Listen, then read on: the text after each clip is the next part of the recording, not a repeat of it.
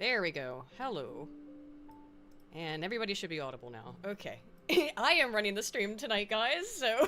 Because Spoon's internet is poopy. Yay. So if anything is weird, let me know in the Blame chat. Aiden. Yeah, blame me and let me know in the chat so I can try to fix it. But yeah, we are... very special holiday edition of Tankie Tier Squad, because I don't think I'm gonna be...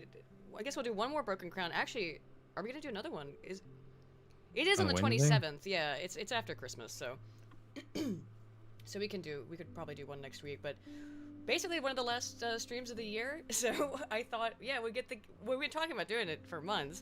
We get the Monarchy gang back I approve together. of the snow, by the way. Yes. Get the Monarchy gang back together. And watch some Tankie videos and laugh at them. And also, I think we're going to do like a 50-50 split. Where we're going to watch something stupid, and then we're going to watch... It's snowing in outer space. Yes, it's snowing in outer space. So I'm joined, as always, by Spoon, who's here, and Lavender.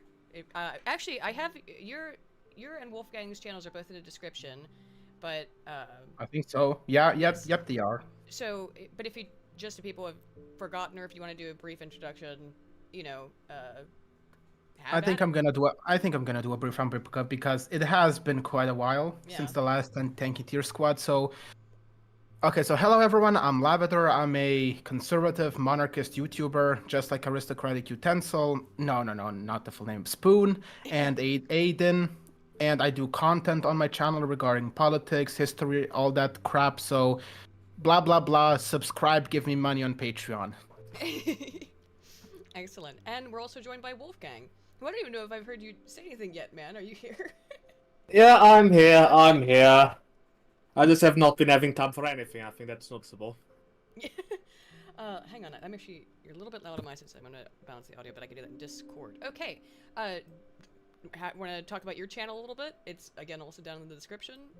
Yeah, I mean, I am essentially, I like politics, I like history, and I upload whenever I feel like it, so there's that 7 months ago. I'm working on it, give me, I will eventually, alright? Eventually. That's the Montenegrin spirit. Yeah, yes, and speaking of, it's a very diverse cast of monarchists, by the way. It's way more diversity here than, like, most leftist circles of a bunch of fat, white American dudes. Now all we need is a Brazilian and the circle will be complete. Yes. Oh god, fuck no. No Brazilians. How about a Portuguese? I'm quiet? Okay. Yeah, I'm still, like I said, I'm adjusting the... Well, Wolfgang knows how to speak Portuguese, so it will be welcome. Kinda. I know as much Portuguese as I know Spanish, and that's an over-exaggeration. Well, yeah, I mean, if you know a little bit, I don't know any Portuguese. I know a little, I took Spanish for like 3 years. I should know more Spanish than I do, but I don't. So... Let's start out by we're going to watch a Second Thought video. Now, I've never personally reacted to a Second Thought video. I have watched Adam and Sitch react to some of his videos, and we were talking, you know, about what to do. Liberal soy boys.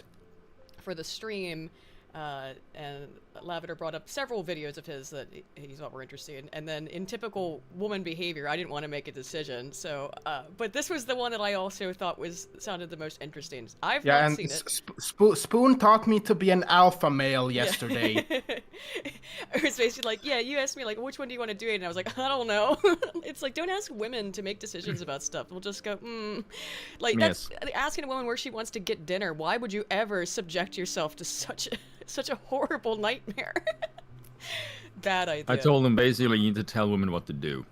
Pretty much. Because women respond to order and strength. Which is true, they do.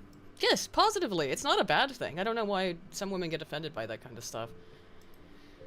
Because if you don't do anything, women go, well, he's undecisive, he doesn't know what to do. It's like, yeah, oh my fucking god, bitch, like, Jesus Christ. There's nothing more of a turnoff than a man who's like, I don't know. Yeah, exactly. They want a man who's decisive. Yep. And if it's true, then it's, oh, then you're domineering. It's like, oh my god, bitch, you're just a fucking annoying twat to please. Bruh, true though.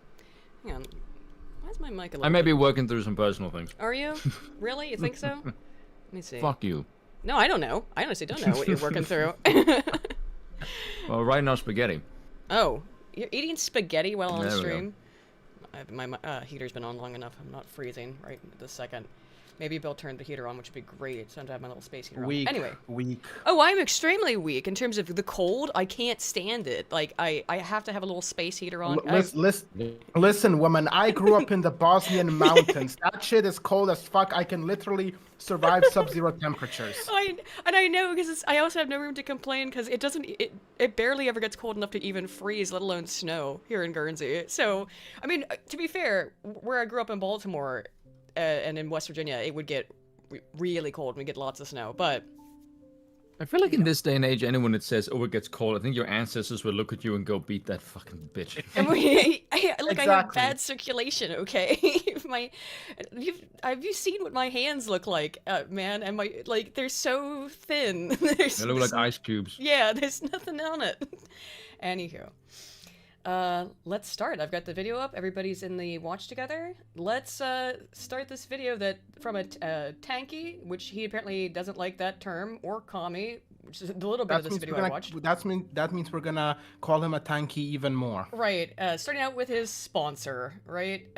Do not ever tell people on the internet what annoys you, because they will do it just to annoy you. Good advice, by the way. Is brought to you by Ground News.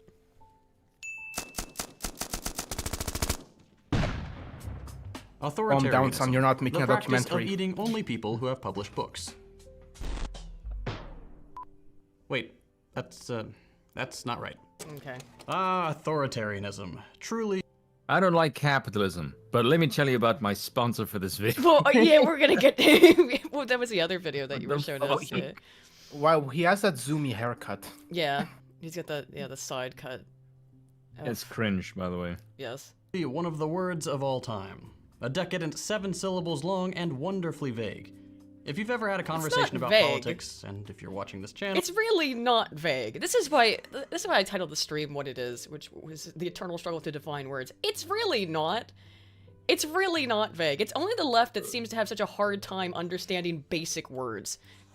But that's gonna take 23 minutes, so... Okay. This is something you're gonna always see with these people. They're gonna say, this definition is wrong, then they're literally just gonna make up their own definition from anywhere and ignore all the fucking dictionaries, Merriam-Webster, all that crap. They're literally just gonna create their own definition because that is rooted in the Marxist worldview. Yes, because it's the dialectic. It's exactly the dialectic. If you're like a normal person, you, for example, and you are presented 3 ideas on the table, you would obviously recognize, okay, that is one idea, that is second, and is third. They're all different from each other. But communists, on the other hand, they don't see that as different ideas per se, but they're all literally the same, quote unquote, which is capitalism. They don't see anything other than that. Right. They can't comprehend different ideas. They just see it as another form of capitalism. Right. It always comes down to capitalism. It's part of the dialectic, which is the way that communists and Marxists and whatever work through ideas is to how do you get down to how this is about class if you're coming from the Marxist or the Hegelian perspective. Well, it all comes from Hegel, but from the Marxist perspective is how does this all come back to class? How do I make it about class? How do I make it about money? And then, of course, when you look at the people who have adopted the Hegelian Marxist dialectic process, it's like, how can I make this all about race? How can I make this all about sex? And that's why it always comes back to that, because that's the point of the dialectic, is to figure out my ideological bubble? Yes, is to figure out how to make it about my pet issue. That's all it's about. And by the way, that is literally how all leftist politics works. Yes, how do I make it about my pet issue? Like, hey, look, like a free Palestine because of some abortion. It's like, are you out of your mind? Yeah, I know. Like, you people look just utterly insane. This is why I don't like discussing politics in the modern day. Like, I'm gonna be on my monarchical perk, way above all of you, and look down at the peasantry and your fucking petty school. Whoop. Uh-oh. Yeah, he roboted the Irish got him. Well, that's what I'm saying. He roboted for me earlier, and I don't know if it was me starting the stream or if it was him, but I think it might be him. There we go. But the thing is, there is nothing inherently wrong with looking at different ideas from your own ideology and interpreting it. But you should still realize that there is an objective analysis of it and your own ideological interpretation of it. Like those, you should at least recognize as those two are distinct. Like if I, for example, I am not that big of a fan of capitalism myself, but when I want to discuss capitalism, and when every time I do this in my videos, I always look at capitalism objectively, like instead of already making interpretations of it. You should recognize that there is a objective interpretation and definition of what capitalism is, and what those I'm sorry, what those too much monster energy, and what those who identify as capitalists argue about it. But of course, you can always add your own ideological interpretation of it, like why I don't like capitalism. That is okay. But you should still differentiate when looking at it objectively and looking at it subjectively through your own ideology. But these people, they don't know that difference. They just see it through their own ideological lens and nothing else. There is no objectivity to them. Yeah. Exactly. The problem with them is that, for most people that are Marxists, their entire worldview consists about class warfare. Everything is about class. We have two distinct groups that are fighting each other. If you accept that as a truth, then most definitions will not, will just contradict that. You cannot have anything outside of class warfare. It's an inability from a, philosophical standpoint to understand that factor. Yeah, I think that... Sorry, I was reading the super chats for a second. So, go ahead and hit here real quick before we get back into the video, which we managed to get we did get 2 minutes in. That's pretty impressive. Dear TS King for 5 says, never ask a woman where she wants to go. Ask her to guess, then let her pick it. You let her think that you're mysterious and you don't have to choose it. Hey, that's pretty good advice, probably. Be like, guess where we're going to dinner, and then just when she guesses, you're like, yep, that's it. That doesn't work if you have to make reservations, though. That is a psychological trick that could work on you, Aiden. Yeah, well, I've all kinds of shit. Redneck Ram has gifted 20 gifts, memberships. Thank you, Redneck Ram. That's awesome. And Deadpool King for 10 says, it's always a joy to listen to you guys. Although I don't believe in monarchy, I consider myself right-wing because I believe in the importance of strength, and wish to restore a warrior culture. Yeah, based. If you haven't read Bronze Age Pervert, his stuff, you might like that. I think, if you're into the warrior culture stuff. Anywho, speaking of the antithesis of warrior culture, back to second thought. Well, I'm sure you have. You've likely heard someone use the term, or maybe you've even used it yourself. It's popular in pretty much every corner of the mainstream political spectrum. Liberals, conservatives, the dreaded centrists, and even some lefty groups like anarchists and libertarian socialists. But what? Vosh. What? Did he just say anarchists are left-wing? Yeah, well, anarchists and anarchists aren't anything. I mean, that's kind of the point, right? Like, but I mean, you can. If you were to ask, you can be ANCAP or ANCOM, though, you idiot. And that's also, and then he says, radical left-wing groups like anarchists and libertarians, and then he throws socialist in there, like in parentheses. By the way, like I said, most people that I know that call themselves anarchists are capitalists. Like Michael Malice, yeah, like you mentioned. Or libertarian. The vast majority of libertarians are not libertarian socialists, because that is an oxymoronic phrase. By the way, not if you're Vosh. Well, yeah, but Vosh is an oxymoron. How is anarcho-communism a thing? The idea is that you live in little kibbutz together, essentially. Basically, mini states. The whole point of communism is to not have a state. But the idea is that that's part of anarchism. That's not the point of communism. The thing is, the idea behind it is that you have a communitarian society. People self-organize somehow. Let's not get into that because that's a whole discourse. Yeah. Well, but, it's never explained. But that's my point. Like, that is not real. No, of course it's not real. Yeah, it's not real, but that's what I'm saying. Like, how's it different than anarchy then? It's the same fucking thing. The idea is that everybody... The thing is, the communists don't believe anything that's not anarcho-communism is anarchism. That's the thing, Right. Karl Marx really despised Proudhon, the French anarchists. He despised them to death, and he didn't even consider them left-wing. It's the whole thing regarding Marx believes that in order for anarchy to exist, you cannot have classes, and in order to not have classes, you cannot have division of wealth. And that's kind of impossible. Yeah. Well, I mean, of course, that's the end goal, I guess. And if there's an anarcho-communist society that, if there's anything close to it, they will probably look at, like I said, the kibbutz in Israel, which are like these. But they're still not anarcho-communist. They still have legal tender. They still trade. That's like, I think, the gold standard. And when I called myself an anarcho-communist for about 3 months when I was 14, because you have to be 14 to believe any of this shit makes any sense. That was what convinced me. It's like, no, but look at the kibbutz in Israel. See, like, they all get along, and they all just, this person doesn't have any, their farm didn't do so well this last, harvest, so we'll share together, and we all just, and I'm like, when you're 14, it sounds so nice. Isn't that lovely? That's not reality. Anything that sounds fantastical is fantastical. Okay, since we're on the topic of 14, when I was 14 years old, I still identified as a Marxist-Leninist. See? Even though I literally did not even know what a fucking class was, or if that is what communism was about. I literally did not know that. Yeah. And then I went to a economic high school, and I dead ass told my economics teacher straight in the face that Bosnia needs communism. Yeah. Yep. I'm gonna be honest. At 14 years old, I don't think I could even spell politics.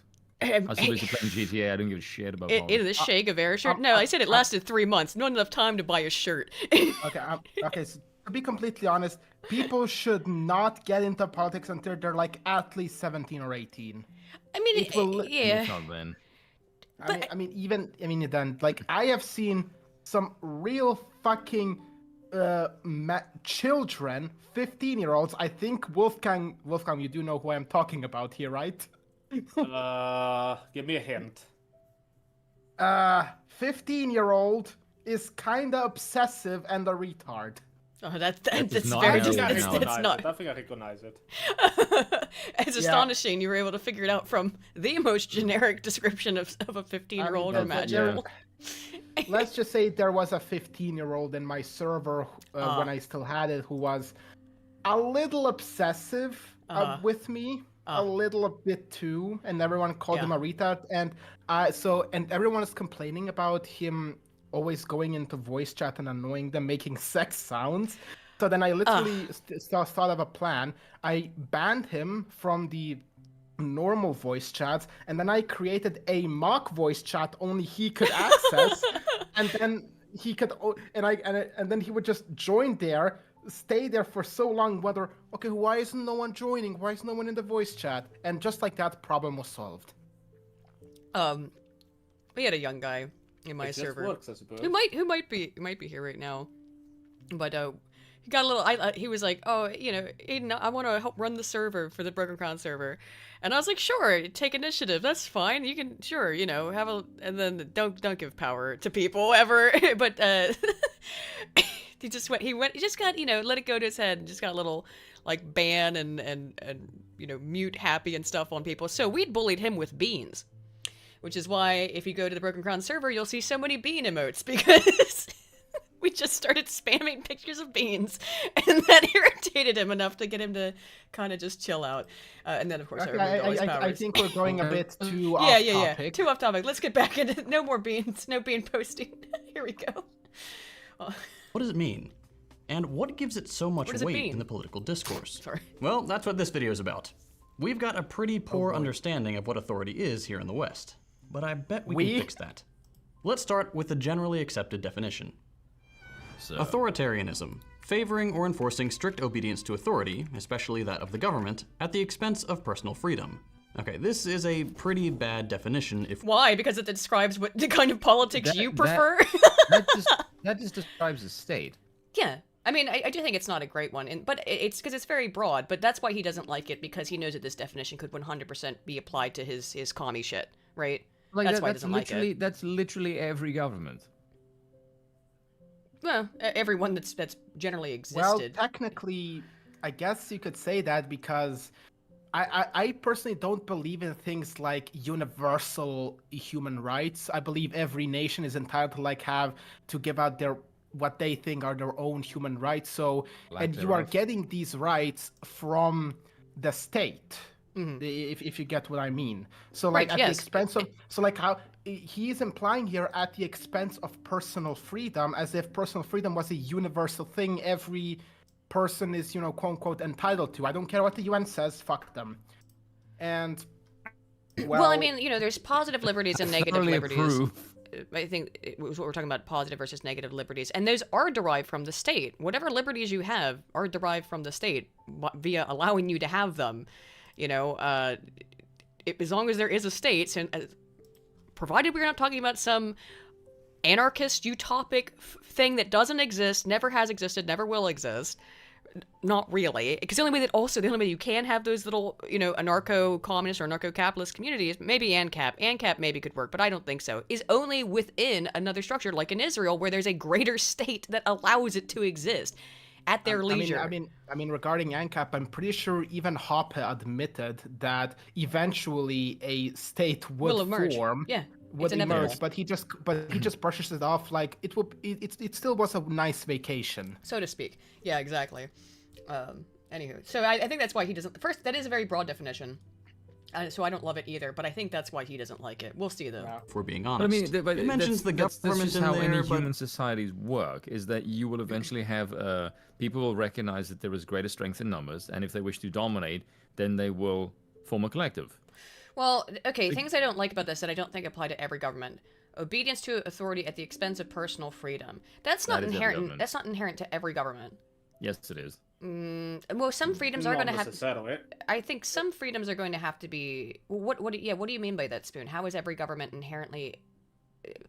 I guess so. You know, you are right when I think about it. The communists are now causing right-wing infighting. I don't think it's infighting. It's actually a good question. If I'm free to chop off your head without the state, but I can't when the state's there because I go to jail. That's negative and positive liberties is what we're talking about. Yes, so you are going to give up some liberty in the pursuit for the protection of the greatest. So, well, not the protection of the state, just the protection of the people in the land. That's law. You know? Yes, that's the state. Yes, exactly. So that's what I'm saying. Like you give up some personal liberty, and the personal liberty is I can't go and cull everyone I see, even though I'd like to. Because, and strict obedience to authority, I think, is correct too. I think that does apply to everything. Because you have to abide by that authority strictly. Yeah. Otherwise, or else you go to jail. Or else you go to get persecuted. Right. Okay. No, I think I wasn't sure about that at first, but no, I think you're right. That does apply to every government. All right, sorry. Let's get back into it. It doesn't really commit to being political, just kind of when you want people to follow the rules. That's not super helpful when we're trying to nail down a heavily used term, and one that deals with some serious topics. Okay, so what if we expand it to include how people generally use the term? I like how we just made something very simple, overly complex, and just fucking irritating. Well, I think we did that, to be fair. Yeah. Jesus Christ, man. I generally think this is a strategy of theirs to make so instead of like any normal human being like us, where we try to water down complicated topics to be simple and digestible, they make simple things overly complicated to make people think they know what they're talking about. Oh, absolutely. That's always their thing. That's like this whole freaking video is that like, what is authoritarianism? It should be about 5 minutes. Instead, it's 24. I mean, Jordan Peterson often does that.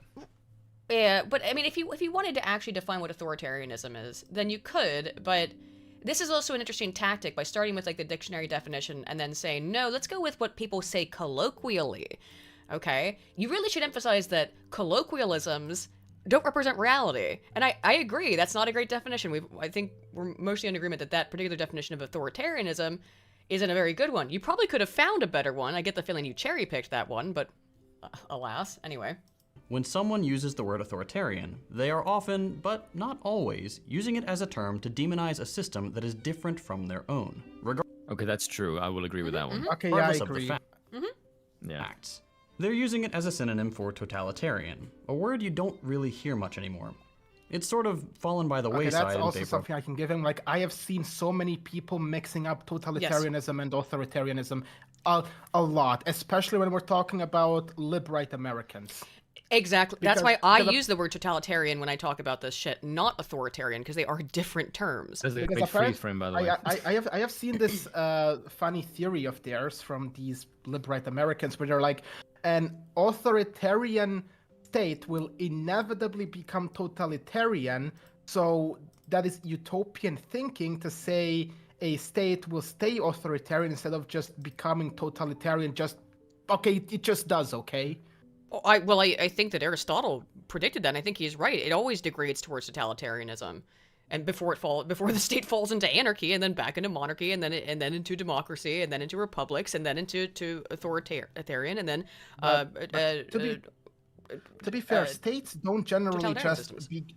To be fair, states don't generally become totalitarian just because they wake up one day and say, "Oh wait, I have more power now." Right? Yeah. There's always a process. Yes. Like, there is always a crisis, a political crisis, which gives rise to a third party, because these totalitarian states always emerge as opposition to the status quo. And when the status quo starts failing, they swoop in, and thus the state becomes totalitarian. But like, to say that the state just itself, the status quo, will just automatically itself become, I would say that is dishonest. If we're talking about if the status quo starts failing and the people start getting frustrated with it, then yes, naturally, as history has shown, third parties, communists or fascists, are gonna rise up to, pretend like they are the saviors, and then they would make the state totalitarian. But to say it just becomes is wrong. Because people do seek authority, by the way. Obviously, people want a dad. It's the natural state of humanity. Yeah. That's why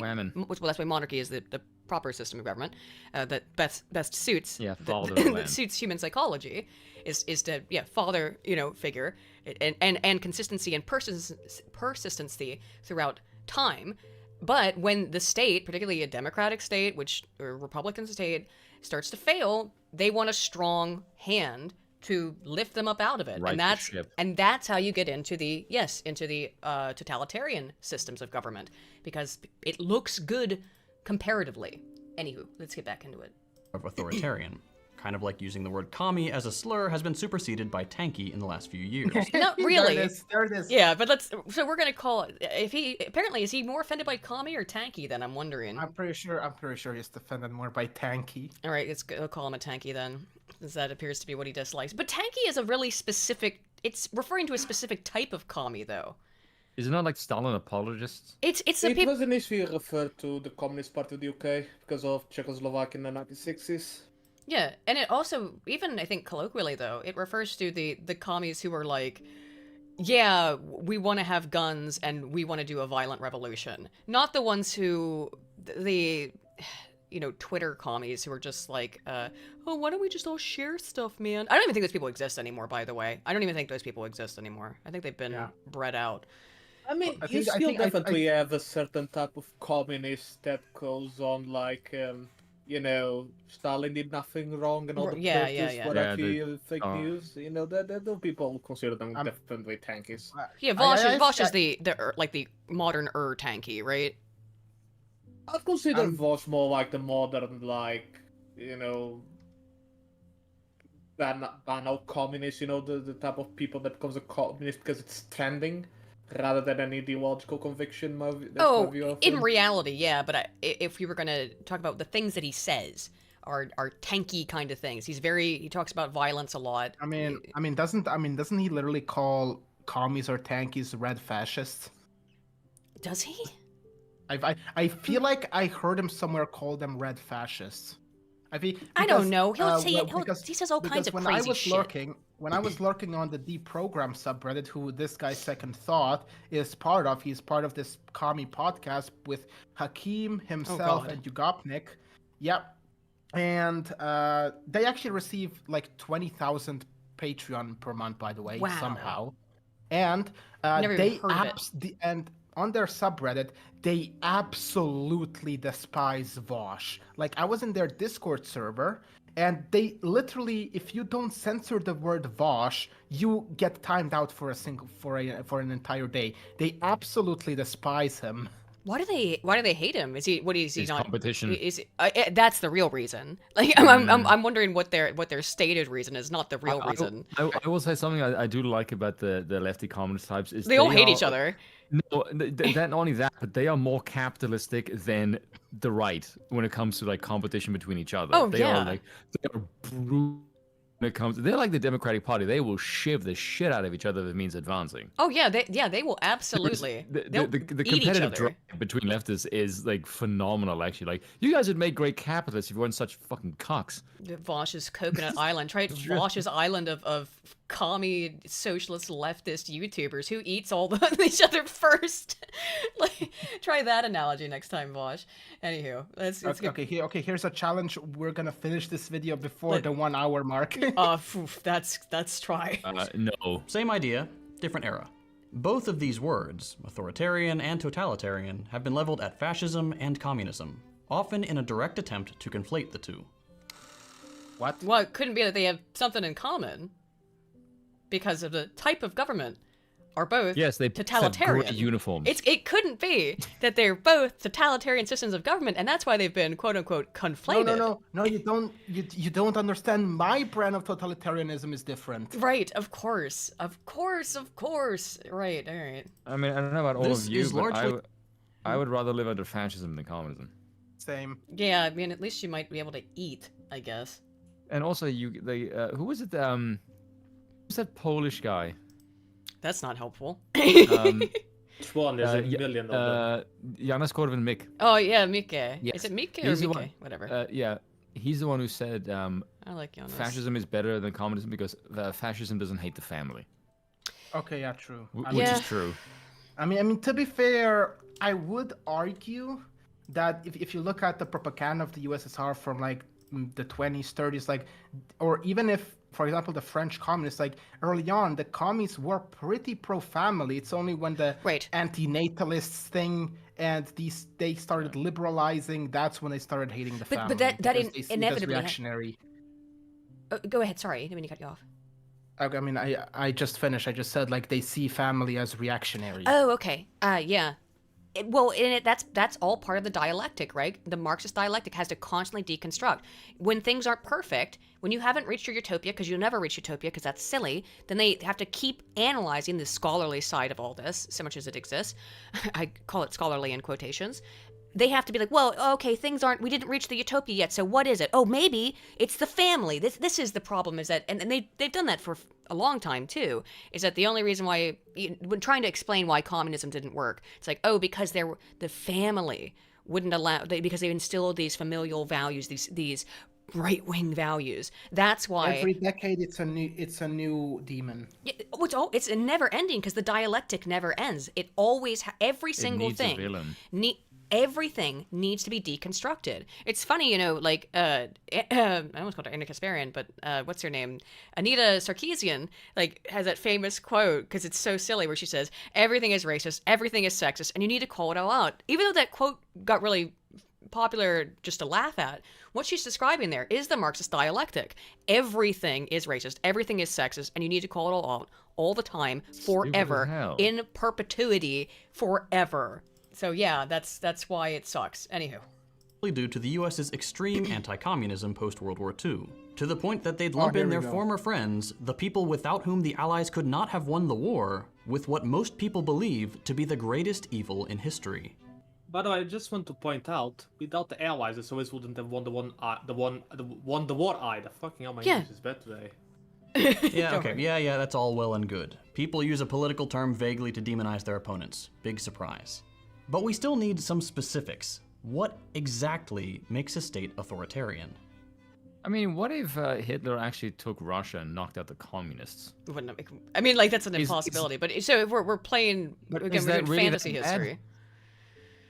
That actually reminds me of an article I have seen from 2011, which goes like, Secret Archive reveals how Russia showed huge support for quote-unquote Christian crusader Nazi invaders who had come to fight quote-unquote godless communists.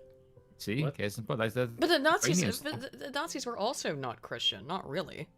Yeah, I mean, well, to be fair, when you're a Russian peasant from bumfuck nowhere, you don't really know much about national socialist ideology. Right, that would have seemed Christian to them. They were wearing iron crosses and stuff, I suppose. Oh, it also depends on if you are from an ethnic minority, like if you are a Baltics, there's a reason the Baltics supported the Germans so much. I mean, if you were just invaded 2 years ago and then the Germans show up, you know, I know who you're gonna support. Right, you know? right. Well, Ukrainians. Well, exactly. It's what you have in legitimately, Ukraine. Why? Legitimately, these people, whenever they're talking about, collaborators, they think that all of these people all knew every ins and outs of the National Socialist ideology and got diplomas from the fucking Führer himself. They expect them to know everything what was going on, what was Hitler planning, what were his thoughts, because a random potato farmer from Latvia would not exactly give much of a fuck what the fuck is happening in Germany, but he's gonna focus on his own land and his own country. Exactly. And if the Germans promise them, okay, you're gonna receive some more autonomy, we're here to save you. Guess what? Guess who's you're gonna side with? Guess who? Well, exactly. I mean, I went over this in my Ukraine video, which was that you've just been conquered by the Soviets. And if you're a kulak, who the hell are you gonna side with? You just had all your land taken away, and if you're basically any kind of peasant at that point, or anything above the lowest of the low peasants, you've had your land and your goods and wealth taken away from you by force, and then to redistribute the wealth, and then here comes this other force that's saying no, we're gonna fight against that, we're gonna liberate you. That's why there were a lot of Ukrainians, for example, who sided with the Nazis. Bandera sided with was a Nazi collaborator. You could obviously make the argument Bandera was arrested later on because of declared independence. Yes.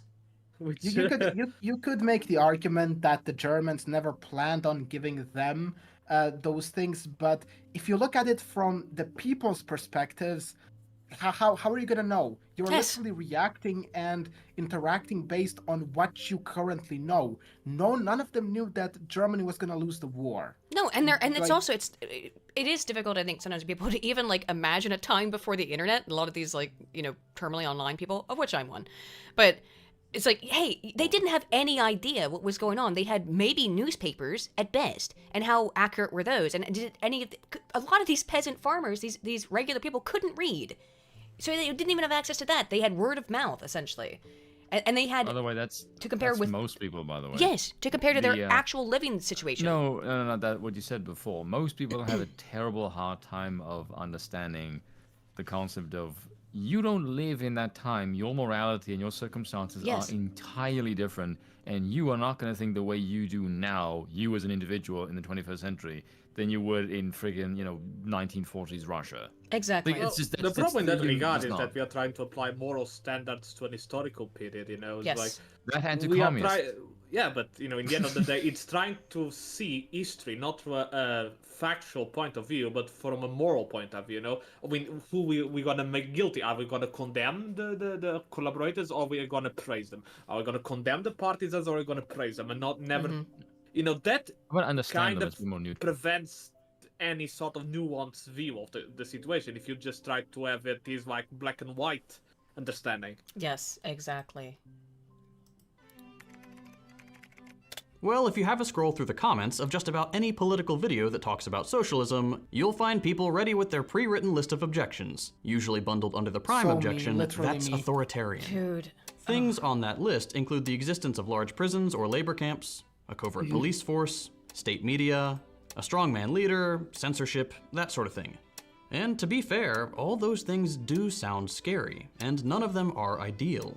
I think we can all agree that we'd love to live in a society where prisons didn't need to exist. No, I mean, but that's ridiculous. I mean, yes, I guess I would like to live in but that's fantasy. No, don't you understand, Hayden? We all want to live next to Jeffrey Dahmer, or whatever his name was. Right, yeah. I absolutely want to live in a society where prisons exist. Now, if we're talking about a fantasy land where people don't do wrong, okay, I suppose so, but that's so removed from reality, I can't, I had an instantaneous, gut reaction to what he just said there. Of, no, I want prisons to exist, thank you. Holy shit. Let me get some super chats. We managed to get it 3 minutes in. I prefer forced labor to prison. Because we got some. Unironically same. Yeah. Let's see. Oh, Deadpool Kid for 20 says, Aristocratic utensil, it's kind of hard to fight for a king, especially since we humans are selfish creatures. I need it to be someone who I know I can lay my life down for. There aren't a lot of candidates. I mean, that makes sense, but the idea is that it's actually usually in the monarchic system. It's not you fighting for the king directly. Like, you might be, but like I said, I've said many times, it's a hierarchical system. So, you know, above you is, so you're a man, I presume, Deadpool kid. As a man, you're the head of a family, and above you is a lord, and above the lord is the king, and above the king is God. So the idea is that not so much that you're fighting for the king, but the king as a stand-in for God or country, right?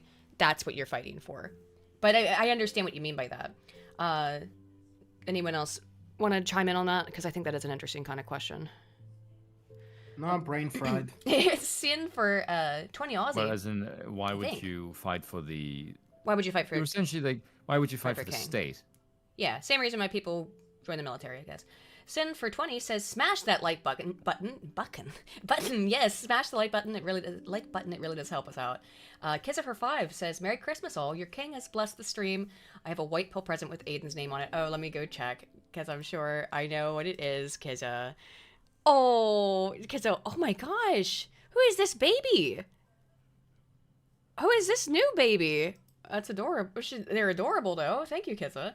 Deadpool Kid for 2 says, when it comes to Vosh, hide your horses and kids. Yeah, don't take your horse to the Old Town Road around Vosh. Lance for 50 says, Scrooge was better than his word. He did it all, and infinitely more. And to Tiny Tim, who did not die, he was a second father. He became as good a friend, as good a master, as good a man, as did the old city knew, and any other good old city. And for another 50, Lance says, and it was always said of him that he knew how to keep Christmas well. If any man alive possessed the knowledge, may that be truly said of us, and all of us. And so, as Tiny Tim observed, God bless us, everyone. Thank you, Lance, so much. Thank you for the Christmas carol. Am I the only one who thought about Scrooge McDuck instead of the Scrooge? No! Thank you for the 100, Lance. I also had Scrooge McDuck, by the way. Oh my god. I don't know why. Thank you so much, Lance. That's great. Thank you for the ending of the Christmas Carol. Excellent. I was actually talking about that with you, about Christmas Carol the other day, Spoon, that in my years of being here in the UK, I've never seen like a drop of snow. And you've not seen any in Ireland much, you said. So it's like, where does it snow exactly in England? No, I guess. It does. But it'll be worse some years than others. Some years it'll just be really cold. Like last year we got snow. But I think it was in 2018, it was really fucking bad. Does it snow down in South Africa? Yeah, it does. Yeah, I guess from the south. The first snow I saw was in the mountains in South Africa. But I remember at one point, because my parents went on holiday, and they sent me a text, because I don't fucking pay attention to the weather, and they went, it's gonna snow. And in my head, I'm thinking, is it gonna happen? And then like the next morning I wake up and my entire window was white. And I went, oh, it's snowing. Then I opened the window, I'm like, holy shit. Oh, damn. Okay, it's really like I looked at the news, like basically the entire country came to a standstill. Like it was like dead. Nothing of that. Where is it? Like Cape Town area? No, I went to the mountains when I was a kid. You're in the mountains. You're in the mountains. Okay. Yeah. No, it doesn't like snow in the freaking streets. If it snows in the streets, dear God, something is horribly wrong. I see in the U.S. it gets nasty. Then if it snows in the streets, then my God, the apocalypse is on us imminently. Like I'm just fucking hell. Like, it's always crazy to me. Like, you know, I went to undergraduate in Ohio, right? And everyone makes fun of Ohio for a litany of reasons, most of which are probably justified. But I know I loved living in Ohio. It was the best years of my life. I loved living in Ohio.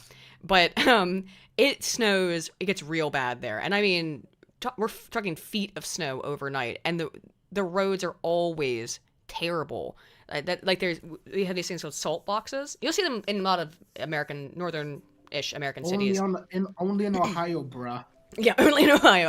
Ohio is like a total meme, but yeah, it'd be terrible and just. Unironically, how did that meme come into existence? Like, why Ohio? Because it sounds funny? I guess it sounds funny, but also Ohio is just kind of a meme as a state. I don't know. The point is that every year it'd be terrible. The streets would get terrible, and every year people would complain about it like it was a new thing. It always blew my mind. It was like every year we had to go through this cycle again. I'm like, wow, snow sucks. It's really, wow, the roads are really icy. Yeah, just like last year, and the year before that, and the year before that. Welcome to Ohio. Now you're stuck in Ohio. DRT is King for 5 says the Germans could have won World War II. The National Socialists could never have won. But ideology and economy forced Germany to move when and how they did. Yeah, I think that's accurate. They should not have invaded Russia. But go ahead. Sorry. I mean, if you believe that Germany could outproduce the British Empire, the United States of America, while being blockaded and starved to death, I think it would have been better if they hadn't.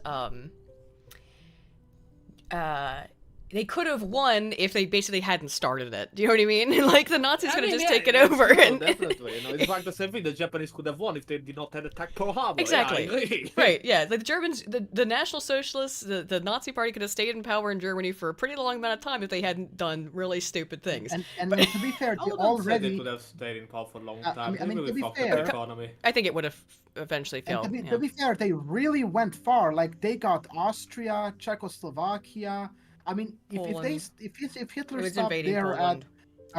That's when World War II started. But if Hitler just stopped at Czechoslovakia, I mean, I would say that's the best he could have done. He already carved up a post-World War I nation, and he also managed to annex Austria, thus fulfilling this dream of Germanic unification. Yeah. Oh yeah, but that wouldn't be the Hitler we know. That would right, be a exactly. person. That would be a different person, right? So it's pointless. But yeah, it's like if you just didn't invade Poland and just stopped there, you would have. Like, I think it again would it have collapsed decades later. That's so speculative. It was a wonder years he even later. got that far. Right.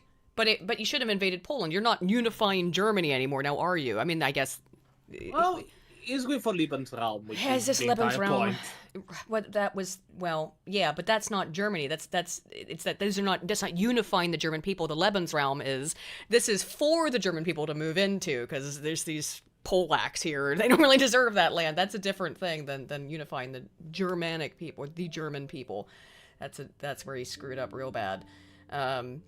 Tactically. Kizza for £5 says, would everyone welcome my new niece, Mia? Ah, that's who that is. To the world. She was born on Saturday, 6 inches, 12 ounces, I think you mean 6 pounds, 12 ounces.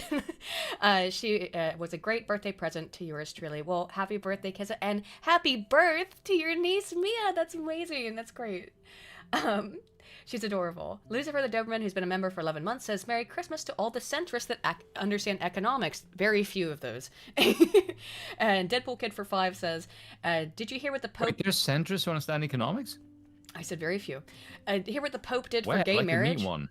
I know what bears do in the woods, but is the Pope Catholic? I don't think he is at this point. I actually heard that this is misinterpreted. Like, he never said that gay marriage should be allowed. I think he blessed, like, okay, if I remember right, something like gay people in a relationship, but I don't know, but it's okay, no, it doesn't matter. I mean, the Pope has reaffirmed that a marriage from a religious ceremony, is between a woman and a man. Catholic, the Catholic Church, there can be no marriage, without a woman and a man. A union, though, a union does not necessarily have to be a marriage, Yeah, but the church, that's government stuff, though. That's not church. In the church, I don't look. I'm accepting of that.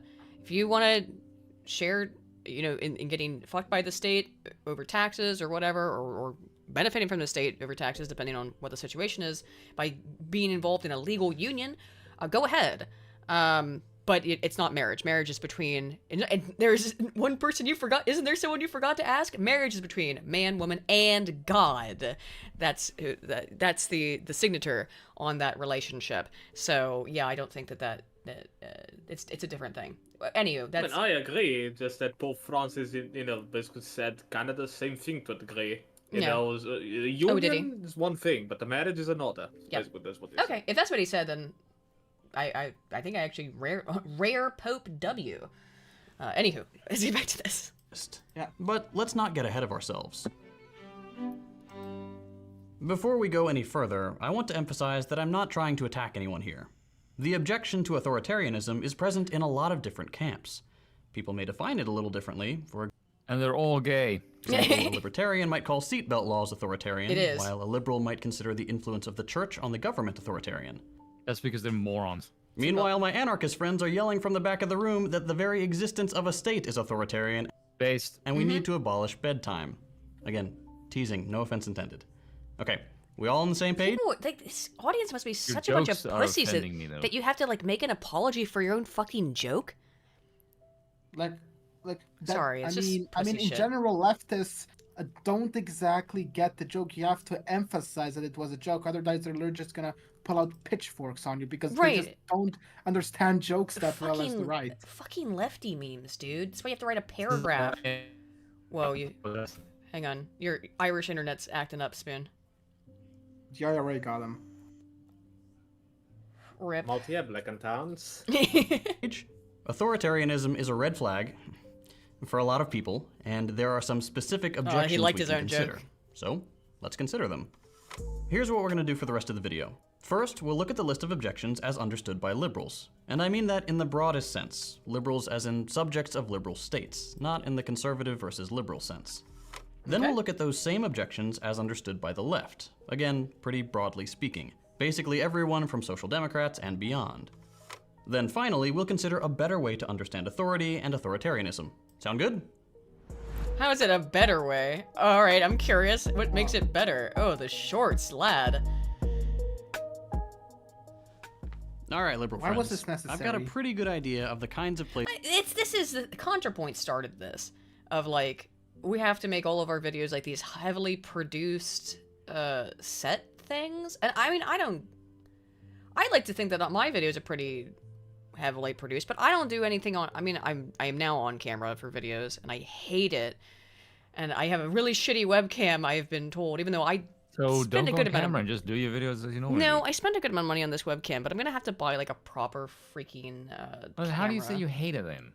Because I have to record over and over and over again to not make stupid faces, because when I record, or when I talk, like right now, I over-emote because I'm autistic. Now, how about you just pull the faces? What? What? No, No, just because pull the faces. because More then, entertaining. Because then people will screen cap it and then be like, "Look at this doofy face Aiden made here." So I have to I take so many takes because I have to be able to read it, and I don't have a proper screen. I need to get like also a proper like second screen. I have my tablet. Why don't I do that? What the fuck am I doing? I have a tablet. You can always embrace the meme.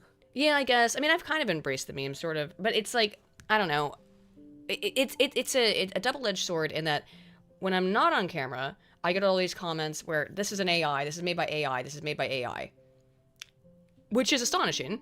And then when I am on camera, it's like a bunch of like, oh, you look weird here, or look at this, whatever, you know, that kind of stuff. Or so why do you thirst try to listen to posting. what the audience say? Just do what the fuck you want anyway. Fucking women brain. No, I've been told by other people though that it's good to be on camera. I mean, other how does it influence your numbers? It did. It's done well. All the videos I've done since I've started going on camera have done pretty well. Mm-hmm. Yeah. And you know who told me to go on camera too, Spoon? Who told me I should do it more? Yes. Yeah. And who told you to upload at normal weird hours? Yes, that'll be me. Yeah. Well, yeah. It's a don't upload during this time, and then and then like the next day she's like, holy shit, I got like 700% more views. I'm like, yeah, there you go.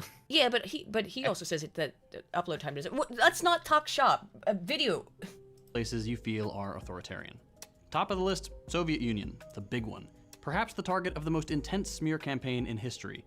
Then we've got Cuba, China, North Korea, and likely a handful of other projects. They weren't targets of smear campaign. They were smeared with blood and bodies. Yeah. I swear to God, if he defends North Korea, I'm gonna laugh my ass off.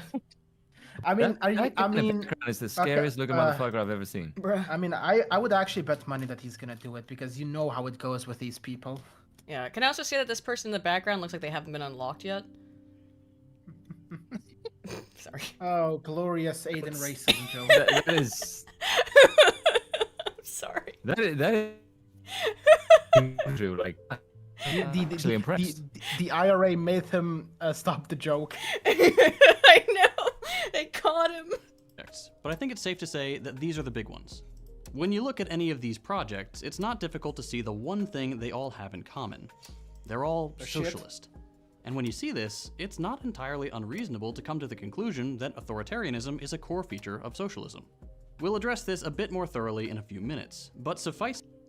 The dictatorship of the proletariat really sounds democratic, my man. Has he even defined authoritarianism, though, yet? He said he didn't like that definition, and he didn't provide another one. And by the way, yes, authoritarianism is to socialism as what a king is to monarchy. Like, dude, it's like, it always is this, it takes the same fucking form every time. I mean, technically, if you're talking about, like, social democracy, which is a form of socialism, so I'd argue it really depends on the kind, because let's be honest here, socialism is a very, very broad umbrella term, like encompasses so many ideas to the fact that they all want to slit each other's throats off. Mm-hmm. So I would say, social democracy is socialist, but to say like socialism in general, like everything about this is authoritarian, then I would disagree, because it really depends on the kind. It does. I would say it also depends on the philosophy, because you can say you have like a revolutionary, vision of socialism as a reformist vision of socialism. The reformism usually is the one that after the German Social Democrats, they split off. They wanted to work within the constitutional order. So they kind of gave up on the idea that in order to reform society, you have to tear it all down. That by automatically means you cannot, you can't really do it by authoritarian means. You work within a system. But revolutionary ones, if you want to tear down a system and rebuild it, by, you have obligatory. Wow, fucking am I English? Anyway, you have by force, have authority. To be fair, obligatorily is a difficult word for me to say in English, so... Sorry, continue. No, is that you have that huge difference, that if you want to tear down a system, by definition, you have to impose your will. And in order to impose your will, you need authority. Yes. If you want to reform it within, a constitutional, legal order, authoritarianism. Sure, amendments. Is not necessary. Legal. Yes, amending your constitution, putting in a Bill of Rights, for example. America fundamentally changed a bunch of the things that we started out with by amending the Constitution via the Bill of Rights and making occasional amendments, quite a few over the course of years. But yeah, if you're overthrowing the government via a revolution, inherently when there is a power vacuum, which happens at the end of any kind of revolution like that, it is open for someone to take extreme power. So now here is the thing. If you are like because that's the thing about communists. They want to, overthrow the entire system. They are revolutionary because of a reason. And it's much more easier to build up an entirely new, fundamentally new society, like when the previous one is destroyed, than reform it top down. Mm-hmm. Like, that's just my personal opinion. Yeah. I mean, that is true. It is easier to overthrow than to reform top-down, particularly when the system is utterly corrupt. So, like, that's why Spoon and I are in favor of American monarchy. Yeah. Because there's no way of reforming the king system. Wills a revolution. Yeah. You do realize even Lionel said Trump should become a dictator. Trump said he would. He said he would for one day. I hope he does it for more than one. And Lionel is a staunch constitutionalist. Yeah. So to hear him, of all people, say, like, we need a dictator, I'm like, holy shit. Shit's so fucked. That's damn. Yeah. I mean, when we're in this kind of situation where the fundamental principles are being abandoned, when they're putting pornography in schools, when they're mutilating children, I mean, at some point, someone has to put a stop to it. And this liberal march through history, the fantasy of it, the myth of it, clearly is not working. The liberal march through history does not always move towards better and better things, as the left likes to say. No, sometimes it moves towards insanity, and they're totalitarian in their own way. Obviously, they want themselves to be in power to enact all of this nonsense. So people are going to crave power. Sides are going to crave power. That is inherent. It's inevitable. The best system to deal with that, rather than back and forth like in a democracy, even if it's a democratic republic. I hear them screaming, so we're not a democracy, we're a democratic republic. I don't care. Any kind of democracy is always going to move towards that us versus them mindset every single time. The best way to deal with that is to have a stable monarchical line. That's the best way. DRT King, I think, is your biggest fan on this channel. Because the fact that he gives us money that I also get, while also hating my guts, is like impressive. I'll read some more later because we've barely gotten through this. I know when you said like you had a couple of videos you wanted to get through, Lav, I was like, man, we're lucky if we get through this one. one. Yeah. This is to say that in the West, we may have a slightly biased opinion on the matter, through no fault of our own. We've just been subjected to nearly 100 years of Red Scare propaganda at this point. Everything we're taught growing up in the... Is it propaganda? Was it propaganda? I would argue that maybe McCarthy was, I think he was right. He's exaggerating on a few things, but overall, it's mostly true. Yeah, he did exaggerate, but the key points were right. In fact, he probably didn't go far enough. Now, in terms of because what happened as a result? The commies, they went out of the streets, they went into the universities. And everything that we have now in the West in terms of subversion, of cultural decay, is all a result of these Marxists who have gone through their dialectic within their academic institutions. And they've, taught that to their students, who taught that to their students. So yeah, I don't think McCarthy was really wrong. Maybe went too far in some places, sure. Maybe arrested some innocent people. Almost assuredly did.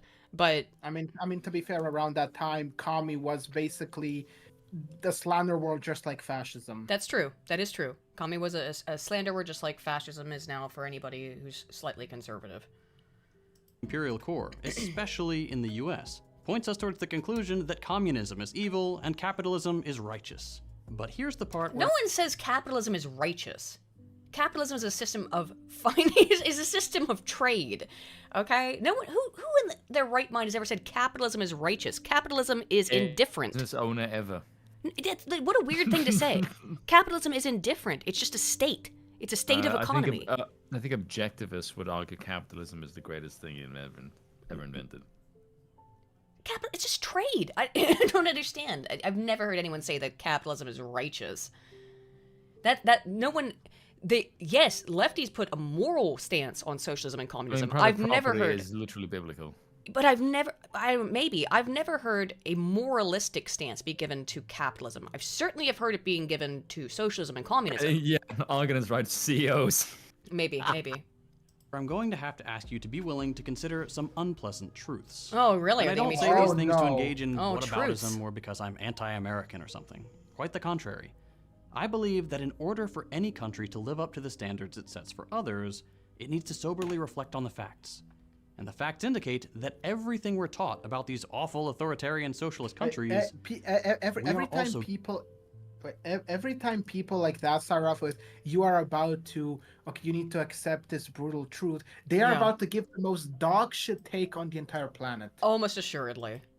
Also, why is this so America-centric? I don't know. I find it so funny that when communists talk about, talk about authoritarianism, whatever, almost every single subject you can think about, it's always pivots towards America. For fuck's sake, I'm European, I don't give a shit about America. Spoon and I have noticed this a lot of times. We've noticed it basically constantly, that these people, they are entirely Americentric. They have no experience outside of their American identity and worldview. Now, I'm not saying that, I necessarily have, I'm an extremely worldly person, but I've lived outside of the United States for 4 freaking years. Damn, 3 years, going on 4. Most of them. Yeah, well, exactly. And Americans are like, well, I've been in vacation in France. No, that doesn't count, okay? No. You have to live, and this is why Spoon and I think, get along so well, is for one of many reasons. We've talked about it before. I moved out, I'm from rural Appalachia, rural Appalachia, West Virginia. That's where I grew up until I was 11, and then I moved to Baltimore City, where they filmed The Wire, a shithole full of crime, and at the hands of leftist policies. And then I've lived all over, but then I've moved here. Spoon also is someone who's lived in South Africa and in Ireland. So we have a different perspective, and I do think that the Americentrism of all these arguments is infuriating, because it really shows your whole ass that you are only thinking about America because you don't have any other frame of reference. And it's not that America, I'm not making an America bad statement here or anything. I'm saying you don't have a worldly enough frame of reference. But other places exist. Yes. You put it that way. Yes, that's a better way of saying it. Yeah. Guilty of, and often to a far greater degree. This is something that I've noticed about Americans that I find fascinating. Normally, in the real world, the people that don't know anything about other places that are on anything. You Whereas cut out. the American people who. No, I'm just saying. You said what I heard was people who have lived in other places, and then it stopped. Would you restate? Yes, but people who live in America, they don't know anything else about the rest of the world. And in any other circumstances, in all of human history, if people don't know about a place, the fucking place. Whereas American voters essentially run the world because the American fucking State Department runs the fucking world. Yeah. So it's a really weird concept for me to hear Americans know nothing about the outside world, but their voting influences how that State Department fucks the world up. Crazy. Well, Spoon, let's be fair, Americans don't even know where their own capital is most of the time. True. Yeah. True. Let me elaborate. One thing that rarely gets the attention it deserves is how we talk about authoritarianism. And I mean that literally, like the very words we use. Take the DPRK. Oh, we never hear about the government of North Korea. Oh no. We hear about the Kim regime. Yes. This is common when That's because it is the Kim regime. That is. Yeah. Yeah. Westerners talk about non-capitalist governments, or even capitalist ones that aren't vassal states of the U.S. This is hard truth. North Korea is basically a monarchy. Yeah, it is, but it's not. But I get that shit all the time. It's like, oh, you're a monarchist, so you must like North Korea. It's not a proper monarchy. Okay, it's a monarchy pretending it is a monarchy sort of, but it's a monarchy propped up under the idea that it's anything So you're but Canada. It's not a monarchy in the true sense of things, which is, I know makes me sound like I'm saying it's not real monarchy, but that's because it's not. There have, like, you know, in terms of the political compass thing, where it's like, that wasn't real socialism, that wasn't real fascism, that wasn't real communism, that wasn't real libertarianism. Yes, it was real monarchy, and it was glorious. That doesn't work, because you've had monarchies for literally centuries. Exactly. And you've got this weird bastardized version. Yes. God, Spoon, your internet's fucked. But yes, it was real monarchy and it was glorious. This is not really a monarchy. It functions like one, but it functions under the auspices of being a communist regime. So it's look, I don't even think it's worthwhile to ever talk about North Korea as an example of anything, because communists hate it. Some of them love it. Fucking useless. But socialists hate it, but then some of them love it. Everyone uses it as their pet example of whatever thing they want to talk about. North Korea is a unicorn, okay? And it's pointless to keep harping on about it, if I'm being completely honest.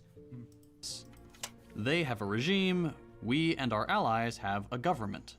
The way we talk about different systems goes a long way towards coloring our perception of them. People criticize labor camps, or secret police, or any number of other scary authoritarian words. But here's the thing. We have those too. And if you look at the data, often to a far greater... Yes, but they're not the same. Yeah, I want to say, I have yet to see an American whose father, whose grandmother, and everyone in their family goes to prison because you didn't bow to the statue of Mr. President number 300. I mean, let me take an example. Like, we all probably heard of the Okhrana, the scary Tsarist secret police that brutally suppressed anyone who was not in favor of the monarchy. Well, here's a truth bomb. Around the year 1900, the Okhrana only had 8,500 agents in an empire with over 150 million people. And not to mention that they very rarely executed people. Yeah. Okay. Let me give you guys. Try to guess, guys.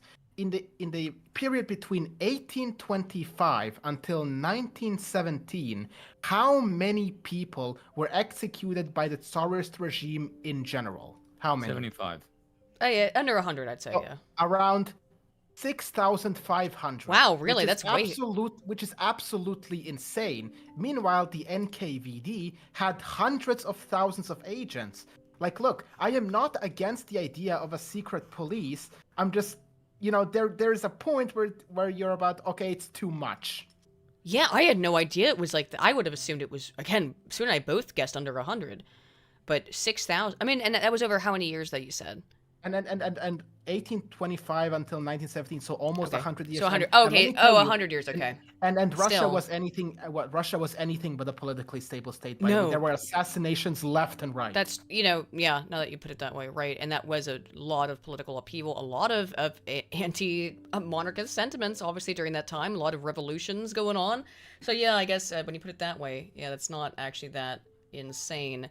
But yeah, if you look at the death tolls of Pol Pot in North Korea, under the Kim regime, just all over the place. The communist death tolls are insane comparatively. In the Soviet Union, the amount of people who died is incomprehensible. Everyone always harps on 6 million Jews in Nazi Germany, which is horrific. And that's just the Jewish number. That's not talking about all of the other people who died via starvation, via just being murdered by fighting in the war, etc. But the amount of people who died via just starvation in communist China and in the Soviet Union so vastly just towers over. I mean, to be fair, we haven't gotten yet to the topic of starvation. We're still talking about secret police. Just talking about secret police. Yeah, I moved to starvation because it's even. We're not even talking. I mean, that's an indirect consequence, I suppose. Okay. You know what? Let's just continue and see what his point is. Extent than any socialist project in history. We just don't call them by those names. We don't have secret police. We have plainclothes officers or the intelligence community. We don't have gulags, we have detention centers. Wow, which, by the way, house far more inmates than the... Come on, okay. I mean, I like the false equivalent here. Yeah, that's a complete false equivalence. Did he just try and equivalate... equivocate. Fuck. Yeah, sorry. Detention centers with a false... Detention centers where illegal migrants are trying to come in and cross the border. Here's the thing. With here's work the thing, camps. No one is complaining about the gulags because they were labor camps. They were complaining about how many fucking people were brutally dead there, brutal conditions, all of that. Yep. They're not complaining because it's just labor camps. We are complaining about the fact how horribly people were treated in them. That's the difference. Yeah. Second thought. Tell me you've never read Alexander Solzhenitsyn without telling me you've never read Alexander Solzhenitsyn. Cool. Read the Gulag Archipelago and then come back and make this kind of analogy to me, you piece of shit. Well, gentlemen, if you want, you can go a step forward. Replace the detention camps with Auschwitz, and you see what the type of argument is making. Yeah. The Soviet Union ever did. And of course, we don't have slave labor, we have penal labor. Oh, but not really, actually. Look, what is this picture? Which negative IQ person would unironically make this argument? Second thought, apparently, penal labor, by the way, is a punishment. But it doesn't even exist in the United States. It's optional. If you want to work a job while you're in jail and you are a type of prisoner who is allowed to work a job because many prisoners are too dangerous to work, then yeah, you can work and yes, you work for a pittance, but you're a prisoner because you committed a fucking crime. So yeah, penal labor exists, but it's optional, at least in the United States. So if we're going to be Americentric, I'll tell you, because I don't know the rest of the world on this one, but I know in the United States, you're not forced into it. It's a choice. You can choose to sit in your freaking cell all day if you would prefer. But would you like to buy some shit at the commissary? Then you got to go work for it. Yeah. I love how his definition of slavery is just unpaid labor, and that is it. Like you know what I love? Just it. I feel like this is insulting to both, the slave trade and the Jews at the same time. Yeah. Do you know what I love about all these lefties who talk about like slave labor and stuff? None of them ever bring up how many illegal migrants come into the United States, for example. And I assume that this also happens in places like England. I don't know, but I know it happens in the U.S.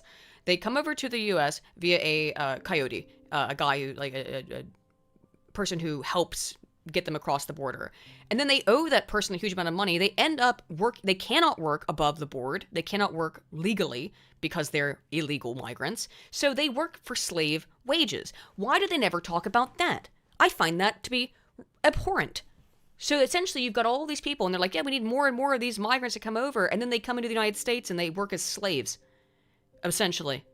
They owe all this money to the coyotes, and they work under the table for a pittance. So I think that's reprobate and disgusting. Second thought, I'm always curious why you guys never talk about that.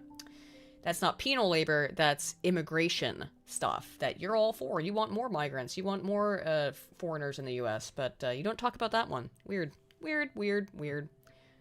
We put inmates to work manufacturing hand sanitizer during a pandemic or fighting fires because enshrined in the 13th Amendment to the United States Constitution, slavery is illegal except as punishment for a crime. But, Based. I mean, that's not what happens, though. They have still a choice to do it. Unless I'm completely wrong, I could be. I'll always say that. But as far as I know, you have to sign up for this stuff. It's still voluntary. And I'm a voluntarist. So, I don't care. It says involuntary servitude. So if you serve voluntarily, that's perfectly constitutional, at least from what is showing. If you are not being forced, to do any work in prison, and you sign I don't up, think they're forced to. I don't think they're forced to. I'm pretty sure that, and they get paid for it. Now, like I said, they get paid pennies. You still get paid, but you get slave. But you get paid. That's the other thing. They do receive compensation for this stuff, and I believe they have to sign. They don't. I'm sorry. No, there's no way. I won't allow myself to be gaslit. That absolutely is the case. What were people trying to gaslight me? I went back and looked at my Ukraine video the other day, and I told Spoon about this, that at the same time, a couple months ago, there was like an influx of all of these comments, all at the same time, which of course means that some lefty breadcrumb tuber reacted to it or something. And they all said the same thing. They all said that Lviv had never been part of the Kingdom of Poland. And they were like, well, I can't watch the rest of it. It was all the same. Wow, we're so stupid. Because it happens in like the first 3 minutes of the video. Five maybe, that I say that. And wow, if you can't do basic research to know that Lviv's never been part of Poland, everything else you say is wrong. And it's like, but if you just type in, anybody in the chat if you're interested, go to Google and type in Lviv and go to the Wikipedia page, and you can see the whole giant multiple paragraph section on how it was part of the Kingdom of Poland.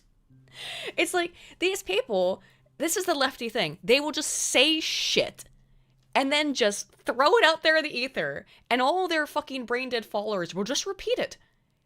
And then say, wow, aren't you stupid? You didn't do your research.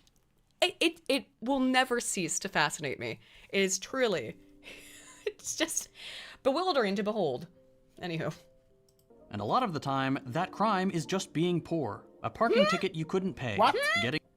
What? What? A parking ticket you couldn't pay? No.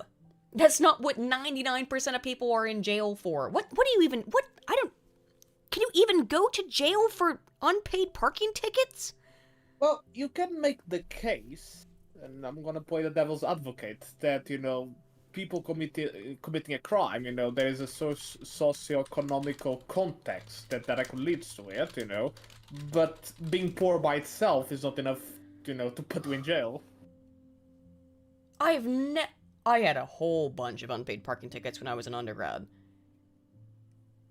This is why you don't go to jail. You don't go. You know what they do? Do you know what they do? Second thought. This is why this guy's so removed from reality, dude. Do you know what they do if you have too many unpaid parking tickets? They put a boot on your car, or they tow your car. They don't put you in jail. You idiot. You idiot woman. What the fuck, dude? Holy shit! How could? Second thought is transgender confirmed. There's this great line from this like sportscaster where he was on air. He's like commentating on a football game or something. He's like, "You idiot woman! You idiot woman!" And it's just what I was thinking of. No, dude, you go to jail for unpaid parking tickets. They put a boot on your car. You moron! Holy shit. Okay. In terms of like, well, I can't take anything you say seriously because you said Lviv was part of Poland at one point in history, which it was. I can't take the rest of the video seriously. After you just said that, nah, I'm sorry. I can't. Holy shit. Getting caught with the same drug a rich person uses, but you don't have the money to buy yourself out of trouble. Buy yourself out of trouble? You mean get a lawyer? You are given a public defender for free by the state. But to be fair, private lawyers are much more efficient than public defenders. Sure, but it's not as if you aren't given representation. You do have representation no matter how much money you have. Yes, it's true. When you have more money, you can afford more things. That's life. It's not capitalism exclusive. I mean, it is capitalism, but capitalism is the way that life works. And anyone who disagrees needs to get a grip. We don't have a Ministry of War, we have a Department of Defense, despite never once fighting a defensive war. Every military... The U.S. hasn't. Still issue. The U.S. hasn't. So should, I don't know, should every other country not have a Department of Defense? It's just the U.S. that shouldn't because we haven't had a defensive war? I didn't know that Ministry of Defense or war or whatever it's called was considered authoritarian. That's the first time I'm hearing that. That's a really bizarre claim. As I literally said in the beginning of the video, these people will literally gobble up the biggest bullshit ever without giving it a second thought, pun intended. Haha. No, next time they're gonna say, North Korea got the Department of Agriculture.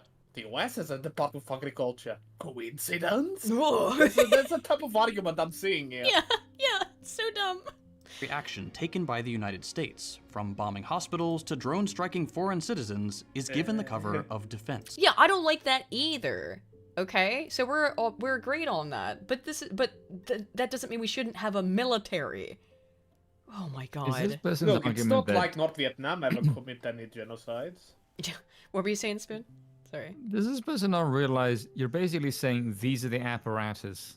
What's the plural of that, actually? Apparati. There we go. Thank you. So these are the apparati of the state. So how it gets abused is the thing. I don't even know what his Not the fucking naming point of the is. bloody thing. Yeah, you could say this particular person has a secret police, this person has an army, but how it gets used is where the authoritarianism kicks in. To say that, hey, look, they both have the same things detracts from how it gets used by the authoritarian regime, not the fact that they both exist. Right. I mean, I assume that if you start using the Department of Agriculture to make biological weapons, that would also be a situation. Right, something similar exists in this different system of governance. Therefore, it's the same thing. What are you talking about? Hey, guess what? The police officer and the criminal also have guns. Yeah, weird. That must make them the same. Yes, they're not the same thing, you twat. This is like kindergarten. this is like a 4 or 5 year old's level of logic. Oh, they do similar things under totally different auspices and conditions, but they're the same. One person has a brick, one builds a house, the other one will, freaking throw it through your car window. Same thing, Spoon. They both have a brick. We don't have state media or propaganda. We just have news. Oh, you don't want to go down that route now, do you? I want to know where this is going to go. I do too. Fucking Tucker Carlson of all people. He puts Tucker Carlson on the screen. Meanwhile, you know who gets fucking all... I mean, look, yeah.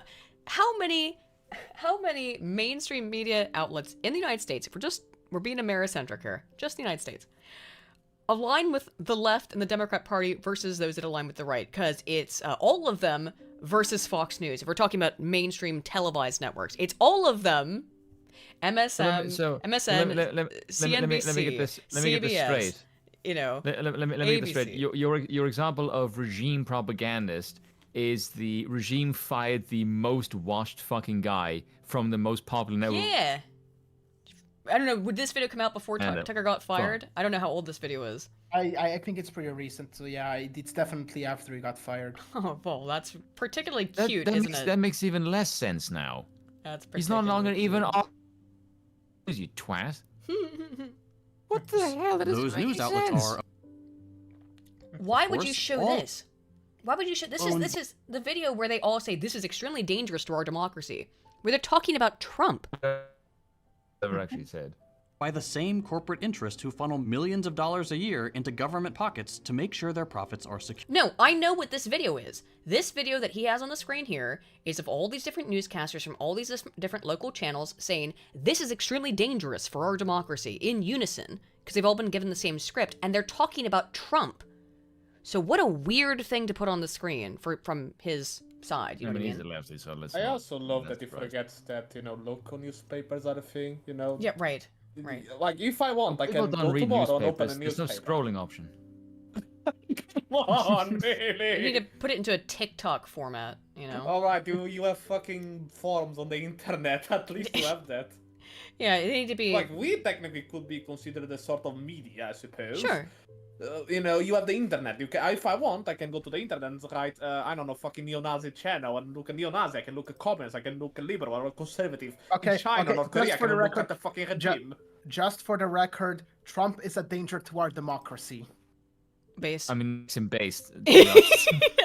Yeah, that's not the best thing to say in this particular chat. Yeah. Trump's a danger to the democracy. Good. I hope he becomes king. By the way, that sentiment, I can guarantee you, is a lot more common than the left actually thinks. It's like such a terrifying thing. There's a bunch of right-wingers like, I'm actually... They got him. Yeah, there's Irish internet again. For fuck's You're back, sake. you're back. Sorry, Spoon. Sure, and their anchors dutifully repeat the ruling class's ideological positions. This is extremely dangerous to our democracy. This is extremely dangerous to our democracy. This is extremely Oh, dangerous. I fucking told you. Why won't he say what this is about, though? Isn't it cute? Isn't that cute? Isn't that Oh no, cute? he is about to go down this route. Oh my god. Well, I guess like as a Tankie, you know, he hates Joe Biden. He hates Joe Biden too. I guess he hates all of them. But again, it's very cute. I told you I knew what that was, and of course I did. That was my nickname as a kid. Castro? Fidel. Oh yeah, Fidel. Yeah. Really? Yeah, Fidel Castro was my nickname as a kid. What'd you do to earn that nickname? Sir? I don't know, but at the age of 5, it's quite. You don't look anything like Castro. I mean, at I know 5 years old, someone. I didn't have a wicked beard or a military uniform or a cigar, so no. In no circumstance was I. I'm Was really I related curious to him. about what you were doing on the playground to earn you that nickname. Huh. I mean, I know someone who definitely looks like Fidel. That would be his son, wait, Justin Trudeau. Wait a second. Do children who even play on the playground even know who Fidel Castro is? Apparently, in South Africa they did. I don't know if I did. Out but my of all parents probably places. did. Haters, ours are presidents. Their state has a regime, ours has a government. We are free and happy, they're oppressed What an and miserable. insane Our nuclear arsenal is for analogy. deterrence. This We is are- such a straw man, for fuck's sake. Okay, I know. So, but, like, okay. Just out of curiosity, how, on the one hand, do you say we both have a secret police and a horrible We both state, have presidents. yes, like the authoritarian regime, but we're free and then not? How? Okay. This can get worse, right? This can't get worse. This is Oh, abysmal. no, it's gonna get worse. I bet, How- I bet how 50 could it? quid. But threat versus deterrence. I don't know. President versus dictator. These are completely different things. Yeah, no the one. dictator has way more power, and Yes. the president is a fag. Jesus. Oh my God. mean, this he is is. this is the most He has no simplistic, power. childish level of analysis I think I've ever seen. This is really. I mean, look, I'm even actually. Joe Biden is right there. His hands are Come on, showing how much Nathan, of a don't big of a insult fag the he is. children. I'm kind of impressed. Yeah, I think honestly, my mom teaches preschool. I think if I asked one of her preschool children to like figure out the difference between a dictator and a president, just on just basic principles between Kim Jong-un or Kim Il-sung and even Joe Biden, I think they could figure that out. It's not just the terminology is different. The structure of the entire system of politics is different. Also, When you elect a new head of state, people behave as if as a guy who has worked with preschoolers before, I can tell you if you ask them what the difference between a dictator and a president is, you would you would more commonly get them peeing in their underwear than get an answer. True. But I think that's too complicated. But oh my God, and we're not big fans of voting here. This is a monarchist safe space, but still, at least you vote for the president as much as he sucks, at least allegedly. That's very different from what happens with Kim Jong-un, right? Wait, is this sucking the voting or the What? The fact that he sucks. Yes. Okay. Theirs is a threat to global peace, despite the US being the only country on Earth to have ever used nuclear weapons. Yeah, okay, sure. I mean, do we even have to? Do we have to do we respond even to have this? to? No. I feel like even underwear pissing preschoolers would get this. That, yeah, just because the US has used it doesn't mean other countries don't have them and aren't willing to use them. What country has the context behind the nukes again? Well, just that it was about deterrence. It was about deterrence versus basically he was saying like, oh, it's okay for North Korea to have nukes because if I'm understanding his argument, which is very difficult to understand, but like the West will call it deterrence by having nuclear armaments, but if North Korea has one, oh no, that's a danger, which it is, by the way, because North Korea is run by a crazy person. Okay, that's the difference. We're operating under some sort of aspects of decorum. Now, whereas Putin is totally fine. Well, no, they want Putin to be denuclearized. And by the way, I don't want Russia to denuclearize. Said this before. Throw it out there as usual every single time. If NATO, which has not invited Ukraine to ever be a part of it, had not really forced Ukraine to denuclearize, then what has happened over the last 2 years would never have happened. Just the truth. I mean, yeah, that's the point. You know, we live in the most peaceful era of human nature because every politician knows if they press the red button, there goes the swimming pool in the backyard. Who is Chicken, Lavender? Does anyone know who is Chicken? Oh God, you should not have mentioned that name. Well, the chat keeps saying invite Chicken. It's this. Okay, Wolfgang knows him, but basically, I do not want to address that. Let me be clear. I do not want to address that. It's a okay. It's a Chilean Nazi guy. Oh, okay. All right. Well, I don't know who he is, so I'm not inviting him. Chilean Nazi. There's enough. The streams. I'm not the weirdest thing I've seen in Lava server. Is he pro Pinochet? No, he hates him, but he is also not based gay. Also, he also loves Marx somehow. Okay, well, gay and no. Sorry, chat. I don't know. The 3 people who keep spamming that. Nah, we're not inviting Chicken. No, sorry. It's a full house anyway. No Chicken. Then the ones here are the ones who are pro Pinochet. And I have some delicious still barbecue chicken downstairs that I could eat as a sandwich, but no. I was wondering if you're going to say pro Pinochet. I'm sure that chicken was pro Pinochet before it was killed. Rep 07 for its sacrifice. It was very tasty. And we did it twice on civilians on purpose. We have a democracy. They have a dictatorship. Despite what? You don't. What is this? What is this analogy? It got worse. What is this? What is this analogy? Bro, what? Bro, what? I don't even understand. By the way, this is a common thing I want people to understand about democracy. And this is, this is funny because we're not fans of it, so not like we're going to be like pro-democracy, but just not a dictatorship. But this is something that kind of creeped me out a while ago when I realized this. As far as democracy goes, right, you get to vote people into power, okay? But you voting them into power Allegedly. has absolutely no bearing on how they behave, because you have no capacity to enforce how they behave other than voting for them. Yeah. So the entire concept of democracy literally just rests on because it should be, and that's it. That is insanely terrifying to me, that the only thing that makes your system vote is because, well, we should. And nothing else. What a ridiculous... How that is absurdist. Unbelievably insane that we have this system of government. It is... I think if you were to get previous eras of thinkers to look at our government, how we run, the corruption, the fact that anyone can vote as long as you're over 18 and you own a citizenship, I think they would look at us and think we're completely insane. Yeah, obviously. What the hell, though? What I want to hear his argument. Dictatorship and democracy. How are they? It also rests on makes me feel good. This is the thing. Is that leftists are subjectivists, right? They don't believe that an objective reality exists. It's all part of the Hegelian dialectic, breaking everything down so that we can escape into the pleroma and become one with God or whatever. You know, they don't think that they believe that, but they do believe that, and I'm not being solipsistic. It's because that's what their entire thing is based on. Hegel, it's based on esotericism, and hermeticism. They don't know that, but that is what their beliefs are based on. They just aren't aware of it. It's too complicated for them to figure out. But the idea of dictatorship and democracy being the same thing, my point is, it's all about this definitional stuff. That's why I titled the stream what I did, because it has to always be definition. Well, what's the difference between a dictatorship and a democracy? A whole hell of a lot, second thought. Well, there's no way in hell you could ever vote a dictator into power.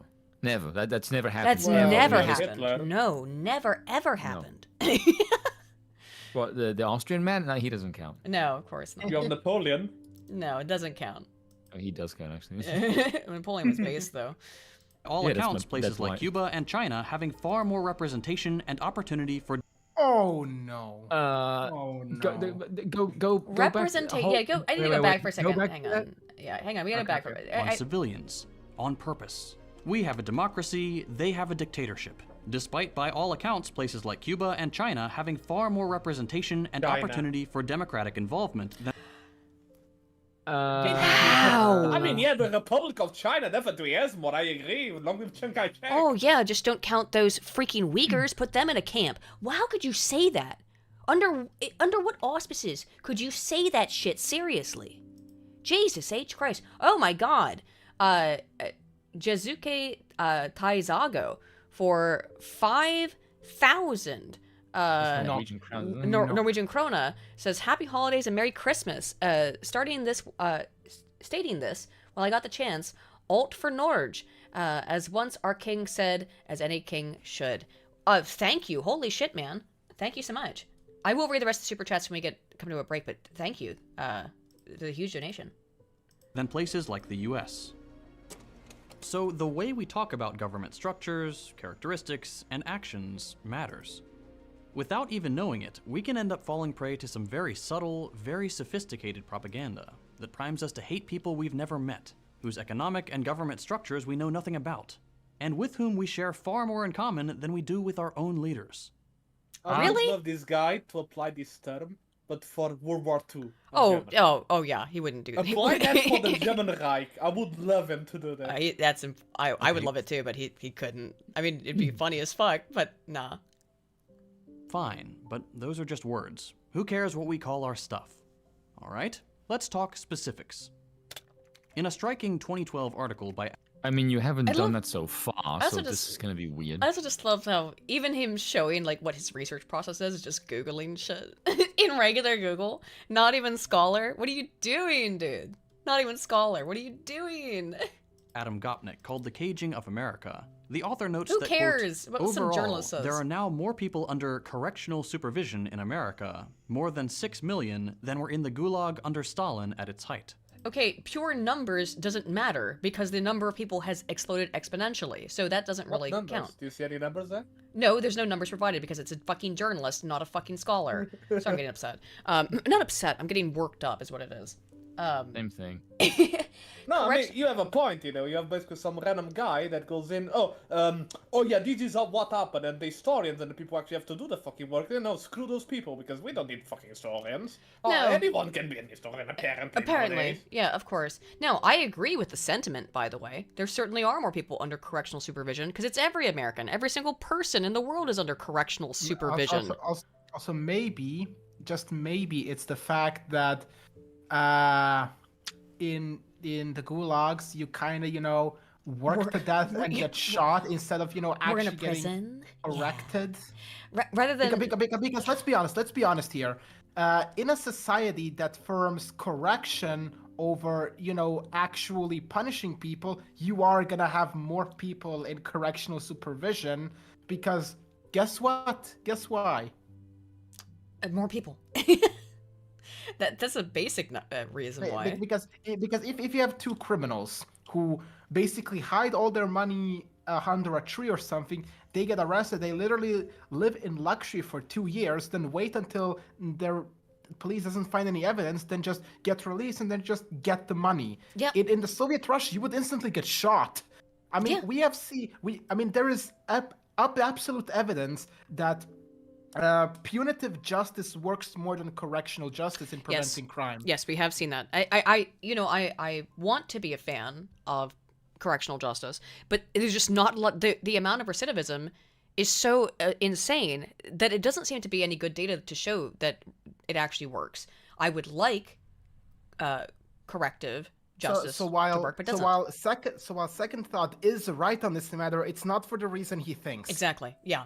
That's the whole thing, is that he's right, but not for the reasons that he thinks he's right, which is really bizarre. And in terms of the supervision stuff, everyone is being supervised. You know that little device you've got in your pocket right now? You're all being surveilled. Every single person is. Everything you say, everything you look at is being surveilled by governments, by entities, by companies. It's all being fucking surveilled. It's way worse now. And how could you possibly compare that to being in a gulag? Jesus H. Christ.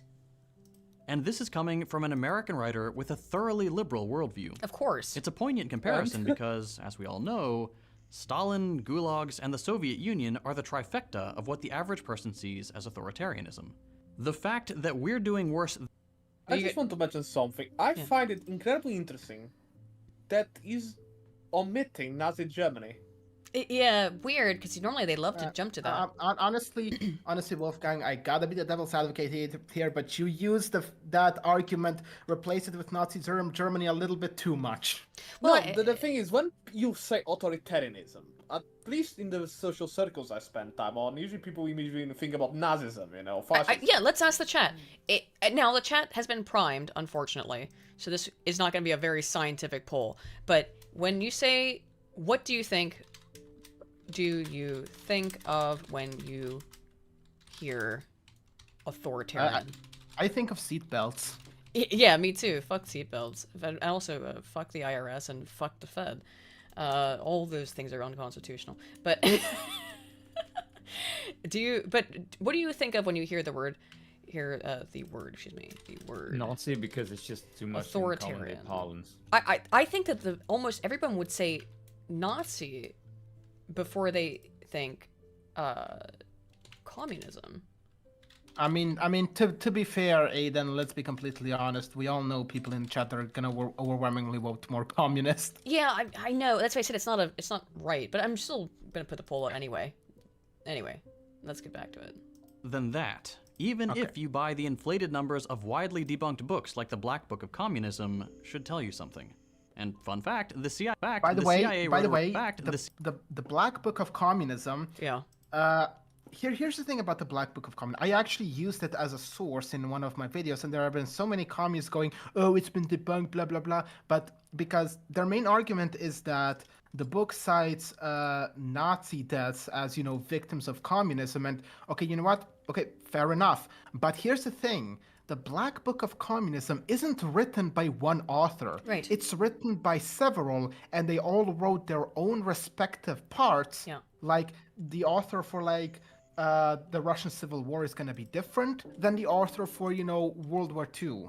And now the issue here is, if the Black Book of Communism was written by one guy, okay, then sure, you could make that argument. But if it's written by several people, then just because that one section is sus, that does not mean you are suddenly able to disregard everything else in the book, because, again, entirely different authors.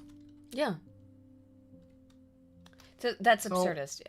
Yeah. So while I would give it to them that in the introduction it definitely tries to exaggerate and get that max number of deaths, but still the Black Book of Communism is still very well researched and very well sourced, even if it counts Nazi deaths. I mean, to be fair, the Soviets did kill almost every single German prisoner of war they came across. Pretty sure that's a war crime, and we don't talk about that. Yeah. Oh no, it's not a war crime if you do it against people who are also making war crimes. Yeah, I suppose so. CIA wrote a report in the 50s that the whole Stalin strongman thing was largely a myth. It was just a very useful myth to the capitalist powers, so why not perpetuate it? But I know what you're thinking. Let him cook. Everybody knows the US has a thing for prisons. That's like one thing we could ease back on a little bit. That doesn't make the country authoritarian. Let's continue then. How about surveillance? It's pretty widely believed that citizens of socialist states are the subject of extreme surveillance. But what if I told you that none of them hold a candle to the US? Don't believe me? Take a look at Section 702 of the Foreign Intelligence Surveillance Act. Thanks to this piece of legislation, every single person in the United States is the subject of incredibly intense scrutiny. Yeah, we have you want to compare that to your commie hellhole, I mean, utopias like China, where you have a social credit system, where not only are they all being also tracked, but then, like, depending on what you say, it determines what you can do in your life. But go off, King. Go ahead. A surveillance program that allows. Again, a lot of parts of this video can be debunked by the saying it's not that we don't hate these things for existing. We hate it how they are used. Yeah. Also, yeah. I'm really sorry to press this key again, but why is America these standards that everything has to be compared off? Why not Norway or France or Austria or Germany or Spain or Portugal or Italy? Americentrism is so fucking cringe. I mean, to be fair, they have been championing themselves as the defenders and freedom fighters for pretty much 100 years. So I think it's kind of obvious that when you think of democracy and freedom, you pretty much think of the U.S. in the first thing that comes up. Fair point, I guess. For the collection of phone conversations, text messages, emails, web searches, and social media messages. Everything you do is being monitored. But wait, it's called the Foreign Surveillance Act, so why are we in the crosshairs? Well, it started out as a way to keep tabs on communications between US citizens and foreign nationals deemed a threat of some kind. But over the last decade or so, the scope of the project has expanded dramatically. What was once strictly a counterterrorism tool, which is already incredibly vague and dangerous, has now morphed into a domestic surveillance apparatus where the NSA provides this data to the CIA and the FBI, which they can use to open investigations into any person in the country without a warrant. Yeah, which is but horrible. What if we want to give US intelligence agencies the benefit of the doubt? They're just doing their job, right? If you're not a criminal, you have nothing to hide. According to a 2022 report, the FBI and CIA conduct millions of these backdoor searches for no legitimate reason. So they we are pull agreed. Data on family members, journalists, political commentators, even government officials. For what reason? Who knows? They want dirt on a politician they don't like, so they read their Twitter DMs. They saw you in a coffee shop and thought you were cute and asked the barista for your name. That's all they need.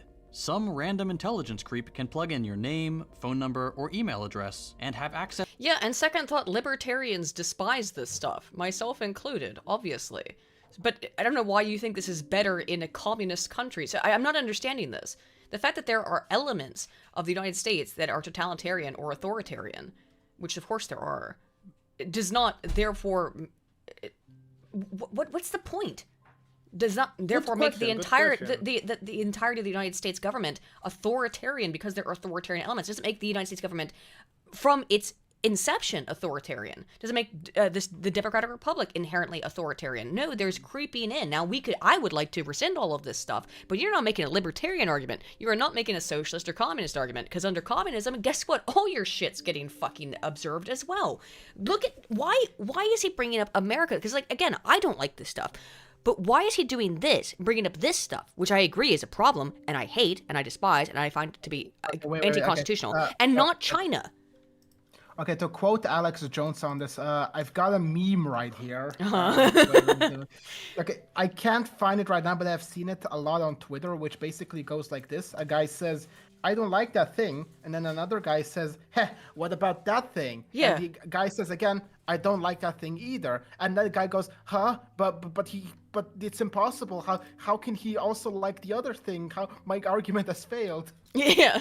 Also, by the way, most people said that 72% of people said that they think of communism when they hear the word authoritarian over fascism, which is interesting. But again, we primed the audience, so just a little bit. They're rigged. Yeah, rigged. Access to years of your personal communications, web activity, address, personal details, all of it.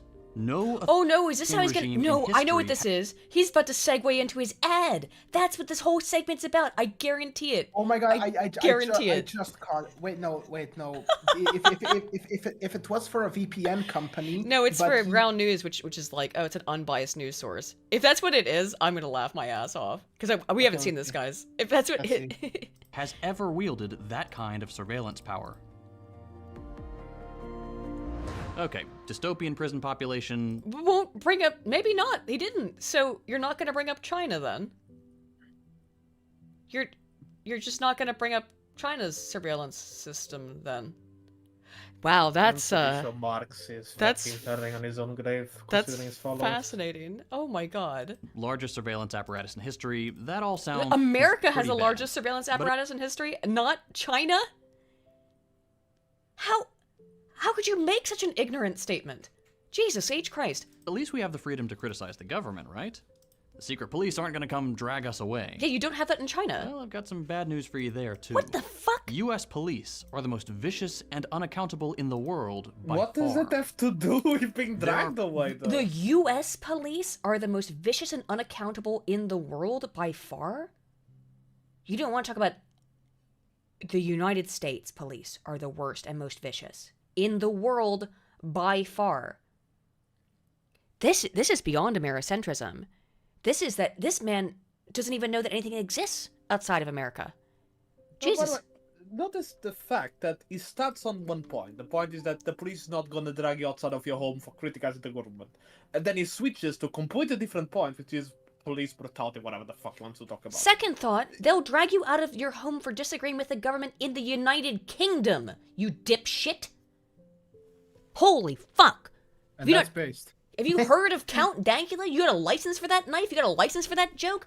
We don't have to go to third world countries. I mean, you could argue that about England, but we don't have to go to third world countries to see this shit.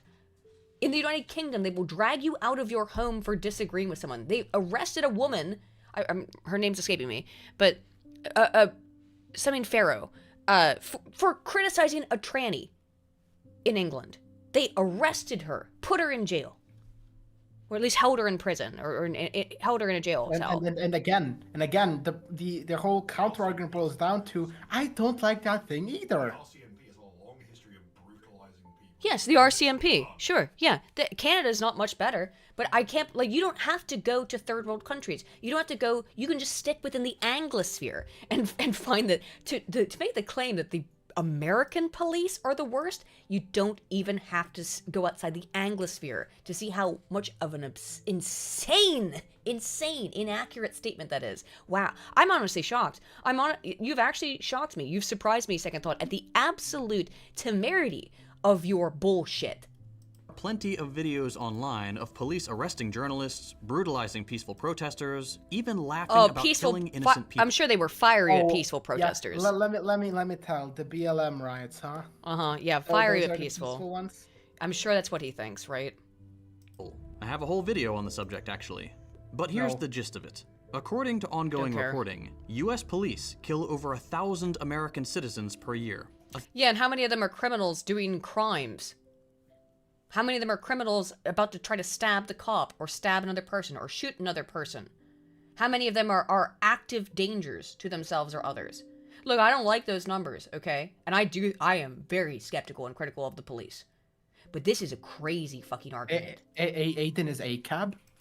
No, I'm critical of the police because I think it's normal to be critical of the police forces for a wide variety of reasons. But this is a crazy argument. 1,000 people. Sorry, somebody press play. 1,000 people. Okay. And I can hear the objection already. Yeah, well, some of those people were probably criminals. Mm-hmm. Police. Aiden, he predicted you, Aiden. Yeah, I guess I got swerved there, man. I mean, are not meant to be judge, jury, and executioner. They're meant to arrest.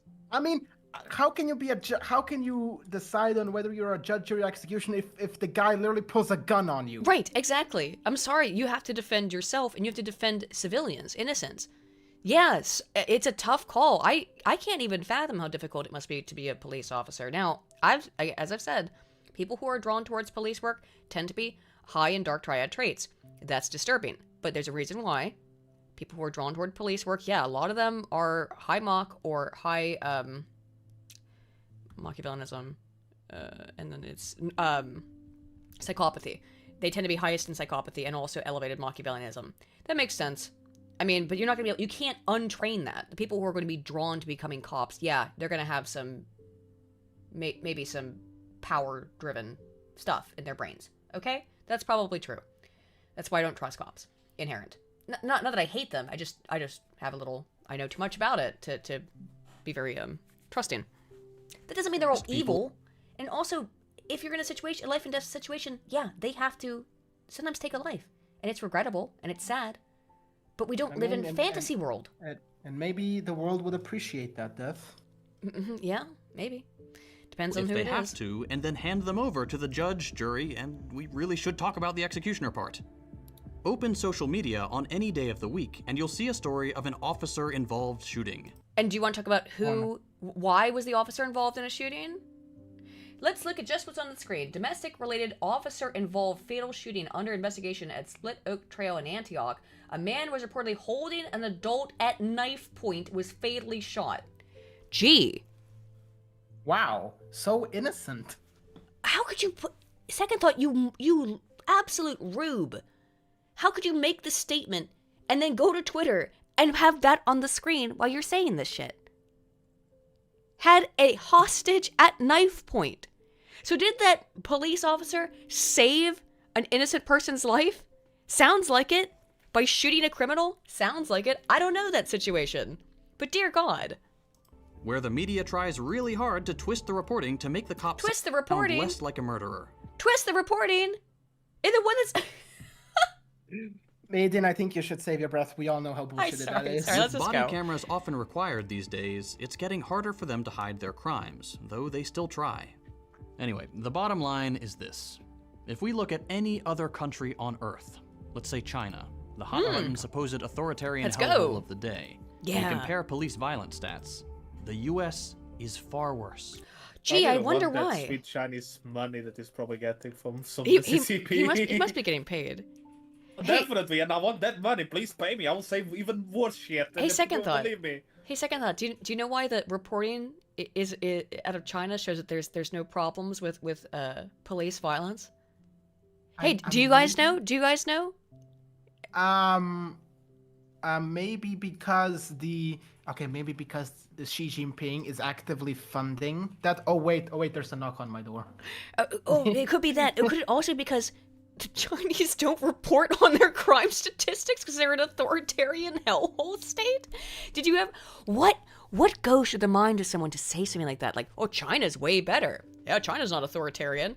They're totally honest about all their reporting. Oh my goodness. Okay. China's jail journalists. I just had to laugh at this one comment saying, but does China have black people? That's the important question. Lava, did you saw the ad they had like when there was that black guy they went to the washing machine? Oh yeah.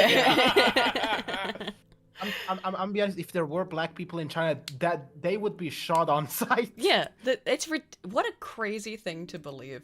My God, what a lunatic. In the U.S. in 2022, police killed 1,201 people. In China, that number is 0. Oh, I'm sure that's a very accurate number. Hey guys, there's no human rights violations in China as well. Definitely, trust me, the CCP told me. He has to be paid. He has to be paid by the CCP. There's no way you would say something like this seriously. This is literally the same as saying there is no genocide against the Uyghurs because Xi Jinping said there wasn't. Yeah, there is no war in Ba Sing Se. I got it, dude. Okay. Wowee. Yeah, the government said that. Just try to think about this. Don't trust the American government because they're all a bunch of liars, but trust everything the Chinese government says. Here's also the big question: does Chinese police have body cams? No, they don't. Weird. Oh, I wonder why. I wonder why the U.S. has them, but China doesn't. Weird. It's so weird. I don't know. Second thought, why do you think that is? I read that wrong. 0 people killed by police since 2019, a year when 2 people were killed. Oh, yes. 2 people in 5 years. Wikipedia. In a country. I can't believe, not only is he reading off of Wikipedia, but that he just takes this uncritically. If you look at it statistically speaking, how many people does China have? I'm pretty sure there should be at least one shooting, like every now and then, you know, like merely by statistics. Yep. It just, this is... He has to have been... There's no way that you say something like this unless you're getting paid, right? I hope he's getting paid well. I hope he is getting paid to say this kind of rigmarole. I mean, there is actually a giant industry with China quite literally giving money to creators just so they could shill for China. No, that actually exists. Yeah. You know what they're called? You know what these people are called, by the way? White monkeys.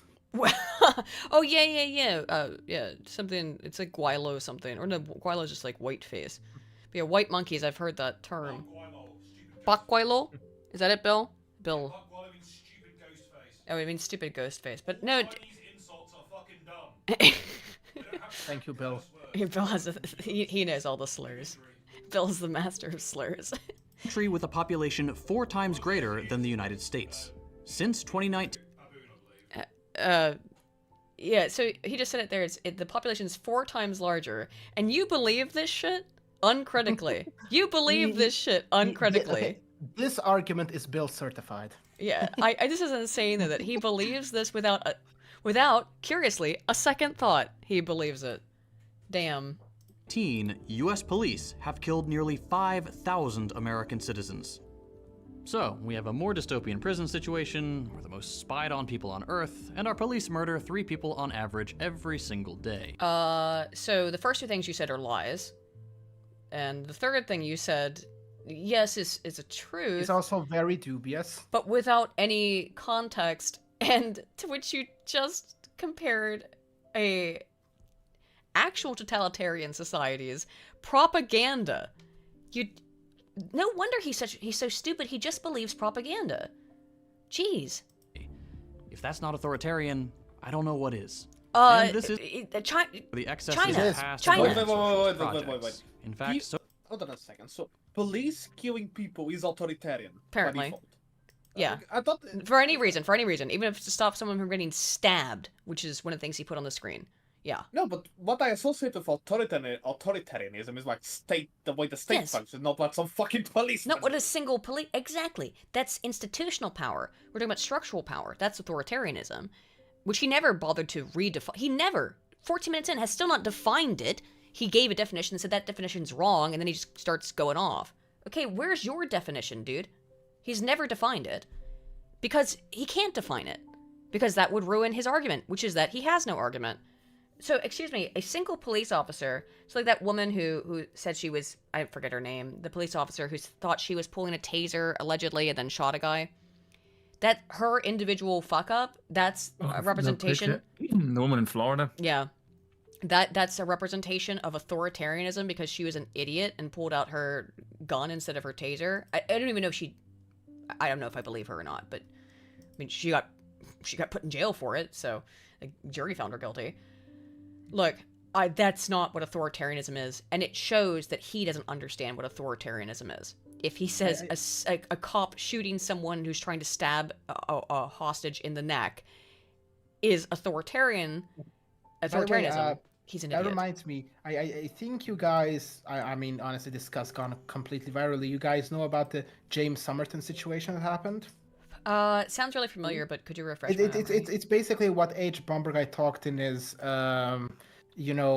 video about plagiarism, and he literally dedicated around 2 hours for him. Just how that's just the amount of things he stole. Well, there is an interesting thing H. Bomber Guy said that I think applies here. Oh yeah. When people are taking something or like given something to read, they don't actually understand what they are saying, but they say it anyway. So it comes off as, as kind of a bit too obvious.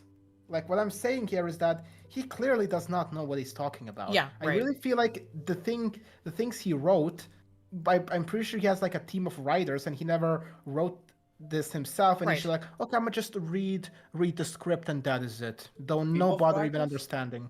Are you sure we didn't copy paste this from Twitter? I mean, yeah, I'm sure that's it, which is why this is nonsensical, is that he's got a team of writers going to that H. Bomber Guy thing. Now, my issue with that H. Bomber Guy video was that he clearly just hates Internet Historian for some incomprehensible reason. Because he's apparently a Nazi? He's not. He's just like a normal dude. I understand the criticisms what on the So do I. Now, you know, basically, internet story doesn't just copy paste the thing and reads it. You know, there's a lot of effort going to the video. You know, I don't think it's just black and white. Apparently, the thing about the internet historian is that he makes a lot of edgy jokes about Hitler. Like, when he pulls up a calendar that's like in April, then he has a little note there like, "Oh, Hitler's birthday." Oh, who cares? It's a joke. And people interpret that as him being Nazi. And then when they're confronted, like, chill out, it's just an edgy joke. They're like, but why are all edgy jokes Nazi jokes? Because what else is edgy? Holy shit, I can provide because studies. You get offended by it, you dumbass. It's because it makes you offended. That's why it's funny. There's research on this. Spoon, I forgot you were here. There's literally research on this. I always bring it up. There's a great study on it. It was about how funny were jokes that were made on Twitter before, during, and after Hurricane Sandy made landfall. And there was an account that was called like Hurricane Sandy Twitter, and it was just throwing out these like really lame jokes, to be fair. It was like, oh, just knocked over a Starbucks, free pumpkin spice lattes for everybody. Really bad jokes. And that's almost an exact quote. And they found that when, like, right before the hurricane hit, people thought those tweets were pretty funny of fucking around about this hurricane. And then when people started to get hurt, people started to get injured, not funny anymore. Then it kind of got funny a little bit again afterwards, but it never reached that same... You have to be a certain level of spicy to be funny. Because humor is based on something called expectancy violation, which is that, oh, I wasn't expecting that. That's not something people say normally. That's why it's funny. It's not the only type of humor, but that's a key component of humor. Yeah. So, yeah. Anywho, that's why leftists aren't funny, because they can't be spicy. Socialists are among the loudest. In fact, socialists are among the loudest and most well-read critics of these experiments. The program guys and I have a podcast. There's no way you just said that with a straight face, dude. Okay, Aiden, would you say Second Thought is probably the dumbest guy we have covered yet? He's a real fucking dipshit. I think he's got about a room temperature IQ, and I do hope someone else wrote this for him. I hope someone else wrote this. I think my argument just improved. Socialists are the most well-read.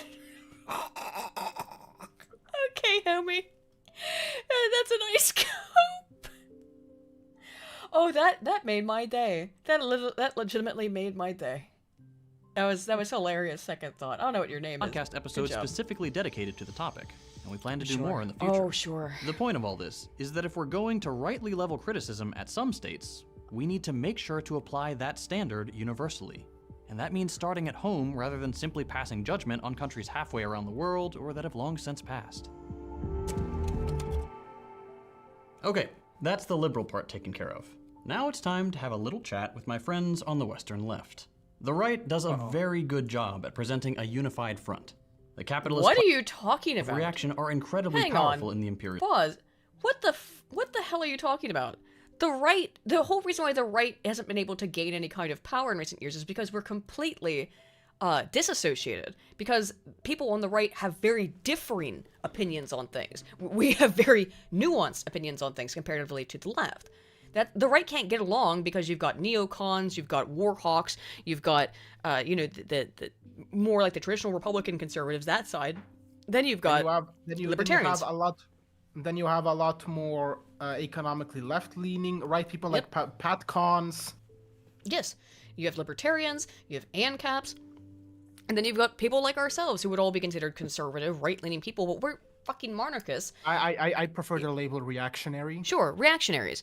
It's a very small number of us. I know that like there's certain people, I won't name names, who think that we're a really big issue, and all 50 of us, and we really need to be tackled as a serious political threat. You know who I'm talking about, Spoon.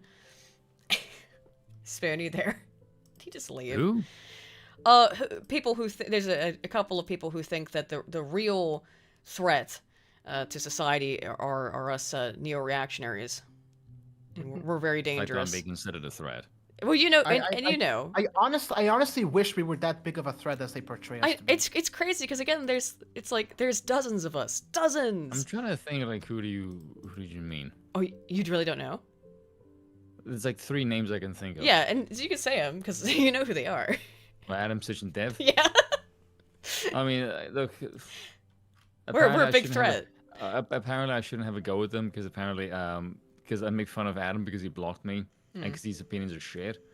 Because he says dumb shit about economics. Like he actually said that Molbug doesn't know what he's talking about when it comes to economics.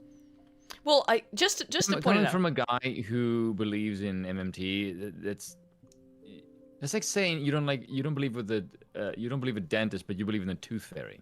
Yeah, no. Just to write this down because while we were doing this, I did tweet something.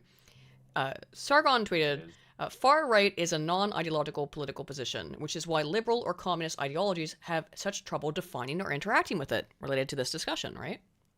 It is why they design. Yeah, I'm just reading what Carl said. It is why they desire to categorize it as fascist, which is an ideological position that they are not able to comprehend, as we are seeing in this video. Again, that's true. Incredibly related. There's serendipity, right? And Dev responds, "I don't know about that. Monarchism and reaction are ideological political positions, and they are quite easy to define." No, they're not. Why? Well, they are easy to define. But they're Dev said that monarchism and reaction are ideological positions that are easy to define. He called us proto-fascist. Dev can fuck Yeah. off.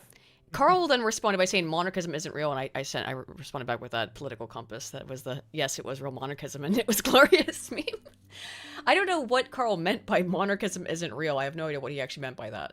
But Sargon is a freaking monarchist in the yeah, he really is. He needs to. Okay, but let's be honest. Compared, like alongside maybe some other ideologies, monarchism is one of the most misunderstood systems ever. Yes, because it constantly what we hear is what we constantly hear, at least Spoon Eye, is that well, you just want to rule over people. You want to be the king. No, not even a little bit. And it's because they're projecting their understanding of politics. It's not even their understanding of politics. It's what they fear. They fear losing power because that's what democracy gives them. And we are this scary thing that is going to take their power. And therefore, the takers of power is assumed to be us. Mm-hmm. And therefore, they label us as the authoritarian meanies that want to take away their power. Oh. Like, the idea of us granting power to someone that isn't us, they don't understand that. Mm-hmm. Like the idea of giving power to somebody else, like, no, I'm giving you my power because you are the one ruling the state. Yeah. They don't understand that. They literally cannot understand because like their whole world is because I have democracy, and democracy is a badge pertaining to me and my identity. Yes. And by stripping them of this, aka a new regime, you would be taking away a part of them. Our identity is not tied up in a political faction.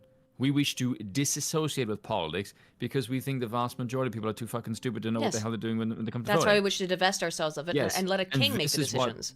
And that is what they don't understand. They cannot conceive of a place where you are not politically engaged with the regime. To them, that is frame-breaking. Yes, because ultimately they do want power. They want personal power. They can't comprehend the idea of giving it up. Yes. That's the main thing that they don't understand. Yep.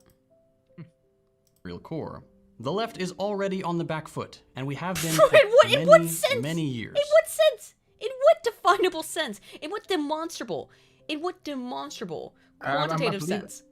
I believe he is one of those who would call social democrats or social liberals as right. That's why he's saying we're on the back foot, because he's talking about like actual quote-unquote socialists. Right. So he's saying basically like it doesn't matter how much every single corporation on earth aligns with your politics, which it does for the most part.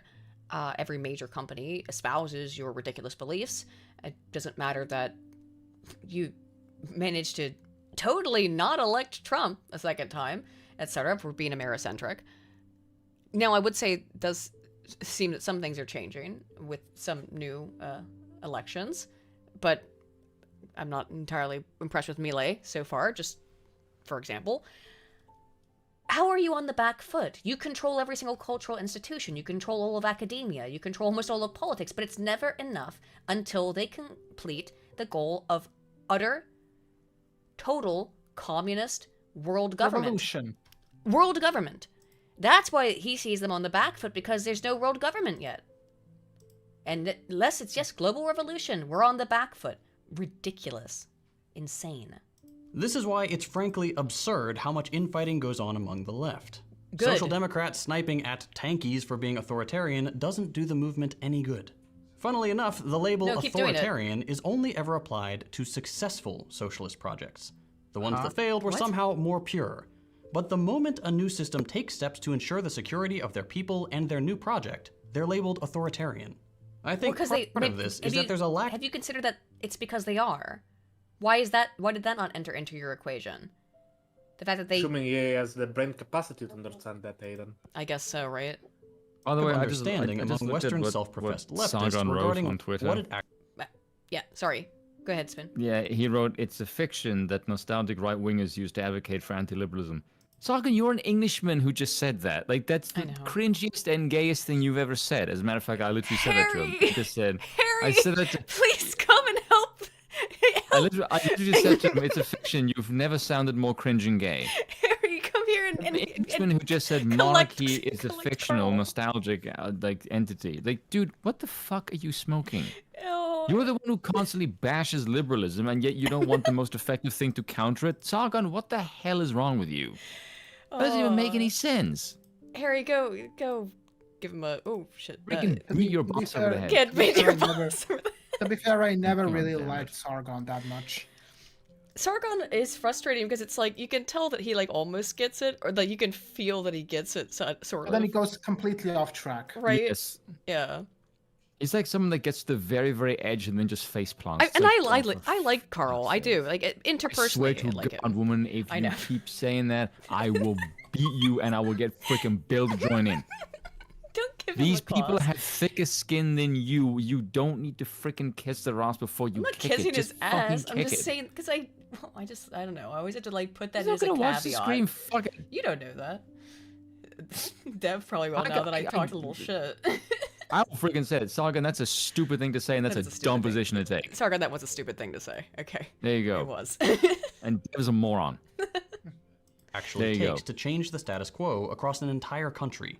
Every revolution, Apologize including for bourgeois nothing. revolutions like the American one, are authoritarian by default. Those in power will never give up their quo across the You are telling me a revolution has a leader?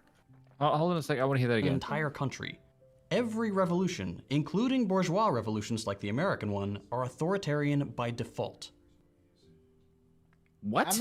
I mean, to be fair, when it comes to the American Revolution, a lot more elites were in favor of independence than like the peasants. That's true. And well, so you I still can make a case about the loyalists. You know, a lot of people were basically expelled from America. Mm-hmm. You can make the case that, you know, in order for the American Revolution to succeed, you have to institute authoritarianism, even if limited and short-lived, you know, for the thing to be successful. You know, without removing the loyalists, America could not have become a country. It's really hilarious, though, that he calls the American Revolution a bourgeois one and not the Communist Revolution when Karl Marx was a wealthy academic. Like, what the fuck? You're such a hypocrite. You're such a loon. I don't no, think Aiden, most at least Americans... Marx is an academic. That's more than everyone else that came after him. I don't think most Americans understand the ideological foundations of the... let's just call it what it is, the American Rebellion. True, but to call the American Revolution bourgeois and not say that the Communist Revolution was also similarly bourgeois when they came from the same upper class circles of society that instilled a revolutionary spirit in the lower classes, both of them did the same thing, is absurdist and historically ahistorical. Go ahead, sorry. This is something about, I hate about populists. They think let's be honest, a grassroots from the people populist revolution is literally impossible. If for a revolution to succeed, it needs elite support. It needs. Like it that does. is something. It does, though. I agree. It does. Read the book, The Populist Illusion. Yes. Yeah, it absolutely needs elite support, but for some reason he doesn't understand or doesn't know. I guess he's too stupid, or I actually don't know how stupid this guy is. I think he's actually being intentionally obtuse and intentionally leaving out like real parts of history. It's to suit his narrative. Direction. Great. So Sargon got him now. Spoon, say again, because that all got cut off. Nah. Guys, I think he may be dead this time. All right, let's go. Those in power will never give up their power without a struggle. They're not going to let you vote out the very system that benefits them. Yeah, that's why voting is cringe. Yeah, yes, we agree. Yay, we're all... Again, we agree for different reasons. Yes, now follow this statement to its logical conclusion when the regime gets too fucking bloated. Is it voting is cringe and gay? Read some Aristotle. To understand the nature of revolution a little better, let's go back to the man himself. No, the other one. His sugar daddy. There we go. Friedrich Engels. This large beard wrote a brilliant little piece called On Authority. It's like a page long. None of you have any excuse not to read it. It's linked below. But here... I guarantee did you even read haven't. it? Did you even read it? Because I have. Okay. Wolfgang, have you read it? I read it a little bit. I've also read the Communist Manifesto, so let's go. Like, come on. That is a giant waste of your time. No, it's not that long. You know how commies always like to say, read Marx? Well, they don't have a counter-argument for when you say, I did. No, it's like, yeah, I have. What do we want to talk about?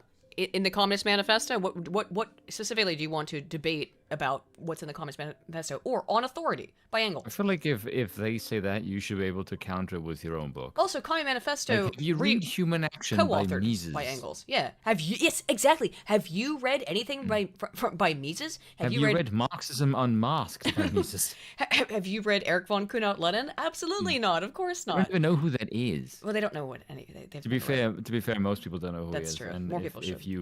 And if you read them, you're like, oh my god, my life. entire world has now been turned upside down. Sure did mine. Then you just like look up and there's like a random picture of just a monarch on your wall that just appeared randomly. Like, just a picture of it. You're like, what the fuck? I could swear I just saw the Kaiser on my wall. Just a picture of the Kaiser just appears. Yeah.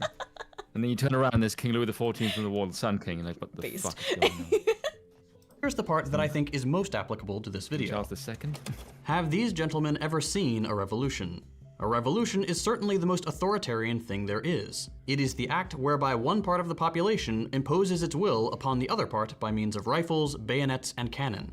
Authoritarian means, if such there be at all.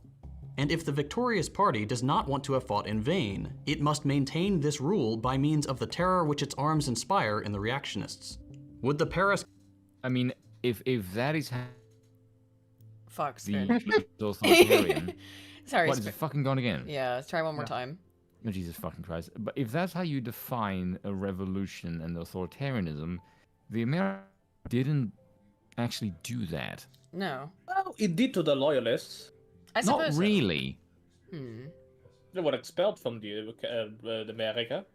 Some of them, yes, but one of the main people that defended the loyalists and their claim to land was bizarrely Alexander Hamilton.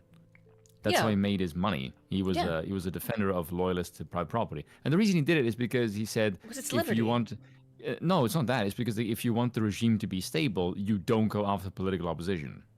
Oh yeah, that's true. You need to incorporate them back into the state, which is probably where Mulber gets that idea from, because it's Hamilton's fucking bread and butter, quite literally. But demonizing your opponent isn't going to help you. Not really. Oh yeah, but you cannot forget that the loyalists were also basically incredibly maltreated. I mean, after all, Washington during the surrender of Yorktown did refuse to recognize the loyalists' status as a prisoner of war. It recognized the British, but not to the loyalists. Yeah, exactly. Yes, exactly. But you need to incorporate the people into the regime. There's two things you need. You need to incorporate the regime, or you need to suppress them, because if you in any way give them a chance to foment the rebellion again against you, that's basically why a lot of the revolutionaries, once they take power, is kill the people that get them power, because they think the same thing will happen to them. Which didn't happen in the American Revolution. Expel them. That's basically what happened in America. Like Canada, the only reason Canada exists today is because, the American loyalists went to Canada, and Canada became the quote-unquote loyal, colony of the British from for a short period of time, yeah. But, you don't want to foment hatred, which is, again, like, a really big mistake that the left made in the U.S. After the Jan 6 stuff, which was not a revolution or anything. But by... No, that was a LARP. No, it was a LARP, but by imprisoning your enemies, which they've been doing for years, by locking them up and all this stuff that the left is so insistent on doing, that does make people very angry. And eventually when they do rebel, and it is inevitable, they're not going to give you any kind of saving grace because you've treated them like trash. Meanwhile, that was not the case, and that's with the American Revolution. So it is a little bit different than what he's describing here. But that would require nuance and careful consideration and thinking about history, and not just painting everything with a broad stroke, wouldn't it? Commune have lasted a single day if it had not made use of this authority of the armed people against the bourgeois. Should we not, on the contrary, reproach... Alright, let me just say something. Saying that the Commune of Paris was a communist revolution is as retarded. It is. Like, they literally negotiated alone with the National Bank of France, for fuck's sake. Come on. But this is the... Communists always have to rewrite history, including Engels, of course. Yes, the French Revolution was a communist revolution, sure thing. Reproach it for not having used it freely enough. Therefore, Frederick. either one of two things. Either the anti-authoritarians don't know what they're talking about, in which case they are creating nothing but confusion, or they do know, and in that case they are betraying the movement of the proletariat. In either case, they serve the reaction. While it might not feel good to be called out from beyond the grave, it's so important that we understand what Engels was talking about here, because it's still true today.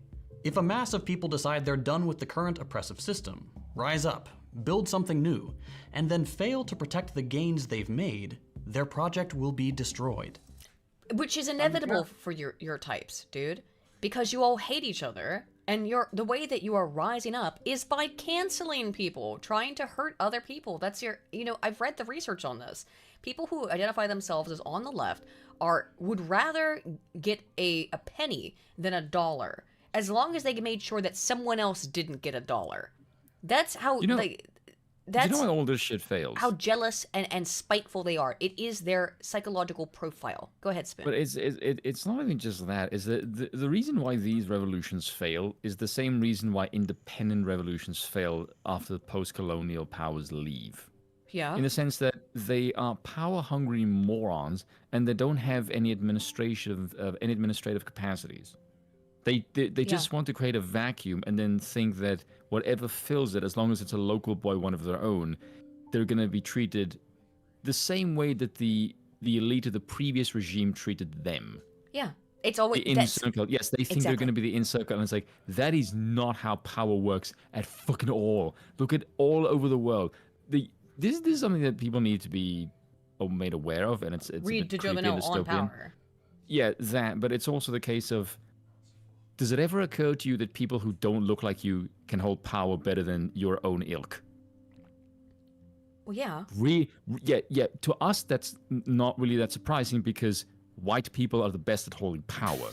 I mean... That is just a universe. Like, anyone who says, like, oh, that's racist. No, motherfucker, all the rest of the world comes to European countries. And a lot of them are former fucking colonial powers who come to European countries. This is the reason that the rest of the world... I'm going to say this, and this is going to get me into trouble. Europeans are made to rule. Seriously, we are the best at holding and ruling power. It's why all the fucking world comes to us. Like, you leave... How the fucking hell do you have a colonial country, and then as soon as it goes to shit, one of your own takes power, you fuck off and come back to the people who you just kicked out of your land?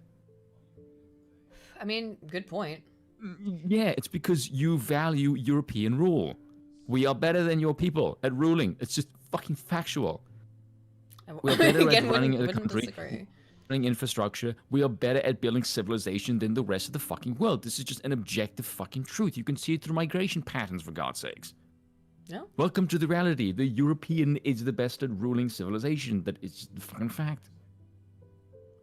That would trigger the shit out of the student. We've seen it many times throughout history. The reactionary elements in society won't go away, and people with wealth and power before the revolution will still have that wealth, and will have likely fled somewhere like the US where they can agitate for military or... No, they'll just buy the next fucking power. Yeah, what are you talking about? That's what they did in the Soviet Union, you idiot. They didn't... No. The Soviet Union didn't divest itself of the truly rich and powerful. They engaged in dekolonization. Those were the middle class people. That's who always gets screwed in these revolutions, is the poor and the middle class, not the rich. You idiot. Ahistorical idiot. CIA intervention. Fun fact: Lenin, Lenin actually hired a Swedish banker to set the Soviet Union's finances in motion and to stabilize them. And when he did, his bank was the only allowed private bank in the entire Soviet Union. I wonder why. I wonder so why. he basically went full capitalist mode and monopolized. Yep. I mean that's literally what his entire new economic policy was all about. I mean that's oddly kind of base actually. But it's antithetical to what he was saying he was doing, of course, and what like people like this loser think actually happened. Yes, but like I'm just saying from like a power move, it's base. I'm not saying it's ethical. I'm just saying like it's fucking good power move. This was the case in Chile in 1973, when the democratically elected socialist president Salvador Allende failed to take preventative measures to ensure the vicious reactionary class and their US-based co-conspirators couldn't undermine them. Long story fucking go Pinochet. Very short, the Chilean right wing launched a US-backed and US-funded coup to overthrow the government, eliminate Allende, and install a fascist military dictatorship that plunged the country into recession and suffering for Did it though? What are you talking about? What the fuck are you talking about? Yeah, the reason Chile why Pinochet, Pinochet God. was incredibly. He was the best fucking leader in all of South America. So he's just lying. We're Like, just making shit why, up now. There's a reason why Chile is the most freaking wealthiest country in South America. It's because of fucking Pinochet. Now, this is the thing. I actually asked. Jesus. Okay, she's maybe a bit biased because she's pretty right wing, but I said to her, "Can you give me your honest opinion of Pinochet?" And she said, "Well, it kind of depends on who you ask, but there's many people who consider him a hero in Chile because the current government was a shit show and they were Soviets. And they didn't want to be Soviets, they wanted to be westernized. And they wanted someone who can westernize the country. And Pinochet had like 2/3 of the country's support, which is why they favored his regime change. It's because he had fucking popular support with the military. This is why. Decades. In order to avoid this happening, a budding socialist project, or heck, any project, requires police, it requires the shutting down of reactionary outlets, the banning of certain kinds of speech. There's a reason Germany banned everything related to the Nazis, for example. It's because they wanted to keep that sentiment from spreading as much as possible. It requires an apparatus to listen for terrorist plots, which were all too common post-revolution. In East Germany... Okay. Everything that you just described there were things that were enacted under the Democrat regime regarding COVID, for example. Okay? Just like to point that out for all this bullshit that you're spouting right now. Have you not considered that? That the leftist did all of that stuff, imprisoned people over Jan 6, over COVID, they locked people up, they put people away. That's very curious that you are seemingly incapable of understanding that there are parallels in any way. How insane. Go ahead. Germany, the reactionaries would routinely attempt to blow up civilian train lines. It requires prisons to keep these people off the streets. And historically speaking, the socialists have been much better at using prisons for rehabilitation rather than just packing human... Oh, no. Oh my god!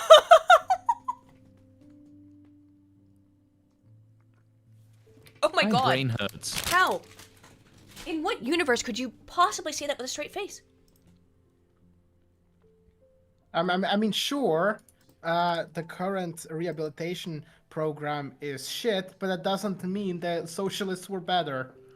Right. So, I guess what he's saying, it's better if you work people to death in prison labor camps in the gulags, right? I mean, that's better? To be fair. Well, that's his argument, isn't it? Am I misunderstanding him? That's his argument, is that, like, well, you know, that was way better. Working people to death, that was way better. Wow, what a... Okay. Alright, cool, dude. Human beings away to rot like we do in the US. These things may not be morally correct, but like it or not, they are necessary. And that's something that every system has... Wait a minute. You went on and on about, like, how fucked up the American prison system is wrong and how cops shoot all these people earlier in this video as being a moral injustice. But despite, in particular, some of those cop killing people cases being, for example, preventing them from stabbing someone in the neck. But now it's justified. It really is. It's, when we do it, it legitimately is. It's good when we do it. That's his actual argument. I'm flabbergasted. Agreed on. I would love nothing more than to see an alternative work, but it never has. Yeah, it never Maybe will. one day I'll be proven wrong. That would be amazing. But to the people who believe it is possible, you need to ask yourself how it's going to happen. We've seen what the people in Tsarist Russia had to do. We've seen what the Cubans had to do. We've seen what the Vietnamese had to do. What the Chinese had to do. What the Americans had to do to separate from the British. Your anti-authoritarianism, while I genuinely believe it comes from a good place, is handing an Yes, what you had to do to get away from the British is lie through your fucking teeth. Because there was a lot of bullshit people trying to stir fucking shit with the British Empire. And most people in America did not favor leaving the fucking English crown. Even most of the freaking founding fathers didn't, or at least several of them weren't in favor of it either. Yeah, that's a bit about American history. The problem was taxation without representation. It wasn't within Parliament. It wasn't about being anti-crown inherent. Yeah, and here Americans, how do you favor it with representation? Going great. Easy victory that is to such the a good capitalist comeback. regime. They want you to play by their rules. It's their game. You play by their rules, you lose. End of story. So what he's just saying, yeah, do a little commie revolution? That's his... I mean, I'm in favor of a monarchical revolution in the United States. Sure, that's not going to happen, though. Yeah. That's really his that's great. Wow. This guy, and he still has never defined authoritarianism. Is he going to define it here in the last 3 minutes? I think it's just shilling for ground news. It's at just the end. Let's see. One final thing that's important to note is that this anti-authoritarian stance is very much a Western thing. And I think the reason for that is that we here in the Imperial Core are in a very privileged position. We can hold these naive beliefs. No, it's an American thing. What are you talking about? Definitely not fucking Western, my dude. There is a lot of people in Europe that would have no problem with the monarchical regime returning because their best fucking years were under monarchs. This is an American thing. Well, they've been lied to about that, but... This is, what, their best years were under monarchs? Yeah. Everyone has been lied to about that. You don't think Europe's best years were under kings? Oh, no, I agree. I'm saying that the average person has been lied to about the accuracy of that statement. Is it? Everything is better now. It's presentism, right? I think it kind of depends on the generation. It's kind of weird because in Europe, the majority of people who favor the sort of old regimes are the elderly. Whereas in America, bizarrely, the younger people favor a king. Yeah. Which is fucking weird. Yep. Remember the chart we looked at? Yep. And it said, like, the idea of American king appeals most to, like, Gen Z, which is like, holy shit. Fascinating. We're agreeing with Gen Z. That's bizarre. Because people want someone to tell them what to do. To be frank, I know that sounds antithetical to the sensibilities of a lot of modern people, but no, that's the reality. Most people want to be told what to do. Well, I mean, in America, it's more... America, they just want someone competent to hold power and not tell them what to do. That is how the Americans think of their government. Not tell them directly what to do, but people do want leadership that directs them in some orientation. Do you know what I mean? So I think that's more European than it is American. But I think... I haven't lived here too long. Yeah, but... I don't know. Uh-oh. Yeah, he dropped out. No, it's back now. I get the impression they actually want the Constitution to be animated by something that isn't a republic. And I'm not going by what their rhetoric. I'm going by what they espouse. Not what they want so much from the republic, but sort of just what they want the regime to do. Yeah. And I wonder if Americans will ever realize that what you want your regime to do would really be much better suited under a king that has a reason to leave you alone, because the republic system is constantly wanting to accrue more power into the hands of the state. Yes. And you king already need a owns system the state. Of government. Yes, not an issue. Yes, you need to have a government that is not incentivized to constantly take more power, which you are never going to have in anything other than a kingdom. Yeah. That's just the reality. Yep. And if that's what you're chasing, then you need to let go of the myth of the Constitution or rather, rather think of the Constitution's goals as noble, but realize the Republic is not the best animal to animate it. Yeah, I would agree. I would agree with that. There you go. Any skin in the game. We're being extracted, or neither does your leaders. whose resources are being extracted, or whose homes are being bombed, or whose cities are being occupied by armed invaders in the neocons. The name of freedom and democracy. Oh, that I agree with that last part. That bit's basic. Yeah, I hate that. I mean, I hate that aspect of it, but it's. I mean. He's right. He is right, but it's one of those things where we agree with it, but for like the wrong reasons. I wonder if the luxury of will ever realize, why does your regime spread democracy? But to gain power. Yes, but why do you think if the regime is spreading that in foreign nations, why do you think it doesn't see in your own fucking nation for the same reason? I mean, good question, right? But no one ever thinks that much about it, do they? Democracy good. Democracy good. Yes. We're not the ones whose resources are being extracted, or whose homes are being bombed, or whose cities are being occupied by armed invaders in the name of freedom and democracy. Yes, it's just being invaded by a fucking foreign land because you have no fucking borders. Yeah. We have the luxury of condemning others because we've never been on the receiving end. Think that part is disturbingly true. It is true. Yeah, I'd agree with that as well. Think for just a moment what it would be like if your neighborhood was occupied by a foreign military force doing. It doesn't need to be military. It just needs to be fucking homeless people. How recent is this? Is this like a pro-Palestine thing? I'm pretty sure. Wait, let me check it. Second thought. A month ago. Oh, it might be.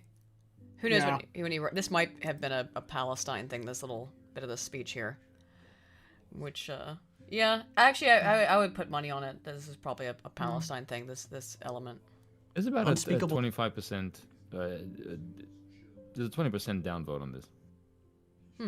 It's a fairly sizable chunk, actually. Yeah, that is actually for a YouTube video. Most YouTube videos are overwhelmingly positive, like 90% plus like to dislike ratio. So 20%. I think my lowest one I think is 85. Yeah, my Ukraine video probably has like an 85, and that one was like my very contentious video. You know. I think it's the one I insulted Jordan Peterson by saying his hatred of sugar is just absurd. Well, yeah. Things to your friends and loved ones, taking your belongings, burning homes, torturing people. Oh yeah, and insulted centrists because they're gay. In the name of national security. What means would you resort to in that situation? I can't answer that for you. Thanks. But it's something to think about. Helicopters. I know this has been kind of a heavy video. Not really. It was a really stupid video. It was a really stupid video where you never defined authoritarianism. You waffled on about things that didn't make any sense. You spouted lies, absolute, just direct lies, incorrect, inaccuracies, constantly. And you're wearing shorts. And you're wearing shorts. And but honestly, do we even need to go further? Because I'm pretty sure the last minutes are gonna be just shitting for ground news. Yeah. Anyway, you are idiot, just like every other tanky, and apparently every other tanky we come across is even stupider. Yeah. Should we watch? Okay. There's a more positive video. Time to watch a more positive, wholesome Chungus video. Which is which one? So okay, I already sent it. Like it's the Julia Savola one in the chat. Oh yeah. Well, basically, this video it is something I want to. Could you repost bring it? more to light because damn 1 minute's not even a minute of scrolling. Oh, it's oh there it is. I got it. So basically, oh my god. This is from a channel that is fairly underrated, around 4,000 subscribers, but his videos are extremely well made, and I feel like they should get more attention. And so that's why I decided. That's why I asked Aiden and Spoon for us to maybe react to it, and I'll have something a little more positive than just ranting about commie stupidity. Now we're gonna calm down a little bit, and we're gonna watch a interesting video about from Wilhelm Apologist. That's the name of the channel. Go check him out if you like what you're about to see. I've not seen this. About Julia Savola. Let's see what's up. Yeah. Hey everyone, I hope this video finds you well. I was challenging myself to read Julius Evola's world-renowned collection of essays, A Handbook for Right-Wing Youth, in under 1 hour to achieve a speedrunning world record. So I took out a can of Monster and some benzols as preparation. While I was on my benzo binge, I happened to come across this essay, which is very relevant given modern circumstances. It is worth summarizing in a poorly made 2-minute YouTube video. The terms left and right come from the Ancien Régime French Parliament, where the monarchist would sit on the right and the opposition would sit on the left. However, this left opposition wasn't necessarily revolutionary or even radical. It was His Majesty's most loyal opposition, a rival group that could work productively with the king to solve issues. Pretty based idea. Like, hey, like you're still on board with the monarch, just you don't agree with everything he's doing. You're still, you know, you're just the opposition. You're not trying to overthrow the government, necessarily. I mean, they would go on to do that, but still. I like the idea. Yeah, I mean, technically it's controlled opposition, but it's based controlled opposition. Exactly, based controlled opposition. This saw most use in England. Today, the term right is very vague, often referring to a very diverse assortment As we said.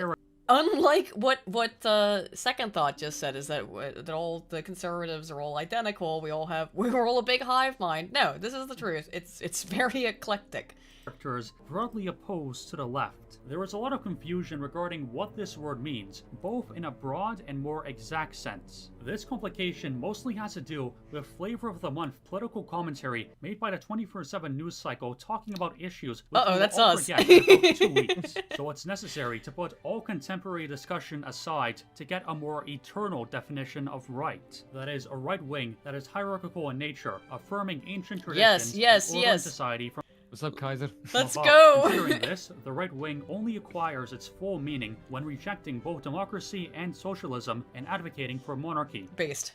You guys already like this guy, huh? Yeah, hell yeah! You see that a right stance is necessarily anti-collectivist. It only acquires its full meaning when rejecting both democracy and socialism and advocating for monarchy. Or as Evola puts it, a right-wing stance is necessarily anti-collectivist, anti-plebeian, and aristocratic. Its positive counterpart is thus to be found in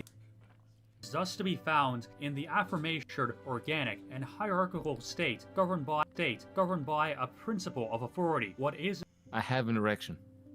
Have you never read Julius Evola? It is a thingy which it is a thingy. Yeah. Transcends superficial governing and bureaucracy taking on a life of its own, meaning an authoritarian state that governs with the voluntary loyalty of its component parts. The organic state has good representation in Austria-Hungary. Incidentally, while I was speedrunning another book, The Habsburg Empire, A New History, I came across these lines which sum it up well. On page 16, when referring to the government of Austria-Hungary, Judson says, "Here, I understand the state as far more than a discreetly defined realm of politics or a set of formal institutions separated from society. Instead, the state I discuss refers to a broad range of diverse religious, cultural, and social practices, while society constitutes an equally important site where politics functions." For a single example, because I don't want to... That definition of politics is so far removed from our system. It is far removed from our what we think of. However, it's completely accurate. I would prefer to live in that kind of realm. Well, right, that I believe is right, as would I. But that is completely divorced from what we live in. Yeah, crazy. This video to be too long. We do actually, though. Keep going. Yeah, go ahead. Go off, King. Go. This is the only guy who needs to keep cooking. Yeah. Yes. Jesus, what? This is such a like breath of fresh air after that horrible nonsense. We're 2 minutes in. I know. This video to be too long. The internal divisions of Austria-Hungary were not arbitrary governing blocks. They were based on both familial, geographic, historical, and ethnic lines. Compare that with more recent liberal or communist governments whose internal divisions are often completely arbitrary and have no connection with the people who actually live there, like France or the Soviet Union. One can already see how the organic state is much more natural than revolutionary states. Important to note that not all... Yes, and I'm glad that he brought up the U.S. as being a revolutionary state in that, is that it's not natural. That's why the U.S. is so divided. inherently, because there is no shared cultural history for us at all. Yes, and America doesn't actually have a culture. Right, we don't have a culture, and we have no, and so as such, we have no cultural history.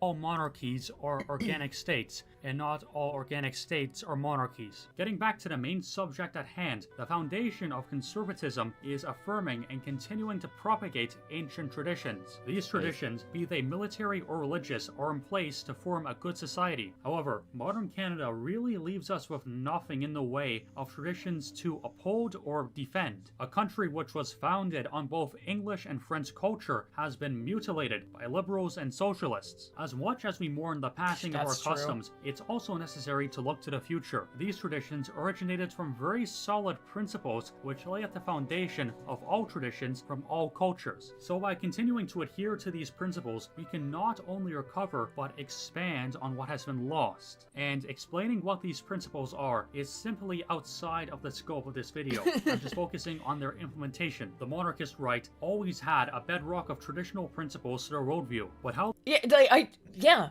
exactly. It's a bedrock of traditions, and it is sad that there's only like it lasted for centuries. Right. It is sad that in modernity there's, like I said, like dozens of us. There's not a lot because it comes off as so antithetical to people who bought into the liberal mind virus.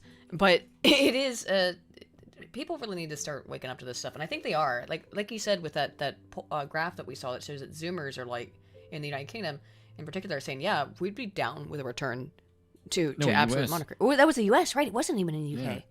Well, I mean, in the U.K. it's Charles, which is maybe not the best one, but you know what I mean. Yeah, people are more interested in it for a reason, because return to tradition is it's not just a meme. It's realistic. People want their lives to mean something. They want structure. We demand, as a civilization, as a people, as a species, structure. How these principles express themselves varies immensely depending on the time and the place. This is how the right may conceive of progress, not as an ascent through technological development or so-called democratic liberation, but the development of a nation's culture, tradition, and heritage. Returning again to Austria, you can trace her adaptive evolution from a feudal monarchy in the Middle Ages to a modern monarchy without them ever having to abandon their traditional principles. And if it had won the Great War, it would have continued being a monarchical, organic state. The last Catholic monarchy visibly and clearly undertook a huge change in their administration between 1848 and 1867 with the ascension of Franz Joseph and the Hungarian Compromise. Those events gave the old monarchy new life before it was ultimately mutilated in 1918. You can see what happens to regimes when they remain static, not reforming to meet new challenges. Traditions are in place to make good people and to maintain order, but they can become legitimately repressive when they are there just to maintain order. One example would be the Prussian monarchy, who failed to overcome the revolutions of 1848. What was needed at the time— This guy makes really good points. Like he's laid this out very well. I'm really impressed. More fanatic, ideologically dedicated state. But neither the monarch nor the nobles had the will to carry it out. They preferred to bow to the tide of liberalism and Bismarck like obedient dogs. With that being said, we can clearly and concisely demonstrate what being on the right entails: upholding and defending the ancient traditions of a given country, not statically so as to become outmoded by the times, but actively and intelligently. Thus, what is needed today is a sort of counter-revolution. There is nothing more revolutionary in our degenerated state than returning to conservative values. I use Austria-Hungary as an example because it was the last government in European Christendom that truly adhered to traditional principles. Contrary to popular belief, it was a stable and functional government. It's really funny because I literally said in my video today what the regime is trying to do is to remove European Christendom. Like literally, that was my exact phrase. Sorry, I myself muted because I was coughing. Yeah, you're absolutely right. That's what it is doing, though. It is trying to remove European Christendom. That's been the goal for decades now. That's why they're so overtly anti-Christian. Yes. Government that should be aspired to. As we move into the future, a monarchy that will be able to govern becomes further estranged from what once was. The type of monarchy that will come about and how effective it will be at governing will only be what we will make of it. This video is not simply plagiarism or a diminutive form of what Evola wrote because there is value added. It's sort of like how millions of people watch Wendigoon talk about a series for 2 hours when they could literally just watch the series itself and get the same information. Or like how you could read 20 articles from the CBC and get the same information as you could by watching my trucker convoy video. Regardless, you should read the essay yourself. On my legal copy of A Handbook for Right-Wing Youth, it's on page 51. Just read the whole book yourself while you're at it. Also, did I achieve the world record for A Handbook for Right-Wing Youth? No, that was a joke for the intro. Like, comment, and subscribe. Yeah, go check this guy out. His Wilhelm Apologist. Let me post his channel in the description here. I'll post the video. I would say we could maybe have time for another of his videos since we are not pausing that much. Well, it's easy to pause when it's like anything to disagree on. Right, it's easy to pause, but it's like, oh, everything you're saying is fucking wrong. So I would personally recommend two of his videos, like either on democracy or a summary of the Canadian Freedom Convoy. But for the sake of humor and stuff, I would recommend his video on the Freedom Convoy. All right, let's do the Freedom Convoy one. By the way, Dev, still waiting for that trucker video. He's never gonna make it. It's been a year and a half. Okay. It's been nearly 2 years now, hasn't it? Jesus. Okay. I mean, Dev said he's gonna make a video about Moldbug, which he's you do also realize never would gonna do. fucking tank. Well, no, I'm sure it would.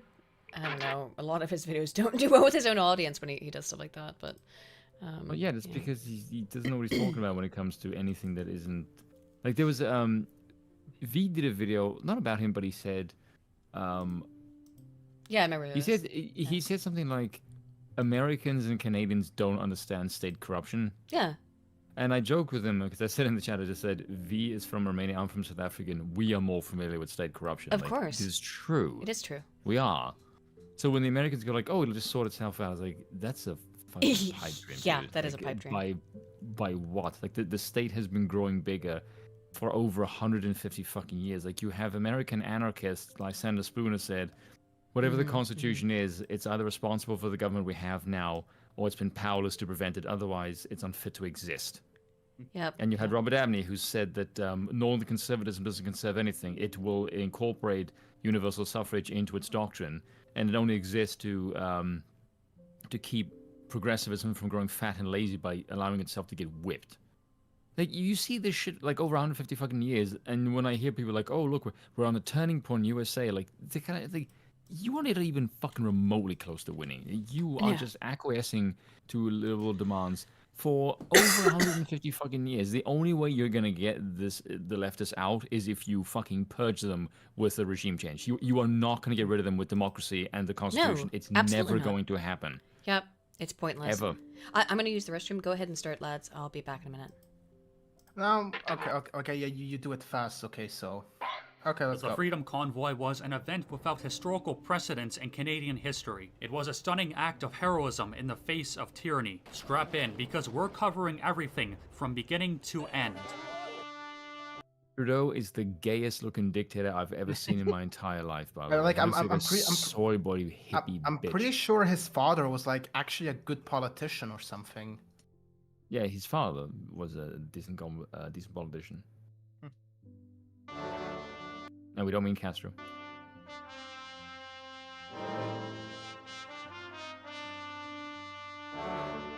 In 2021, they promised an end to the pandemic. Like a religion, your salvation would be to take the medical treatment, the Fauci, a portmanteau of Fauci ouchie. Of course, there were, and still are, some very reasonable questions, like, do you know the long-term side effects? Is it actually effective? And why are you implementing a totalitarian passport system of control? These concerns were blown off. The puppet government... Okay, give me a second, I also need to go take a piss. Run by Trudeau had to press forward with Agenda 2030 lest they It's Satan's army. displease Papa Schwab. The regime pursued an exorcism against the purebloods, trying to remove us out of existence, banning us from restaurants, from work, even from international travel. It's hard to recognize the difference sometimes. I saw Ralph. I saw it. Oh my god, the meme game of this guy is on point. Let's go. but the United States and Canada are separate countries. The purebloods became prisoners in their own country. Often used to transport the supply of adrenochrome for our gangster politicians, truckers became exceptions to these 1984-style policies. Truckers are essential for basic life needs. Therefore, they would be exempt from travel bans until January 15th, 2022, because the Fauci transcends basic life needs. Up until this point, resentment against the terror organization known as the Canadian government was reaching a fever pitch. Useless confinements, life-ruining persecution. By the way, it's really interesting to look back at this now in hindsight, right?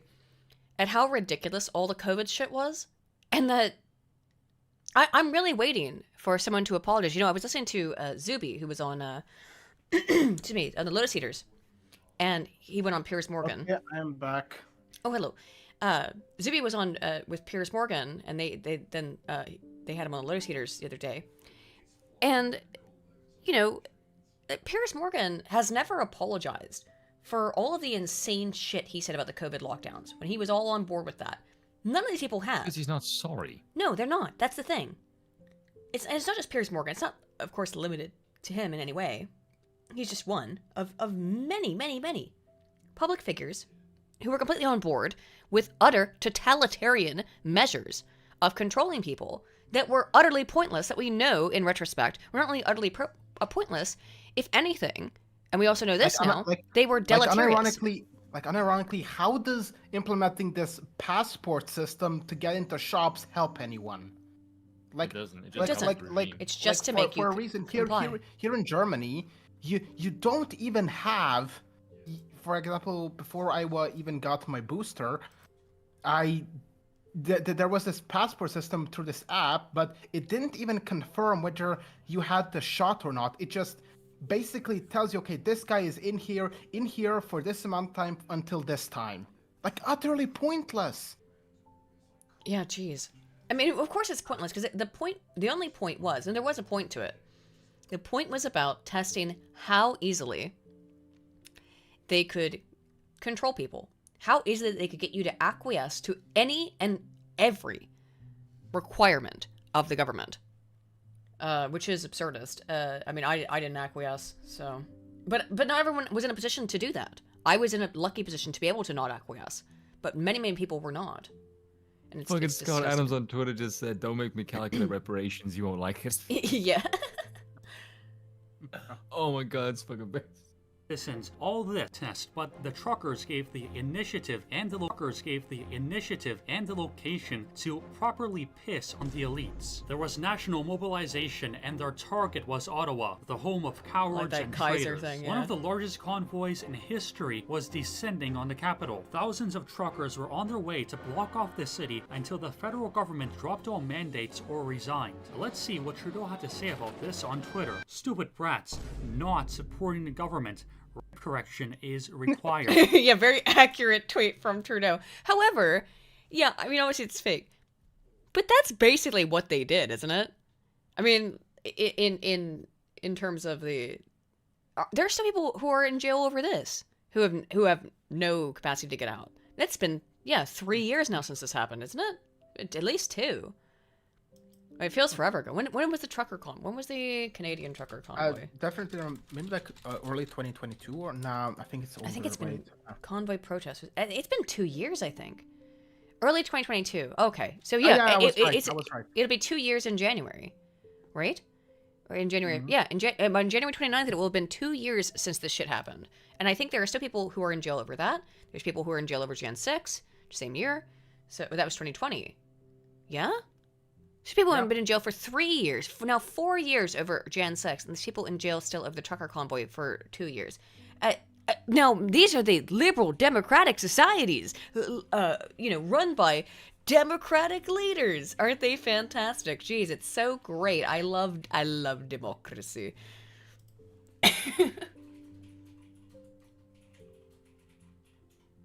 Hang on. It's spinning for me. Uh-oh. Did my internet die? What? Oh, there we go. Okay.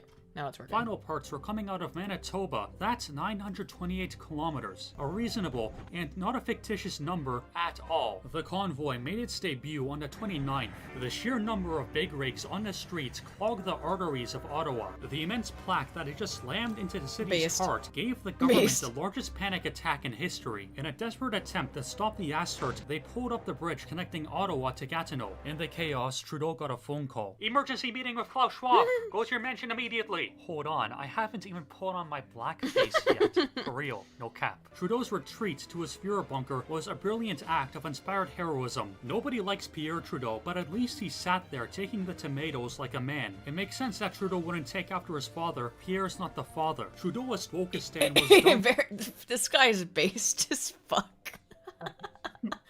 Founded that the Canadian spirit they had spent so long trying to incinerate with stories about Anne Frank and the Srebrenica faith moment. No! He had the picture of alt history, Confederate and pregnant Anne Frank. Spoon, do you know about this? Spoon is such a normie. I do not. Spoon is such a normie. Spoon, you do not want to know. Don't worry, but you can just hear the words. Alt history, pregnant Confederate Anne Frank, and you can figure out the rest for yourself. I don't think I want to. You already figured. That's all you need to know. There you go. You're good. Yeah. Fuck, it's spinning for me again. I hope my internet's not dying. I think it's just something else going on. Maybe it's watch together. I don't know. Is it spinning for you guys too, and not playing? No, it's going normal. Oh, okay. Well, go now, I guess. Things actually happened. Numerous polls all indicated overwhelming support for the Capitol heart attack. I even heard from some journalists at the CBC that some truckers had Mein Kampf in their glove boxes. I'm sure they did. The Canadian Broadcasting Corporation is an unbiased source of reputable journalism, so I take whatever they say at face value. Holy shit, Remember, he used the parentheses. journal scum and police scum do not like it when people accidentally bump into... This guy's gonna make me gay. This guy's great! Oh my god. Holy shit. Instant sub. Thanks for introducing me to this channel. Yeah, introducing us. I told you would love it. He only has 4,000 subscribers, by the way. Let's pump those numbers, lads. Let's go. There's still 225 people watching. That's at least something. Let's pump those numbers. Tell your friends. I mean, he puts unironically so much work. I know. Into this. There's so it's who was the YouTuber that you equated him to? Maxor. It's very Maxor coded. Yeah. This is Wilhelm Apologist is the name of the channel. Into them and spill water all over them, especially in negative 20-degree weather. The power of tradition compels the Saskatchewan to drop all of their mandates and even their Vax Pass. Alberta and Ontario would soon kneel to the Chud Visigoth. And the province that had been most hysterical with pandemic lunacy, Quebec, dropped their Vax tax as well. The Chud Buds terrorizing Reddit bugmen who inhabit that shithole some call Ottawa were unstoppable. Nova Scotia was intent on maintaining their Branch Covidian cult. However, the winds were changing. Government scum could hear the truckers living in their walls, terrified. And at this point, it's good to mention something that would give many people PTSD. In a good way. Like all automotives, trucks have horns. Libtards who want to kill your children have ears. What ensued was the greatest civilian protest action since Kristallnacht. A moment... Oh my god. Whoa. Okay. I think that was a bit too far. That was a bit too far, my dude. Even I was like, ooh. Go back, I want to see it again. That was a bit too spicy of a meme. Oh my, you want to see it again, Spoon? I'm surprised. I'm surprised this is still up. Yeah, after that, holy shit, me too. Libtards who want to kill your children have ears. What ensued was the greatest civilian protest action since Kristallnacht. A moment so stunning, so god damn, holy shit. Disavow. This man is not afraid to test the limits. But then again, like, nor is Maxor. Like, you watch Maxor or a whole bunch of like Russian Badger, they'll make really spicy jokes and just throw them into videos, and like no one notices because it's gaming content. But that only gives the leftists gaming content is full of Nazis or whatever. Yeah, it's called a joke, you humorless bitch. I will say sometimes I think YouTube is not nearly as censorious as some of content creators. You just have to do it like this. This is how you look. I do it all the time. I'll put in like a really spicy joke, not that spicy, to be fair, but I'll put in a fairly spicy joke. It kind of like the punch. Like there was one chick I made fun of recently now, where I just said. Well, she was really fat, and so I wanted to say, well, she probably thinks so because she weighs as much as, and just before I just said weighs as much as, I just bleeped it, and then I just, as soon as I came back, I just went, whales. Yeah. By the way, that's funny. What you mentioned, like, I genuinely don't think, especially when it comes to monetization, YouTube isn't actually that strict as people like to say. Like, yes. In my video about the Caloric plan, I literally quoted him where he says that Africans were subhumans that need to be subjugated by Europeans in order to civilize them, and then later on advocating eugenics against disabled people, and somehow that thing got monetized. I think part of it is, by the way, historical. Maybe because it's historical, but also part of it is doing it the way that this guy does it, and Maxor does it, and Russian Badger, and a lot of other people do, the way that I do it as well, is that if you just read that shit with... as if it's just a normal thing to say as well, and you just move past it, you don't harp on it. Now we're harping on it, but you know what I mean? Like, you just say it and go. I think even for people listening, a lot of times their brain doesn't totally, take it in. Process it. Yeah, it doesn't process it. It processes it as funny as a joke, but it doesn't process like maybe the offensive part of it or what they might think is offensive. No. So I think that's the way to go for it if you want to do it. Is just say the joke and go. Speaking of, let's go back. Glorious in Canadian history that it will be remembered for centuries because protesting is supposed to make people uncomfortable. Honking is good for exactly that. Let's go.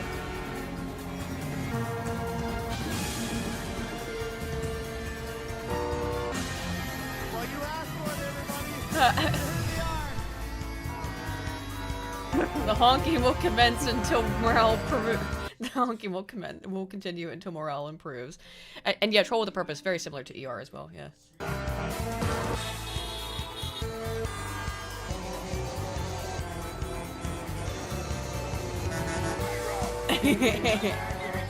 Our kitty fear pooped in our bed, among Jim. other places. She never has accidents outside of the box might live in. I feel so terrified for the pets of downtown. Those I hear Jim. Fucking truckers out on the streets of Ottawa are making cats stress shit all over their owners' faces, and their living rooms, and their bedrooms, and their apartments. Oh, no, stop the honking! He's shitting everywhere! No, Mitt, stop! As Mama's fancy, get off the box! Oh, stop shitting everywhere! Joe said he wanted to make life unbearable for the purebloods, so we returned the favor. Life hack. Honking at Redditors will induce a meltdown-style psychotic explosion, so do that. They deserve it. On February... Oh my god, this is amazing! I'm pretty sure that Joe... That fucking joke, I think I know what he was trying to say with it. What in terms of... unbearable for the purebloods, so we return the favor. Life hack. Honking at Redditors will induce a meltdown-style psychotic explosion, so do that. They deserve it on the picture of Radovan Karadzic. The Bosniaks. Oh my god, I didn't even get... Holy shit! What the that's a deep cut meme. That's a real deep cut. Holy fuck. I mean, I'm a Bosniak, and yeah, I should be offended that I should be. Yeah. But it's like, hey, what's his, yeah, what, his accent's a little odd, but I guess he's a Canadian, it sounds like. Yeah, he is Canadian. How did he pull out this Bosnian meme or cut? I mean, that's a deep cut. Damn. And you should be offended, but it's still funny.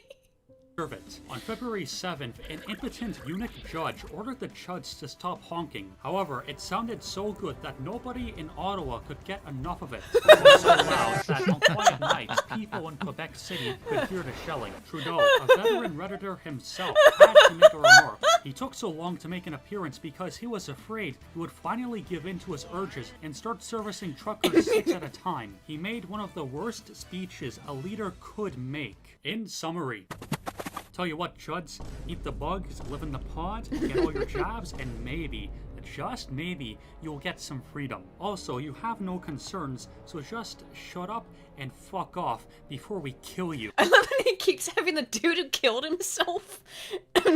Like, that's not him. That's not the guy who killed him. Who's that guy in the bottom right corner then? That's the same guy he put that they deserved it over rather than courage. Oh, okay. Oh, okay. That's not the guy I was thinking of. I thought it was that dude who killed himself. As anybody could imagine, this blumberfuck did not have its intended effect. Quite the opposite, actually. The speech made everyone's hatred of him. Who could have predicted that psychological reactance is a basic aspect of human behavior? Oh, who could have ever predicted this? I don't know. This is what always blows my mind, right? How do all these people, they have to have, like, huge, just, like, swaths and giant committees of academics that tell them how people work, right? But they clearly don't. You know, in my new video I'm working on, I'm like, how did nobody tell Disney that nobody likes the stupid shit that they're making? Like, women don't like girl boss characters? How did nobody tell you that? I wish it is intentional, just so the company could grind itself into the ground harder. Oh, me too. I hope it's intentional, because I went through and did a bunch of research on it, right? In the video I'm working on. Yeah. And I was like, I have data going back to 2003 on this, on how women don't like girl boss characters. In fact, men are more likely to like girl boss characters, like strong. I wonder why. Yeah, because it's sexy, right? Women don't like it. Women actively do not like the action heroines. They want Bella Swan, or whatever her name is. Isn't that her name? Bella, whatever. Twilight. So.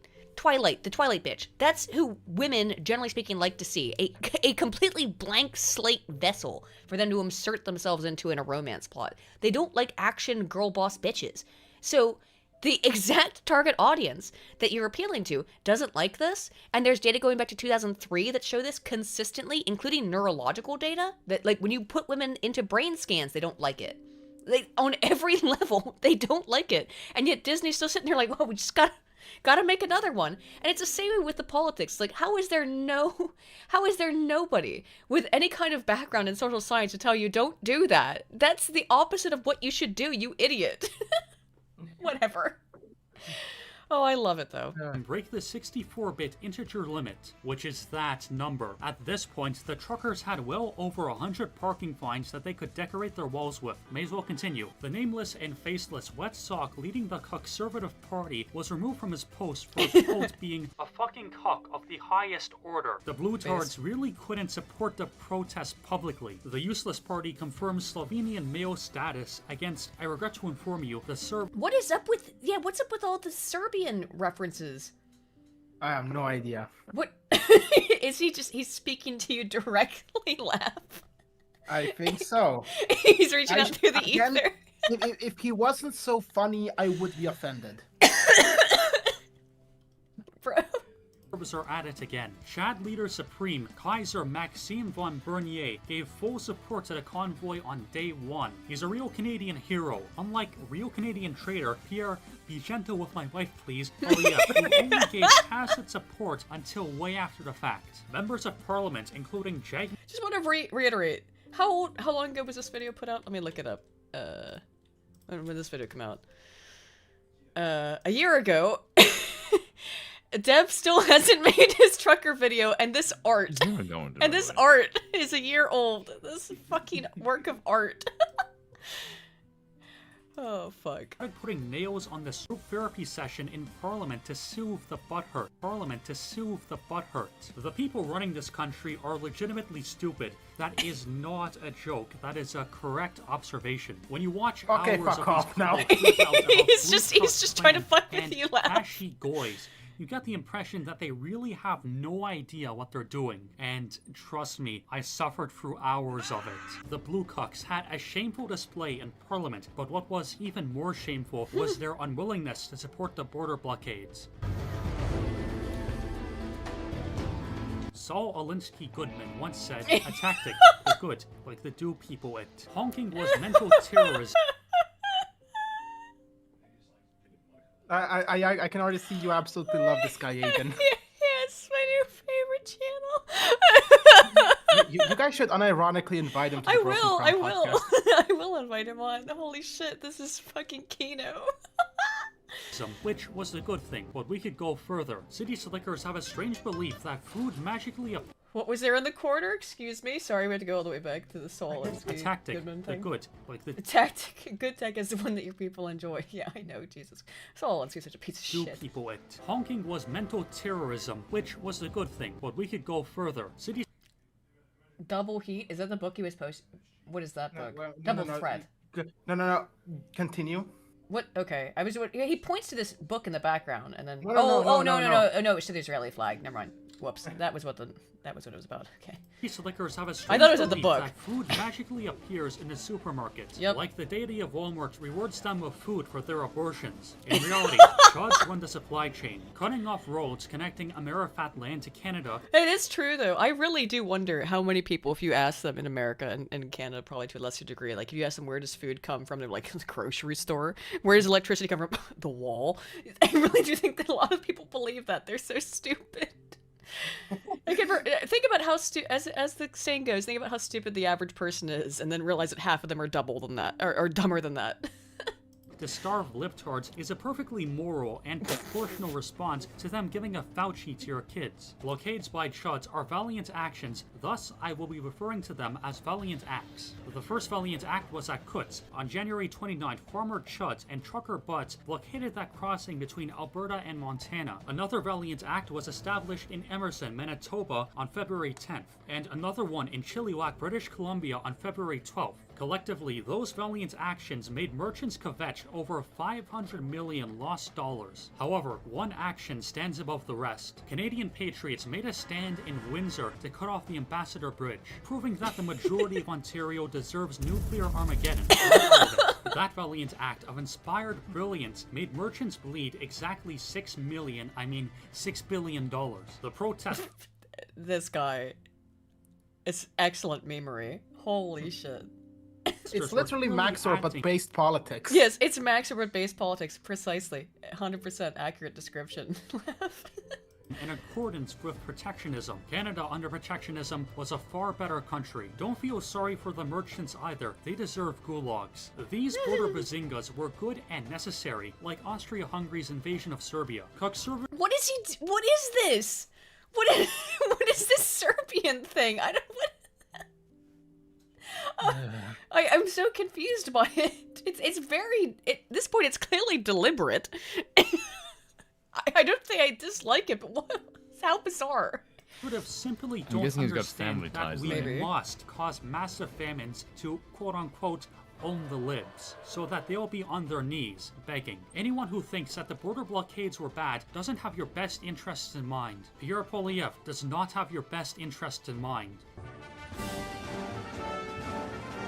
Canadians were so excited by the protest that they gave $10 million in 4 days. Enough funds to keep the truckers in Ottawa for over 5 years. For 20 days, the entire system was paralyzed. 2 police chiefs resigned over baby rage, and the Conservative Party was now being led by a woman. They were making so many concessions to the chuds that it was literally hard for me to keep track of them while making this video. The Red Tard government was completely humiliated. The whole affair had become an international sensation. But how long could this really last? The general occupation government was terrified. A Romania 89 scenario was too possible. Trudeau would do anything, even set up Cuban-style concentration camps to avoid a Ceausescu. Gee, wonder why, yeah. Regardless of the fact that we are attacking your fundamental rights or limiting your fundamental rights, and the Charter says that's wrong, we're still going to go ahead and do it. Fuck you. Fuck you, Trudeau. You piece of fucking human refuse. What a... disgusting piece of garbage. Yeah, I mean, like, that's what it always was about. And that's what it always is going to be about with these people. They want power. They aim for power. And they're only just trying to push to see how far they can get it. How much they can get. Sick. Whole trucker thing was ridiculous. Dev, make your fucking trucker video.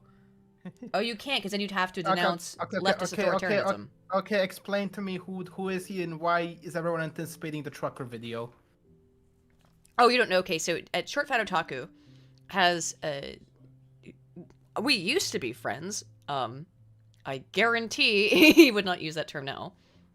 We used to be friends with each other, and I don't know. he like dumped me as a friend because what even was it over a spoon? Oh, it was because I was trying to get him and Scrump and Oozaloo to make, because they all used to be friends as well. There's two other guys, Oozaloo and Scrump, two other YouTubers. And I was trying to get them to all be friends together again. And I sent a DM that where I called them all on a Discord call. Dev, Oozaloo, and Scrump. And by the way, for those of you in the chat who have not heard the story, here's the fucking truth, not what Dev says. Dev gives a really warped version of this. This is like over a year ago. And I tried to pull them all into a group chat because I was like, Dev, let's squash the beef. I'm friends with Scrump. I'm friends with Oozaloo. I'm friends with you. I think we all need to, like, whatever anger you have at these other two people on YouTube, we need to all, like, chill out. Let's be friendly. I tried to pull them all into a chat because Scrump, who's a monarchist, and Oozaloo, who is not, and I were all talking. And I was like, let's pull Dev in and we'll try to talk it out. And then Dev said to me, just don't do that again. And when Dev says I leaked DMs, that is the DM I leaked, which is me saying, me posting a screenshot of him saying, don't do that again to the two other people who I was trying to get him to talk to, which seemed pertinent. Now, you can call that leaking DMs. Fine. I don't think that's leaking DMs. Because it was pertinent to the other people involved. Whatever. So then he, like, cuts me out, and he's done so with me. Dev, Shurvat Otaku, has been friends with Sargon for forever. So he's part of that, like, kind of crew. Old crew.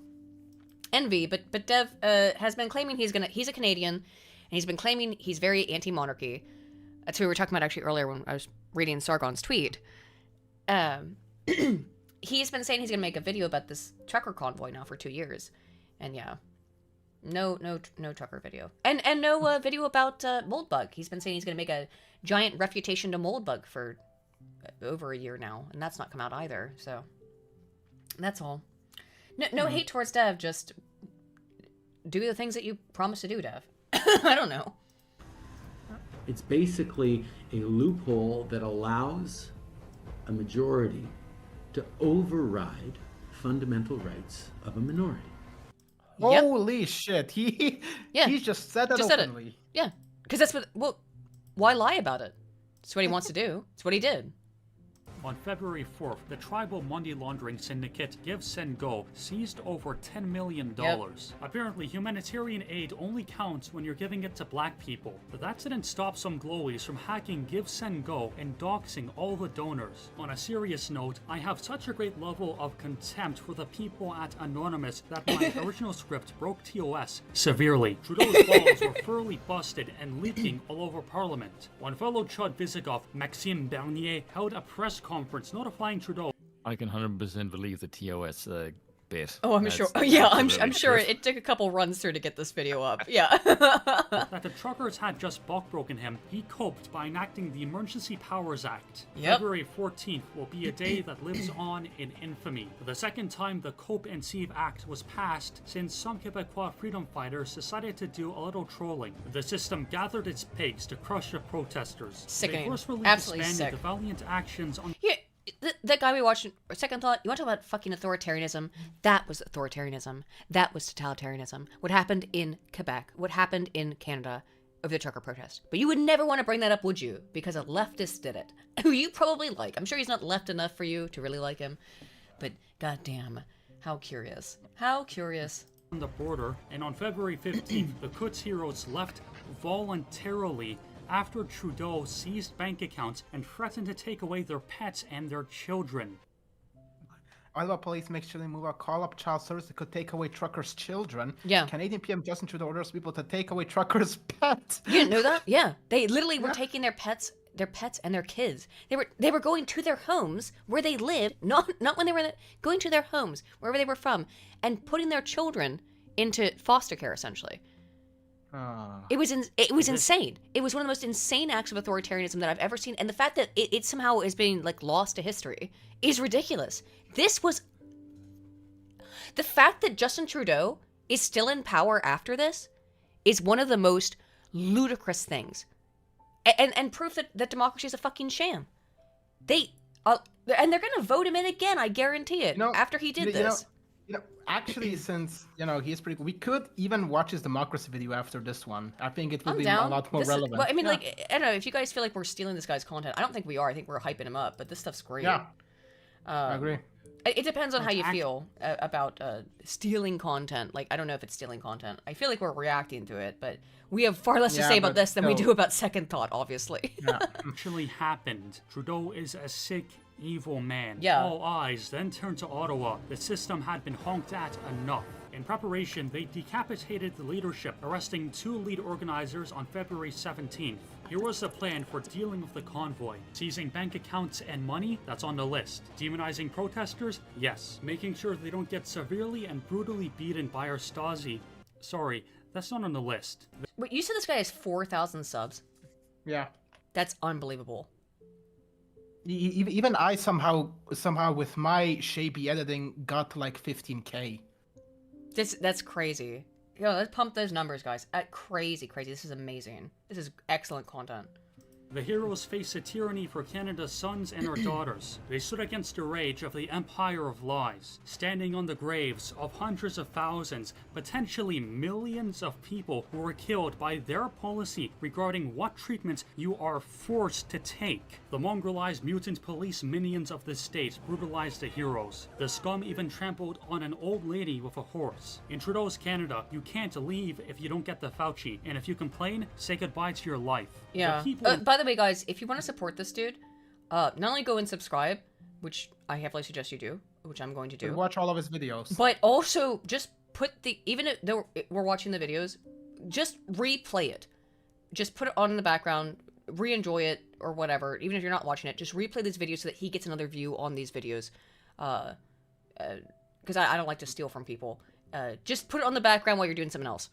Any videos that we watch, just put them on the background, replay it so that he gets another view, so that he gets some more attention. That will really help his channel blow up. Don't even have to watch it. If you've already seen it, because we watched it here, just put it on the background. That's all YouTube cares about, you know? Yeah.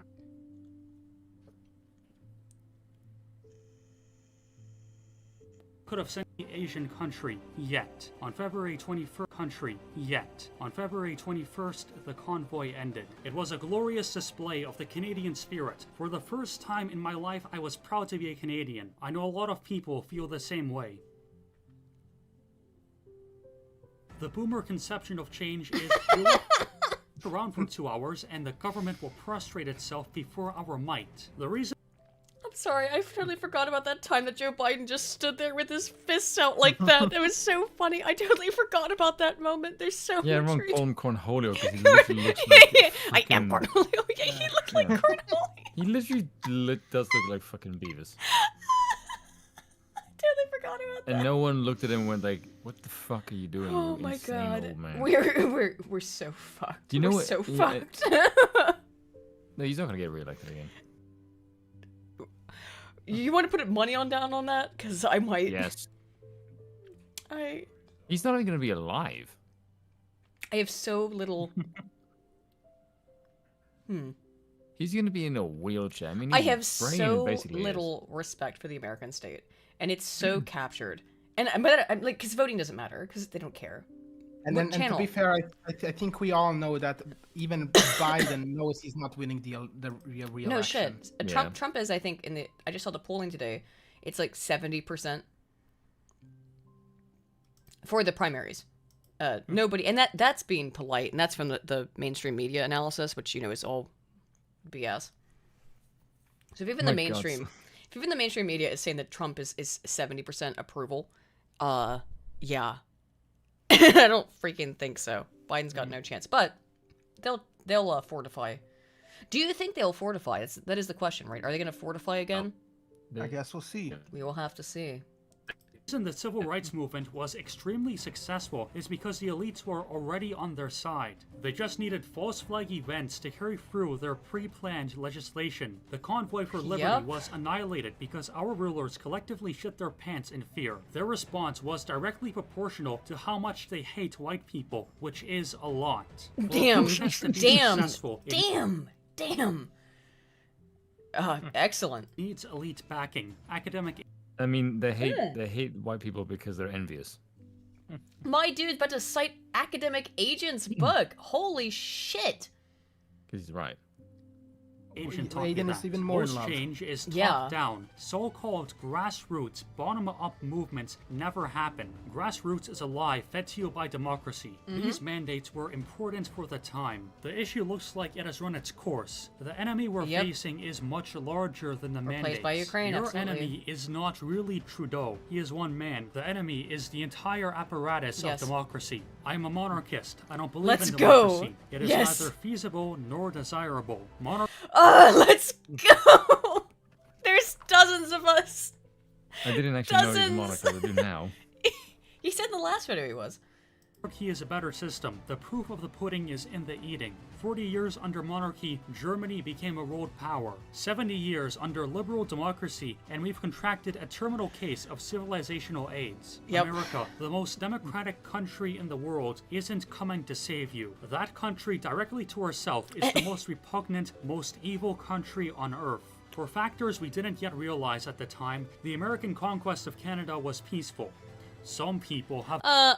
Do you think, I don't know if I agree with that take, that America conquered Canada ideologically. I think that was simultaneous. Leftist conquering of both America and Canada simultaneous. I don't think that was America doing it. I think Canada was just as infected with the same right virus. about democracy being cringe. Yes, of course. But I think that was a simultaneous conquering of the institutions that happened in Canada and America almost simultaneous because, like I said, communists out of the streets into the universities. That was... And a lot of them fled to Canada, by the way, out of America. So you could blame America for it in that sense. But again, McCarthy didn't go far enough. You know who we blame for all of this? Who? Women voting. Yes, I would agree. But I don't think anyone should vote. We're monarchists here. When I say universal suffrage, I meant no one should vote. I agree. Universal no suffrage. Let's go. I'm for universal suffering. No, I'm not in favor of universal suffering, but no universal suffrage except for if universal suffrage means nobody votes. That's the suffering everyone. Nevertheless, when you no, that reduces suffering because then a king decides. That's way better. Usually, just statistically speaking. Like that's the thing. Like I don't really care about why I think I butt heads with people on this stuff all the time. Is that I'm a pure quantitative person, which is weird for a woman, I suppose. Yeah, I have woman elements to me. Obviously, I'm a woman, but when it comes to like matters of politics or really anything, when you get down to it, it's just numbers. I don't care about it. Show me the numbers, show me the data. Oh, you can't. Oh, it's your feelings. I don't care. Then I only care about numbers, and outside of that, I don't give a shit. And the numbers are what they are. Is it monarchy works? Democracy doesn't. Sorry, that's what the data indicate. So I became a monarchist not out of some kind of, there are religious reasons for that as well, but predominantly it's just pure statistics. Sorry, just numbers. I like numbers. They make sense to me more than people do. Wave the American flag, you're waving the flag of your oppressors. It was very disappointing to see so much abhorrent insignia of worst America in Ottawa, especially knowing now that the Brandon administration was directly responsible for forcing our government to crush the border blockades. Not your friend. It never was your friend. And the American people aren't your friend. The American people were never your friend. The convoy should have been gatekept. There was not enough leadership and too many idiots. Gatekeeping is another word for an immune system. Those who are against gatekeeping wanted to give the trucker convoy AIDS. Maxime Bernier should have led the convoy through autocratic rule, anti-democracy. They import foreigners because they want soldiers who will brutalize you with joy. Someone who doesn't look like Vetless, that's why we don't just not want women to vote, we don't want anyone to vote. Exactly. You is not of the same background as you, not the same tribe as you. He is 100 times more willing to beat you than your own countrymen. Lastly, the entire conservative party is full of traitor patriots and cow heroes. Every single person in that party. Yerkoliev is a liar and won't help you. If he actually cared, he would have joined the People's Party years ago. The Freedom Convoy was a major success, both because it gave the system them a bloody nose and forced them to retract their mandates, but also because it gave us hope. This is what national mobilization looks like. This is what we can do when we're under pressure, and Canada was the only country to do it. That should give you hope for this country. Canada is not yet lost. Canada delinda est. I think so. I would have said Canada delinda est, but oh well. Shall we do one more? Because these are great. I don't want to steal his content, but let's do one more. I would say one more. So I would say either the democracy one, or have you guys maybe ever played Victoria 2? I have played Victoria 2, but I think democracy probably would make more sense for the. Okay, yeah. I don't know I haven't seen it, so. Okay, let me just. And again, guys, Wilhelm Apologist. I'll keep posting the videos and links to his channel. This is the one we just watched. Check this guy. I'll reach out to him. I mean, it's criminal that he doesn't have this many. It is criminal, I would say, because this shit's great. This is Kino. All right, we'll do one last video. Yeah. For the evening. This is Wilhelm Apologist. One more time, I will post this video we're about to watch, guys. Here's what you could do. I'm gonna post the video in the chat right now. Go put the video on in the background. You can listen to this stream if you'd rather listen to us. Watch it and laugh at it and whatever. Just put it on so he gets the view. Right? Okay. Let's see. Unopinionated, I'm sure.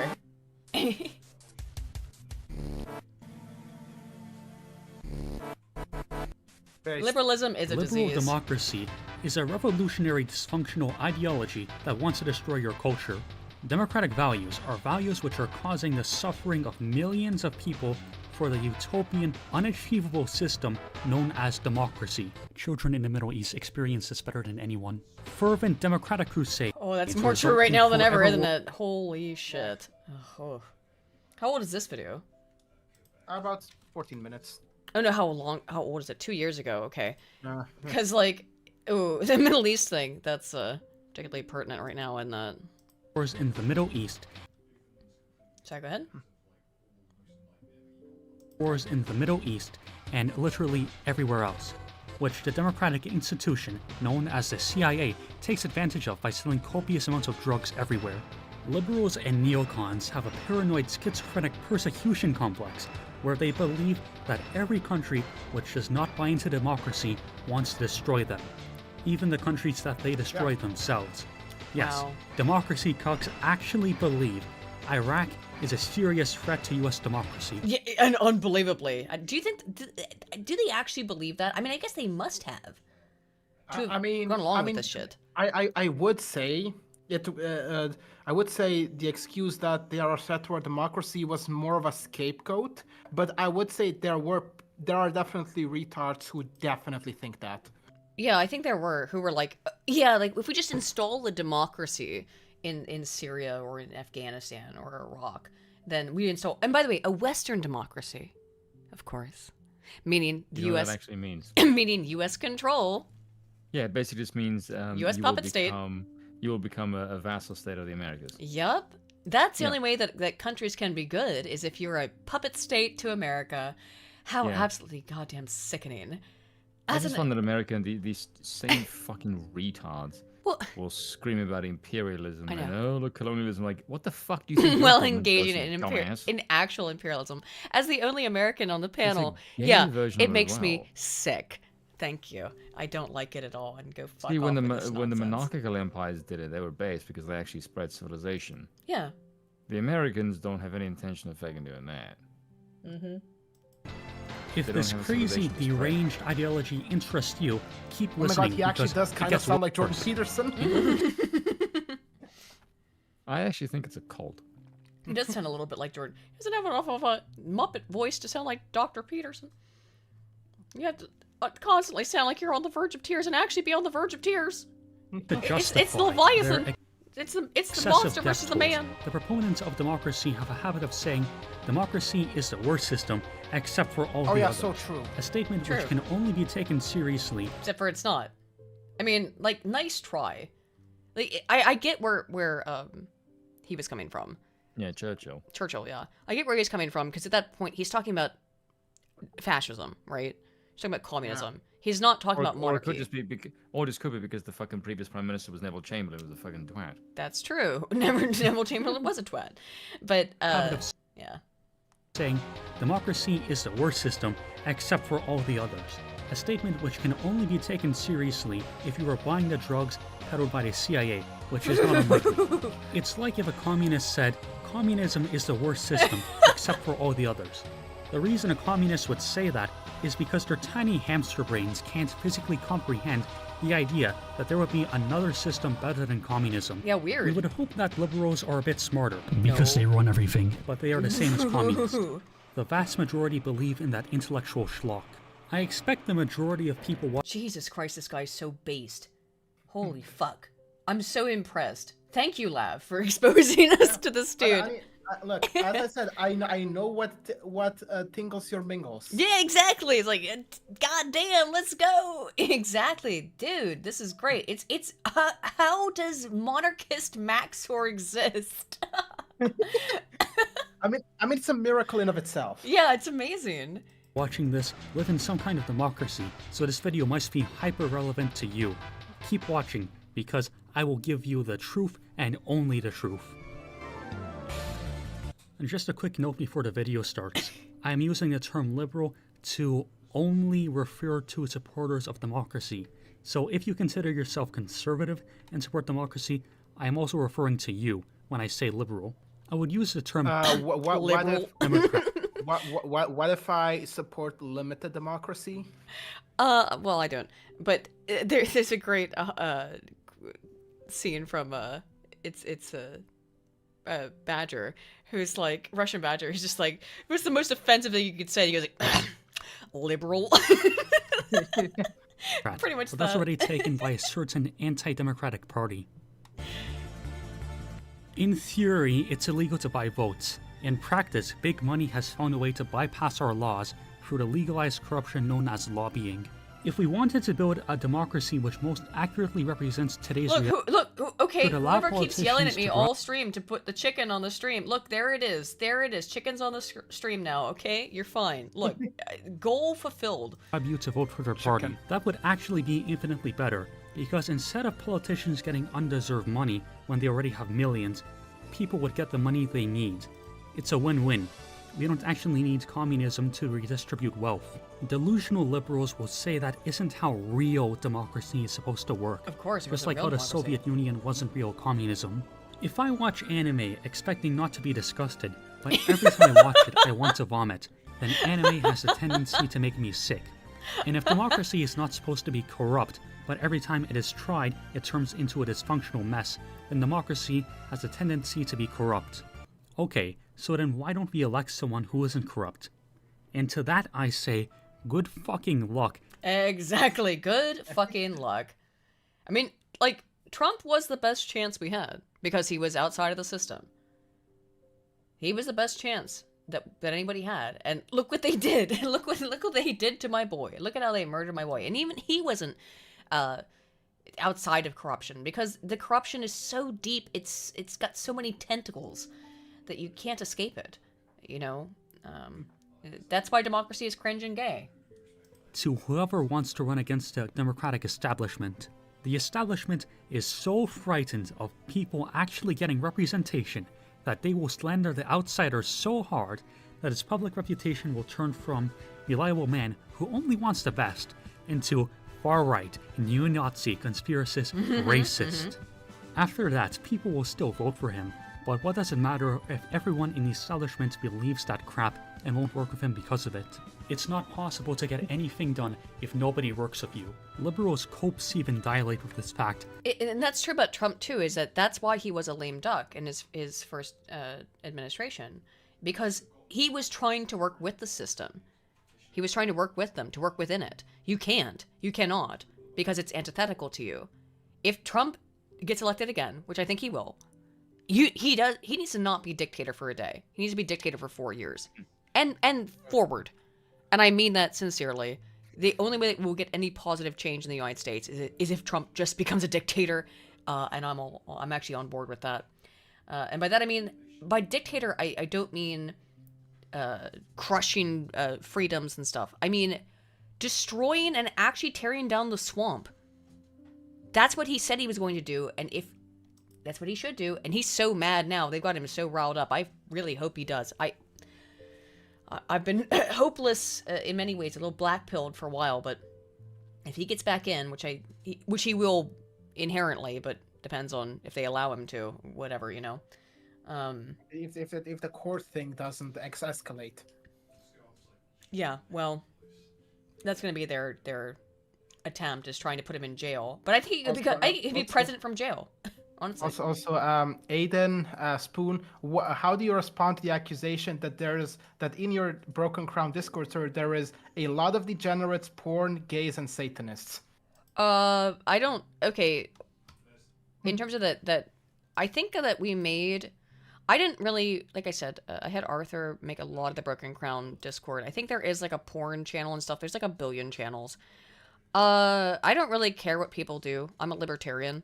At the end of the day, so I don't really care what people do, but you just have to post it in those channels. I don't mind that. I'm anti-porn myself. I think that porn is absolutely devastating to society. But if you want to post porn in my Discord, as long as it's fine, like it's not, you know, illegal, I don't really care what you do, honestly. Just post your porn. Have you been on Discord before? Every Discord channel is full of porn. If there's Satanists, I don't really care either. You can believe what you want. But again, see, this is my libertarian mindset. Spoon might disagree. Spoon might say to purge the heretics. I don't know. Oh, even I disagree. Why do you disagree? I'm interested. Curious. Purge the heretics. Yeah, I mean, probably. I don't like to tell people what to do, but yeah. I'm not only a libertarian, I'm also a woman, so I'm like, yeah, do whatever you want, man. Just don't post anything like illegal, and I don't care. And post it in your porn channel away from me. That's fine. Why are you? First of all, let me ask this question though. This is the curious question. Why is it that on every Discord channel, for people that I am involved with, like all these political people, every single one of our Discords has to like have a porn channel. And why are you coming to political Discords to post pornography? I get like we're a community or whatever, but dude, if you want to do it, fine. I don't get it, but I know it's the thing that people like to do on Discord. So you do what you want. I'm not gonna step on it. Just don't show it to me. All right. Just outright denying that there is a self-interested establishment, or if there is an establishment, it's actually far right and wants to end our precious democracy. Some liberals are delusional enough to believe that corporations aren't pushing a radical liberal agenda because the people who lead them have no interest in politics. Or, and I quote, they just aren't smart enough because Jeff Bezos created the biggest company in the world while being a moron. At the same time, they will also complain about the Koch brother bribing politicians to stop climate reform because Big Koch has an interest in continuing the use of oil for energy because he's an oil baron. I'm so jealous of Germany. The Germans get to live in a country where you can break your wallet to pay for electricity and also eat bugs? Why can't we have that in Canada? Oh, Answer, terrible. it's Don't worry, very soon. coming. Yeah, exactly. I'm sorry, I predicted. Whoops. Sorry, stepped on his bit there. Idea of what policies will make these corporations more money, then you have an idea of what political affiliation they will have. Namely, corporations will promote ultra-hedonist, individualist, illiberal internationalism, because if you're a hedonist, you will have no self-control, so you will buy anything by impulse. If you're an individualist, you will not have a community, meaning you will have to buy everything and maintain everything yourself. And internationalism breaks down trade barriers so Jeff Bezos can sell his body pillows worldwide. Yeah, this is why, speaking of being a libertarian, this is why I came to be so disenfranchised with libertarianism. Because individualism leads to hedonism, almost inherent. So while I like libertarianism as an idea, it's ultimately bad for society. It's just the truth. I don't think libertarianism as a basic idea isn't bad, but what it leads to is bad. Because it becomes ultra-individualist, which becomes Coomerism, which becomes consumerism, and it should be about life, liberty, pursuit, but it's not. It turns into consumerism. which is not good. These are the ideas which corporations want to spread, and they are allowed to spread through democracy. Democracy is the host, corporate interests are the disease. Yes. You remove the host, you remove the ability for the disease to spread. Democracy rarely represents the interests of the people, and instead represents the interest of the corporate elite. Exactly. Thank you. It does represent the interest of the corporate elite. That is exactly correct. Even if the people say that they vote for something, they don't really, though. What ends up happening is almost never in the interest of the common person. It's in the interest of the elites. Every single time. So, yeah, precisely. You might... Man. Wow. Well said. Well said. Well put. It's accurate. Democracy gives you the illusion of choice. Both roads lead to Jeb. Yep. All roads lead to Liberals Jeb. don't believe All that roads lead to Jeb. He can still win. System is the best. They believe that every other system is evil manifest. This idea came from the French Revolution, where all the various factions slaughtered each other like dogs for 20 years, because nobody could agree on who had the purest form of democracy. The French Revolution that happened 200 years ago still has reactionary monarchists such as myself, coping today by simping over Tootie woman. Don't simp, my lad. We'll get you on the stream. You don't have to simp. Don't simp over the 2D women. I mean, as a 2D woman myself. Don't simp. Oh, Jesus. We gotta get this guy on. Holy shit. The way the French Revolution ended was when a strongman dictator took control of France and steered the country in the right direction. That's awesome. Why can't we have that in Canada? Answer? Everyone knows the phrase, the tree of liberty must be watered with the blood of tyrants. Must be watered. A saying which encourages psychopathic violent outbursts from people who are impatient idiots. The king is not doing so well. He's the reason my life is in shambles and I'm addicted to drugs. We must overthrow him. In many cases... Oh, I wasn't expecting it to go there. Okay, accurate as well. That is also accurate. Like, the Tree of Liberty should be watered with the blood, yeah, occasionally. I agree. But that's an interesting counterpoint that is accurate as well, which is that, oh, yeah, my life's not going so great right this second, therefore it must be the king's fault. It's not also often accurate. Sometimes things are outside of the king's control, but the king, a king is better able to control the government than a democratically elected leader who has no interest in protecting the well-being of his people because, well, what's his investment? You know, he has no reason to be invested because a democratically elected leader, because he'll just walk away in a couple years. Exactly. There's no reason to be invested. So that's an interesting, I agree with that. That's an interesting retake on that quote about the Tree of Liberty needing to be watered and with the blood of tyrants. Not only is he a Maxor good editor, he is also apparently a good philosopher. Yeah, I mean that made me rethink that because I've always liked that quote, but I think that is correct. Is that just the flippancy and the very temporal nature of people of being instantaneously angry with something that, yeah, it's frustrating now, and it's different to say like it's frustrating now because, for example, the government has fucked everything up.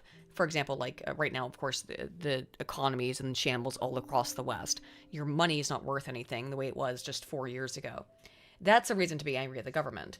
That is the government's fault, particularly the United States government, which, because of its power, does infect the rest of the world governments and their economies because everything's tied to the Fed. Unfortunately. But whatever. At the same time, yeah, it is that is a good thing to point out. That was a good point. New democratic regime is actually worse than the pre-revolutionary order. When people say democracy is more stable than any other form of government, they are not woke to the facts. The only two democracies who have functioned without their government being overthrown are the UK and the US, both Anglo-Saxon Protestant countries which largely share the same culture. In France, you get the musical chairs of government for 100 years. Monarchy, republic, monarchy, republic, monarchy, republic. Germany and Italy didn't even have democratic governments for 20 years before they got overthrown. Democracy has basically never worked in Russia or China.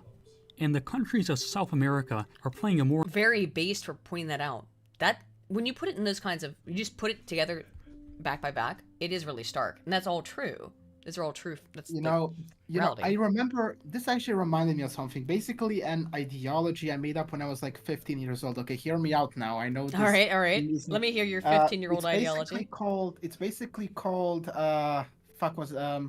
national conditionalism. Okay. It basically implies that, when you are, for example, we are monarchists and we want the entire world to follow our system because we believe it would be the most ideal. Well, in national conditionalism, it says that different forms of government work better for different countries. Yes. So your ideology basically depends on what country you are talking about. For example, for the United Kingdom, you may support nationalist isolationism. For Russia, you may support communism. For Japan, you may support fascist imperialism. Yeah. It basically depends on the country you are talking about. Mm-hmm.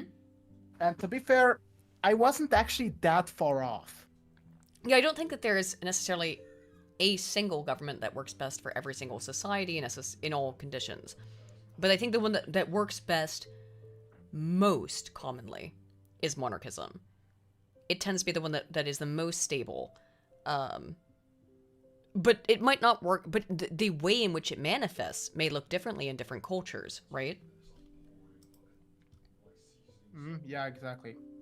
More intense game of musical chairs, except that they sometimes choose communist and fascist dictatorships.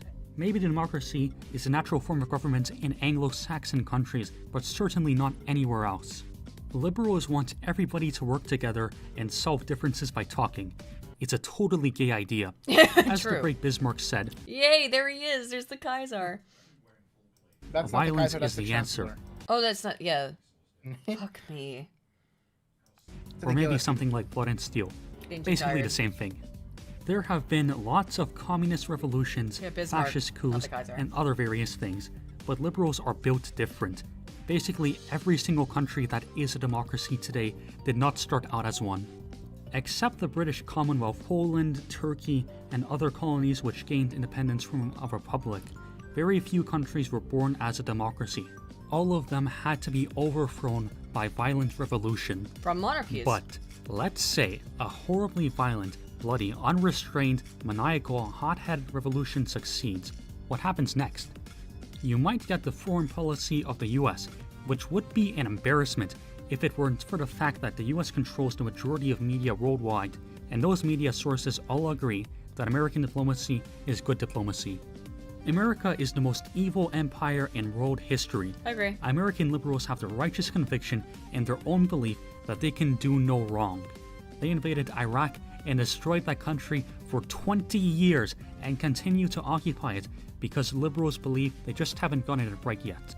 Yeah, you just keep pushing it. Eventually, they'll embrace democracy and they'll become just like America. What an absurdist proposition, by the way. That if we just keep bombing these people, then eventually they'll embrace our ideology and our politic. Absurdist, crazy. Here's the thing: if a country should switch to another system, it needs to do it naturally through its own merit, not by some foreign country just suddenly barging in, giving them an ideology and just running away by and check on it later. That will totally work. What a ludicrous kind of proposition. Yeah, they'll just accept it. We turn it into a glass car park, and then they'll certainly just adopt our ideology. They won't resent us or anything. Cool. And no wonder the Arab world is then plagued by radicals and terrorism. How weird. And then neocons just brush it off. No, it's Islam. Yeah, of course. Jesus Christ. The thing is, I do still love that the Islam is right about women thing. That still bothers people. And it's really funny now to watch. It has been such a wild ride in the last couple months, right? To watch all of the left who were so upset about things like Islam was right about women, and were so upset about that stuff, and constantly show for Islam, and now they don't know what to do regarding the situation in Israel, and they're like, whoa, but we call everyone Nazis, and anyone who disagrees with us, we just call them a Nazi and say they hate Jews. But now we hate the Jews. what are we supposed to do? I love watching it because it's the funniest shit I've ever seen. I mean, it's funny. Okay, excuse me. Because Let me rephrase that. Because here's the thing about leftists. They always want to ally with the groups they perceive as being suppressed and victims against the regime, despite the fact that these quote-unquote victims unironically are the ones who have victimized. Actually have a lot more in common than a lot more common to what the left perceives as enemies. Like, for example, recently in Canada, when it comes to like the LGBTQ in schools thing, look, Muslim parents and Christian conservatives side by side protested against them, and the leftists literally did not know how to respond to that. Like, this is what I unironically believe, that Muslims good because brown. That's it. Yeah. I unironically believe that Muslim conservatives and Christian conservatives unironically have a lot more in common than Muslims with some random leftists. Because here's actually the truth I tell you as a Muslim. They don't actually love Islam. No, of course not. They simply just use it as a tool to combat Christian fundamentalism and anything that is Western. I can tell you, when they wipe out Christianity, they are going to target Islam next. Of course they will. Yeah, of course they will. Because Islam also has conservative beliefs about things like family and relationships comparative to their insane beliefs, you know. So yeah, it's bizarre to see them do that. And now they're changing it. Now they're anti-Islam because they have to be, but then they're also anti-Israel. They can't figure their shit out. It's when I said it's hilarious, like I don't find the death and destruction of people hilarious. I find people online and them trying to figure out what they believe about it hilarious. I don't find the videos I've seen of Gaza. I've actually seen a lot of Christian and Muslim conservatives actually finally realizing that they have a lot more in common than they thought. It's actually amazing. It is kind of amazing because I've watched a couple channels for a long time that are Christian channels that are very, very anti-Islam, and it's been kind of cool to see, like, hey, hang on, we at least have more in common than the people who are trying to destroy civilization, you know. Like, right? Like, we might not agree, but at least we don't want to harm, and also, by the way, harm kids, right? You know, in the way that the left does, right? It's actually ironic because if you look at Muslims and Islam in like early, maybe late 19th century, 20th century, like the places Islam and Muslims were actually a lot more tolerated than were traditional European monarchies. Yeah. Like, for example, Austria-Hungary, despite literally being one of the most traditional empires, like really conservative, they recognized in 1912 Islam as an official state religion across the entire country, and there were even plans of a mosque being built in Vienna, with the emperor himself even donating a good sum of money to, help in its construction. Well, and the one place in which Muslims were more or less not welcome, it was the liberal secular Republic of France. That was the only place Muslims were not exactly welcome. Like, if you were Muslim, you could not even get French citizenship. Like, again, history proves that traditional Christians and traditional Muslims have a lot more in common, and even could work together against the liberal secularists. I mean, like, yeah.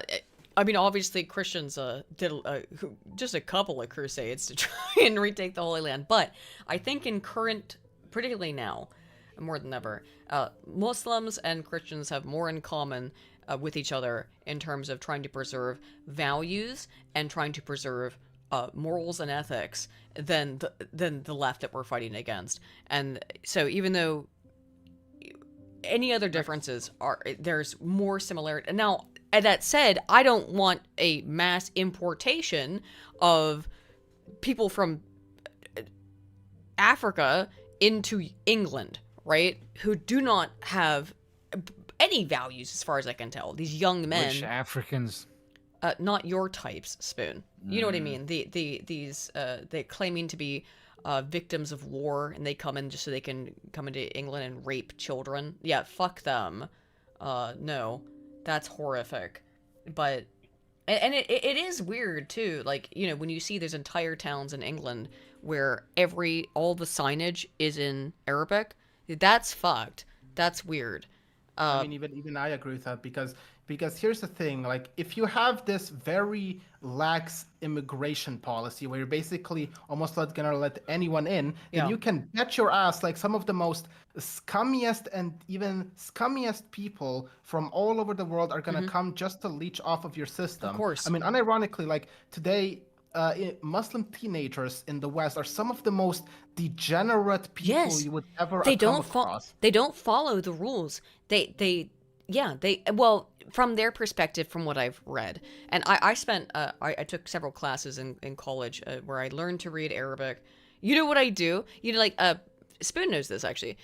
Before I start to record my videos, I do like a warm up, warm up with my voice to try and get it to start working. You know, because if I haven't talked all day in particular and I'm getting ready to record, I'm like, I gotta warm up. So I'll do the Japanese. I'll say like ABC, you know, in English. Then I'll do the Japanese alphabet. Then I'll do Arabic. I'll do Aleph, Ba, Ta, Ta, Il, Ha, Ka, you know, like I'll do the whole thing. And that's how I work through it. It's just like, because that helps to do all three of all types of words that you're going to read to do a warm up.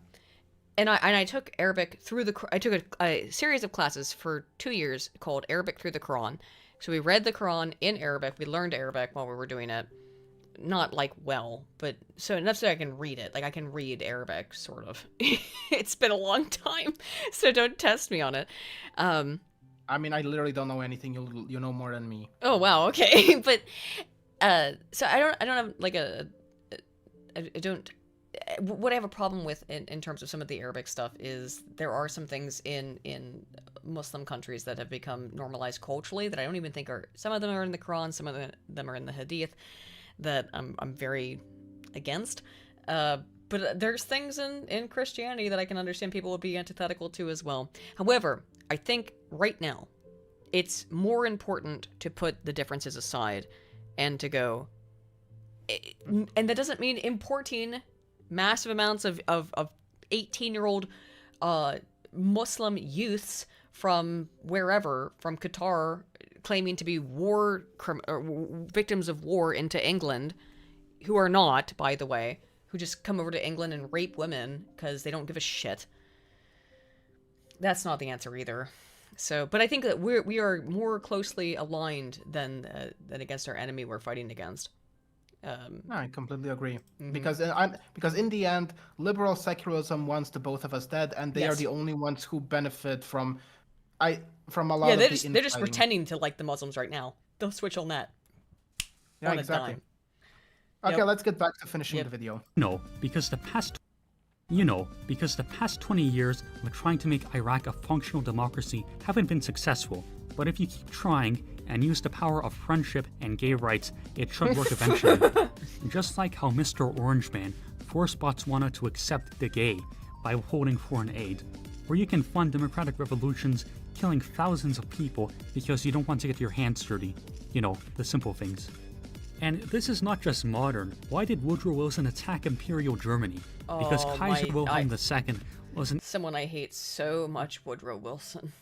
Evil man doing evil things like being a king in current year, oppressing his perfectly happy subjects, and, worst of all, fighting back against Britain's illegal North Sea blockade by sinking ships holding war material for the Entente.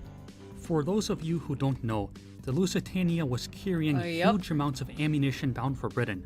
It was not just a passenger ship. One could even say that America... Oh, interesting to drop the Lusitania red pill there. People don't know that. Also, by the way, there actually may be evidence that the governments of the United Kingdom and the USA both work together to actually fabricate this. There's actually a quote from George V where he would say, like, suppose they should sink the Lusitania with American passengers on board. I know the exact thing you're talking about. My guy, they sent an ocean liner unprotected in the middle of an area that was known to have U-boats and then was face-bombed that it sank. Come on, let's have a bit of logic.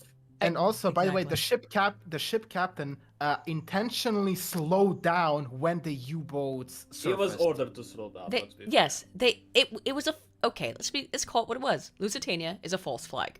In that, By the way, it's a false flag. Not in that they didn't, not in that they didn't die, not in that it didn't sink, but it was set up. That makes it a false flag. In that I think that makes it defined as that. In that, yes, this was set up by the governments so that they could justify war. Exactly. Deliberately sent that ship into a war zone for it to be sunk so they could have a justification for war. Oh, that's what it... Oh, there we go. That certainly Sorry. wouldn't be unusual for the U.S. to it. do. Like the ship that was sunk to get America into the Spanish-American War, the whole bunch of ships that were sunk at Pearl Harbor, the other ship that got America into Vietnam, and for a change of pace, because And do not speak of the USS Liberty. It's not... No, you're not saying that. You're not even saying those words. But sir, it's an American ship. Do you think that Pearl Harbor was a false flag? Because I think it was. The Japanese know perfectly what they were doing. By false flag, I mean, same thing as that. I think it was organized. I think the United States knew exactly what was going to happen. They wanted an excuse to go into war, but they couldn't excuse it yet. So they needed an attack on the United States. I think that the Japanese were goaded into that. I absolutely do believe that. Well, the problem is, if the Japanese had been successful on Pearl Harbor, why did they bomb it? It makes no sense. No, it does, because the idea was that by, basically destroying the entire U.S. fleet, including the carriers, the U.S. Pacific fleet would be handicapped. It would not be taken out, but the idea was not to take out the U.S. The U.S. was to delay it. So the Japanese could take, for example, Indonesia, the Philippines. The Japanese wanted to take as much territory before the U.S. could, rearm. And by the time the U.S. would have a fleet back, the Japanese would be able to have a stronger stand on negotiations. It makes no sense. In Pearl Harbor, they lost. They didn't kill the aircraft carriers. That was their big issue. The two aircraft carriers were outside the port, and those aircraft carriers was the thing that midway were the key factors that caused Japan to lose the entire fleet. Yeah, I'm very suspicious of basically everything, every attack on the United States in particular, but any attack like that where it seems pointless, where it wasn't going to actually attain any kind of real victory, I'm very, very suspicious of throughout history. That for good reason. For good reason, I think. I guess the person who was coming up with all these totally unique ideas for getting America into wars would suspect that the public would start catching on 9-11 to get America into the Middle East. The end result of LGBTP foreign policy. And don't even look into the 9/11 stuff. I'm not gonna bring it up here because we'll get fucking shut down. That's such a massive rabbit hole. Oh yeah, Jesus Christ. And that's the thing, like, you can't talk about it because then people will say, like, oh, you're disrespecting the victims. No, I'm not.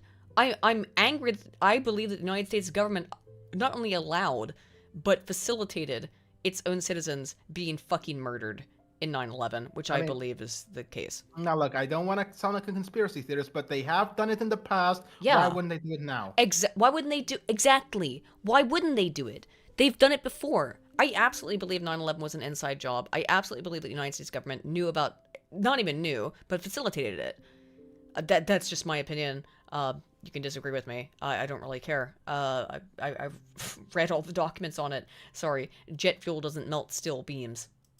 These all gay pilots particularly not in a building that was a block away. Huh? How about that one? Building 7. Look it up. Sorties over Syria and dropping bombs with the gay flag on it because al-Assad is not allowing two men to kiss. Sir, yes, sir! To uphold gay marriage, sir! You actually have the time? I'm a strong believer in the idea that the type of government doesn't matter, the people in the government do. Democracy is specially designed to pick the worst people because the only person who willingly seeks out power is not the type of person who you want to have power. Oh my god! Thank you! Are we gonna kiss him now? I'm gonna give him a big smooch. The thing that Spoon and I have been saying for years. The person who seeks out power is not someone you want to be in power. Ah! Let's go! Excellent. 100%. That's it. That's it. The person who seeks out power is not someone you want to be in power. 1000%. Based. Accurate. With politicians, you only get two types of people.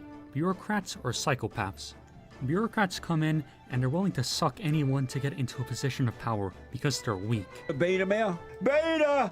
We beta male. Beta male. The beta melon. Psychopaths will use a combination of lying, manipulating, cheating, stealing, gaslighting, bullying, insulting, and flexing to get power. Normal people simply can't compete. Unironically, you could run your country better than a democracy if you chose your politicians by lottery. Yep. Unironically, the people who want power are corrupt. I don't know if that's actually true, but I think it might be true. If you ran it by lottery, it might be better.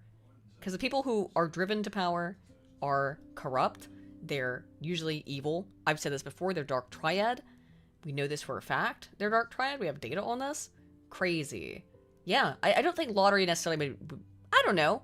Maybe if you got, like some bumpkin, he might be better. Let's just find some random county in Ohio and test it out. Yeah, exactly. I'd love to run a test on it, yeah. Sometimes there's a politician who isn't completely insane, but not being insane doesn't mean you're fit to run a country.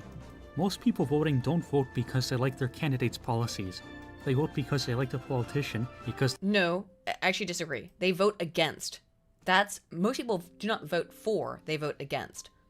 And that's a problem. That's the biggest issue with democracy. They don't vote for, they vote against. They say the kind words that make them feel good, or because they're loyal to the party. And who can blame them?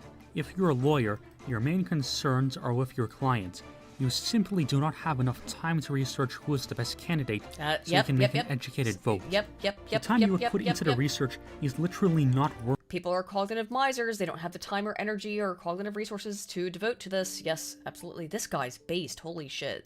Perfect. Because 1, the more time you put into researching, the less time you have for leisure and making money. And 2, cognitive because miserliness. Even if you didn't have enough time, your vote is literally swamped by millions of other votes by people who did not do their research. If you didn't vote, literally nothing would change, and actually, you'd have more free time to do self-improvement, which would give you an advantage in a capitalist society. The cure for democracy is monarchy, because monarchy is based in epic. And also because, number 1, fuck democracy, number 2, tradition is good, and number 3, absolute power is absolutely good.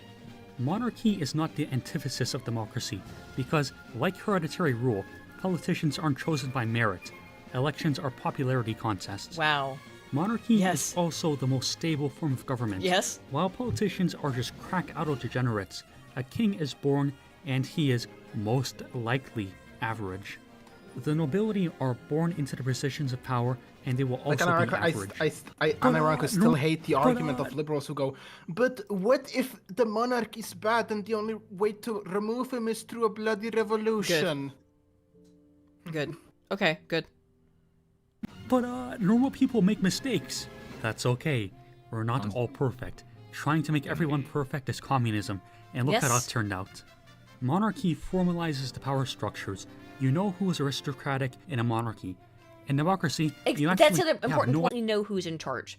You can directly identify who it is. You don't have to think about, how many heads of this hydra are there? No, I know who it is. That is another key important part of it. Yeah, no one's perfect. No one's ever going to be perfect. People will make mistakes. They're human. That's what's called being human is. But with the monarchy, it's in your face. It's right there. There's no deception. There's no games. There's no attempts at tricking people. No, we know what's going on. That's what makes it better in many ways. And that you have someone who, even if they are average, as all people are generally tend towards the average, that's called the mean, that's statistics. They're raised to know what to do. They're trained in it from birth, and that's different from a politician. For you. It's certainly not the politicians, because they get paid off to do the bidding of international mega elites. That too. You can't pay off a monarch. Monarchy isn't the solution because it's the best system. It is because it's the least worst system. Whoa, let's go! Absolutely! Holy shit! I would like to thank you, the viewer, for listening to me ridicule everything you believe in. Yes. And I would Let's go. Go check this guy out. Again, Wilhelm Apologist. I've showed him a whole bunch. We've watched 3 of his videos. Go watch his videos. Check out his whole channel. Holy shit, this guy's great. And still, you guys absolutely need to get him on the pod. We will. We'll try to. I'll message him actually right after this. Speaking of, I think we're going to probably end for tonight. Well, it's been quite a ride, but honestly, I think this evening was made better by watching Wilhelm Apologist because made me so, because I hated watching that first dude. What's his name? Second thought. What an idiot. And now I feel very. At first I was like, oh god. And now I feel very hyped up. Let's go. Let's get hyped. Yes. Yeah, white pilled. Get a white pilled. So hope-filled, white-pilled, and that's what we actually need at this time. It's the holiday season. I've had the snow going on the stream all night. I hope you guys have all enjoyed the stream. We need to do it again. We don't do this very frequently, but yeah, I love hanging out with you, Lav, and Wolfgang and Spoon, even though his shit kept fucking failing and couldn't barely hear him. But we'll see what we do going forward into the new year, into 2024. Thank you all so much for watching. I hope you all have a fantastic holiday. There will be a stream tomorrow from Spoon and myself on the 20th, regular news and politics stream, and then I think there will be another one on the 27th. So yeah, it should be normal, back to normal stuff. But yeah, I thank you, Wolfgang, and thank you, Lav, for joining us tonight as we got to make fun of some stuff and look at some cool stuff. It's always a pleasure to be here. Thank you. Yeah, thanks for joining us. And again, if you want to, shill out your channels for one more time, like what you do, both you and Wolfgang, if you feel so inclined, go ahead. Okay, so I'm just gonna say, look, I'm just another based, trad-pilled, monarch-pilled YouTube guy who makes videos dunking on commies and anyone who does not believe in glorious monarchy. Blah, blah, blah. Subscribe. Throw me money on Patreon. I'm out. Give money. All right, Wolfgang, do you have anything to add before we head out? Oh, I guess I put the video once a year when I feel like it. And yeah, that's about it. Not much else to say. Yeah, well, check. Both their channels are linked in the description. Check them out. And Nelthina, thank you, has linked them both. And we will see you guys tomorrow on our regular stream. All right, take care, and bye-bye.